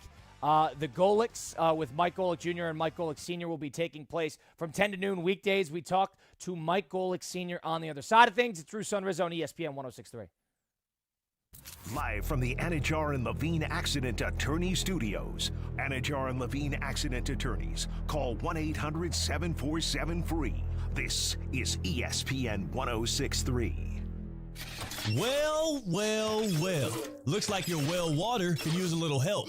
If you're dealing with hard water, funky smells, or water that just doesn't taste right, it's time to make your well water swell water with Culligan. Their customized water treatment systems help deliver cleaner, better tasting water all throughout your home. And right now, you can try Culligan for just $10 a month for your first 3 months. Serving South Florida since 1936. Schedule your free water test today at Culligan.com. Business owners, are your employees driving you nuts? Is money tight? Or have you just poured your heart and soul into your business and now it's time to retire and just relax? At Transworld Business Advisors, they have buyers from all over the world ready to buy your business now. Call for a confidential conversation about your business's current value. 561-203-5121. That's 561-203-5121 or visit tworld.com today. ESPN 106.3 is your home for live sports, presented by Hard Rock Bet, the home of Inter Miami, the Florida Panthers, and the Miami Heat, with all of the biggest live events in sports. If it's happening in sports, it's happening right here on ESPN 106.3, South Florida's home for sports, presented by Hard Rock Bet. Offered by the Seminole Tribe of Florida, must be 21 plus, physically present in Florida. The wager. Terms and conditions apply. If you or somebody know has a gambling problem, please call 1-833-PLAY-WISE. Since 2006, EDS Air Conditioning has kept Palm Beach County comfortable through every summer, every storm, and every season in between. EDS Air Conditioning is a trained comfort specialist. It's hard to stop a train. From dial thermostats to today's smart home systems, EDS delivers reliable comfort you can count on. With over 800 Google reviews and a 4.8 star rating, they've earned your trust. 20 years of keeping Palm Beach cool. Visit EDSisyes.com today.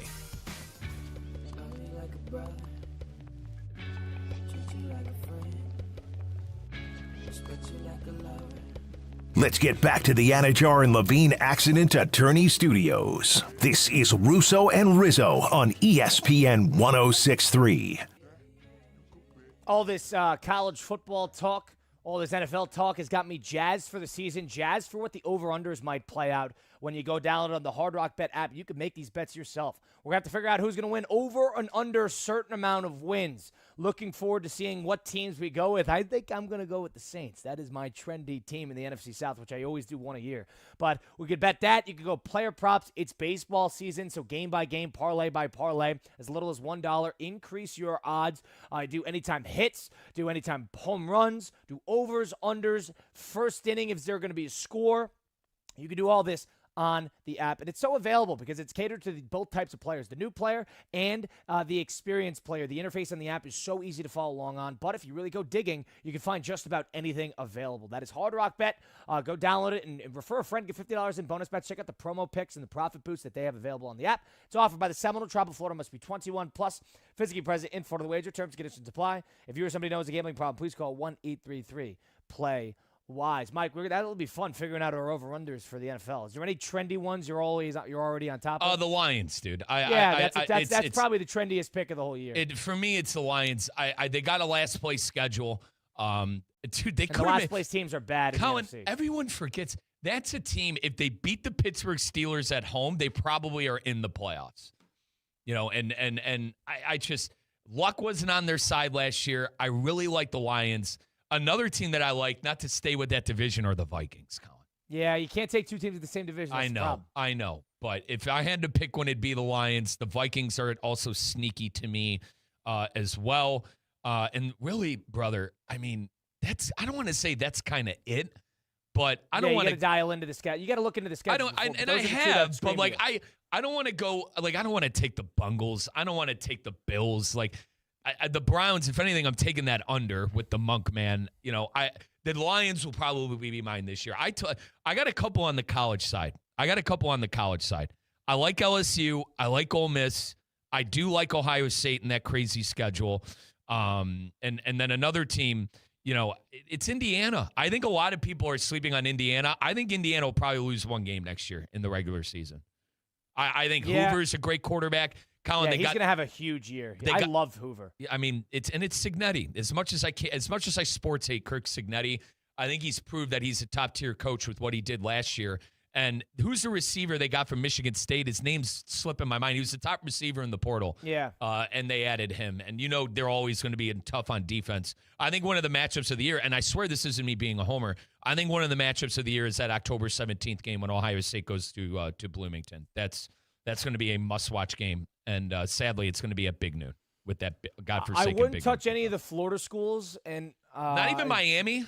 No. I wouldn't. I think what's Miami's number? What are they? Probably 10.5. So they're going to win 11 games. They're going to lose one game. They'll lose Notre Dame. That's it. Yeah. Well, they got Notre Dame out of. They're going to lose an ACC game too. You think so? You think so? Yeah. I mean, they always drop a bad ACC game. But has Mario? Last year, they dropped 2 the year before. I mean, that's what they do. Excuse me, brother. Another hiccup on air. You know, love that. That'd be the end of you. You don't think Mario's learned from going on a college football playoff run? You don't think he could? How about this? They got 3 Friday night games. Those are godforsaken games. Those are trap games. That's so. Do you like that Friday night games? I think the ACC is trying to capitalize and get their own time of the week. Think about it. The Big Ten has the noon slot and the NBC night. The SEC has the 3:30 slot and the night slot in ABC. And then the ACC is sort of looking for a spot where they could kind of dial in. I think that's why they like Friday night. And I think that's why they're going to try to capitalize on. So they got they're every week they got a major Friday night game. Remember the Louisville game, the Virginia game where they beat FSU was a Friday night game. Your Syracuse Virginia Tech a couple years ago on that Hail Mary throw, which was an excellent game. That was a Friday night game. Miami played in a couple of them. I mean, I think the ACC is just trying to have a slot. Did you mention? I don't love it though. They lost to Louisville on Friday with Carson Beck throwing that interception. And they threw the 4 interceptions. Yeah, he was terrible. Now they lost to Louisville on Friday. That's a good point. My pushback. Their road games at Stanford, that's a godforsaken team this year. At Wake Forest, that's a godforsaken team this year. Now, at Clemson, listen, I don't know what little old Clemson with Dabo is going to look like this year. Who knows? At North Carolina. Colin, those are their ACC road games. Listen, I like Bill Belichick. I actually do. They're going to eviscerate North Carolina. They're going to eviscerate Wake Forest. They're going to eviscerate Stanford. The one road game you look at in the ACC that they might lose is that Clemson game. And then the only other road game after those, Colin, obviously the Notre Dame game. I lean Notre Dame in that game because Notre Dame is the home team. And don't you think they got revenge on their mind, I think, as well. They're better in the midseason than Miami was, and Miami's better at the early part of the season. Keep that in mind. Home ACC games for the Miami Hurricanes. Florida State, Pitt, Duke, Virginia Tech, and Franklin, Boston College. Oh, dude, that Virginia Tech game was a trap game. That's it. There you go. You found it. Second to last, November 21st at Hard Rock Stadium. And that is right exactly where Miami decides to drop a game. Is right the last 2-3. They did it against Syracuse a couple years ago. This is right where Miami decides to drop a game. They did the same thing with SMU. Oh, boy. That Virginia Tech game is the one to schedule. You're trusting Big Game James and Virginia Tech? I'm not, but it's more about the crystal ball game. Crystal ball is going to have a game. You're right. He has a game where the team doesn't wake up. I think he learned. I think, dude, that's your guy. That's your guy. Mario's your guy. He is friend of show. And he is a legit friend of show. Cristobal he's got a game every year where the team doesn't get up for the game. That's the one thing I get nervous about. I mean, remember, Darian Metz is great. Darian Metz lost 5 games last year, right? He lost a lot of big. They lost to Tulane on the road. They lost a lot of bad games. Duke, Duke, with the talent there compared to Miami, I understand the point, though. You're going to have a crystal ball game. The crystal ball game is at Notre Dame, and that's their one loss of the year. That's the crystal ball game. Now, the crystal ball game, remember 2 years ago they had that Cal game where they escaped because of a phony targeting call in Pac-12 after dark? It was like a 1 a.m. finish, and they should have lost with Cam Ward at quarterback. I was up for that game. That's another godforsaken. They have just a risky game once in a while where they have no business losing, and then all of a sudden they're in a dogfight towards the end of it. Yeah, I think he's learned from those mistakes, and I think the one game they lose is that Notre Dame game. If I had to take a Florida team in the over on the wins, it's Miami. I'm not touching Florida State. With all due respect to UCF and USF, you guys know Brian Hartline's my guy. All right, I'm not touching any of that.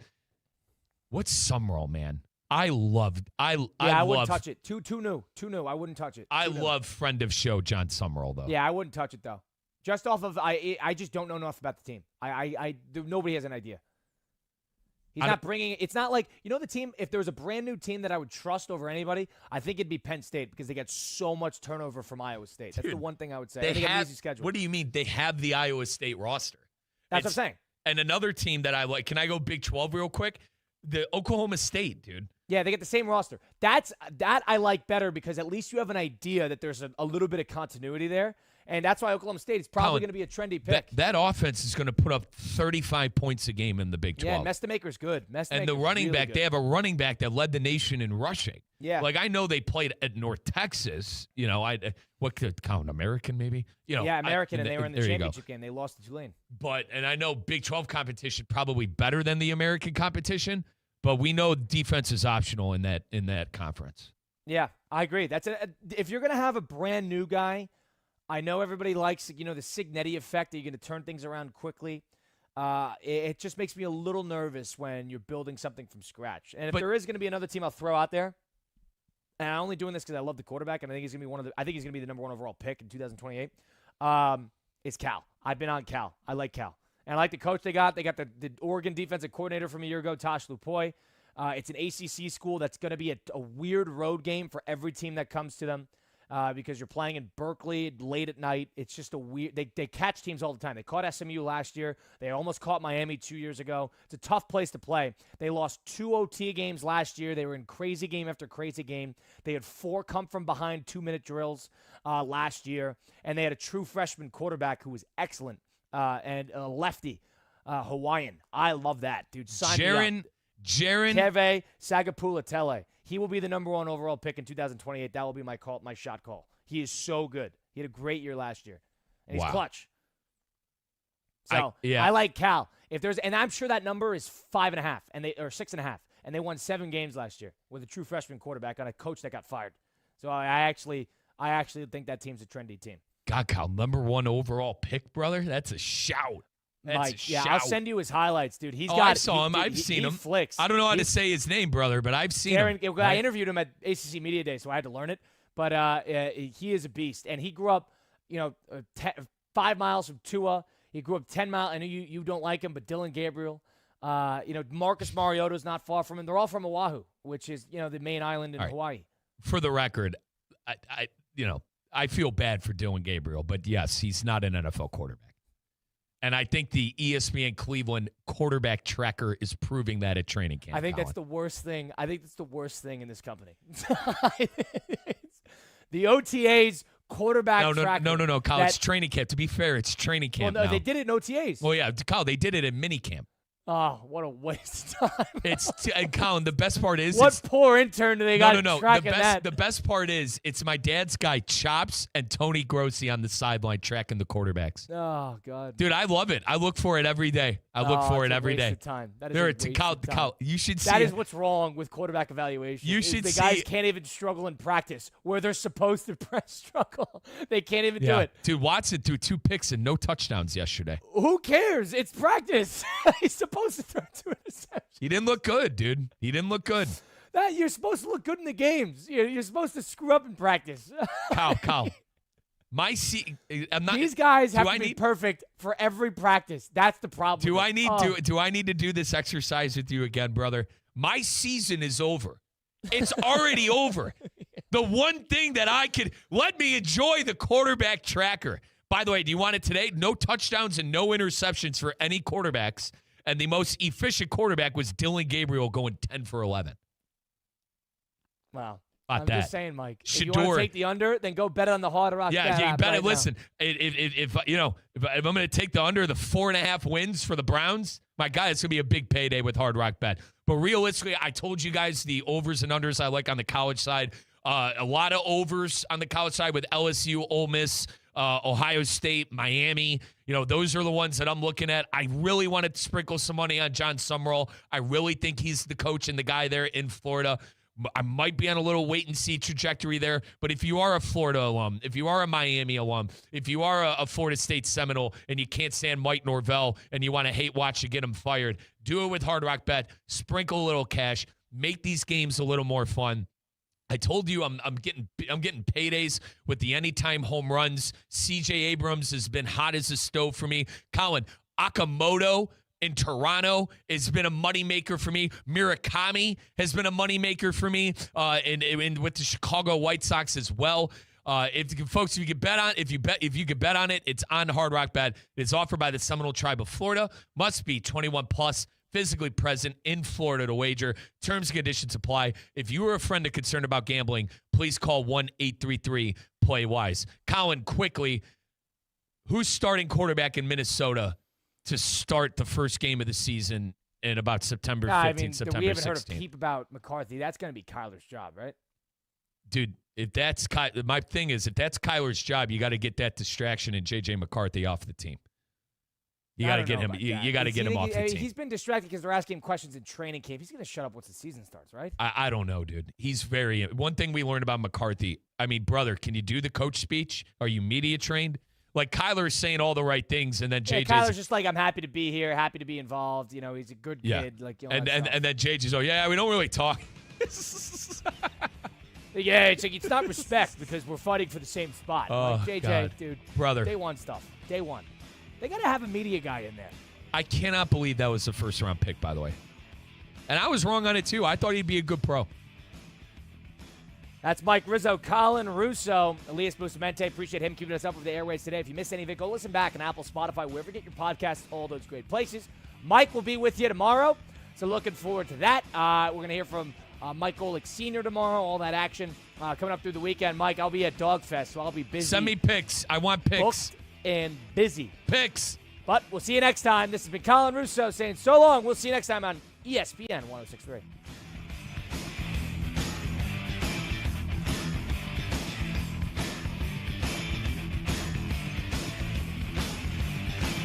Hungry? Time for a power play at Duffy Sports Grill. We're talking juicy burgers, crispy chicken tenders, stacked sandwiches, and wings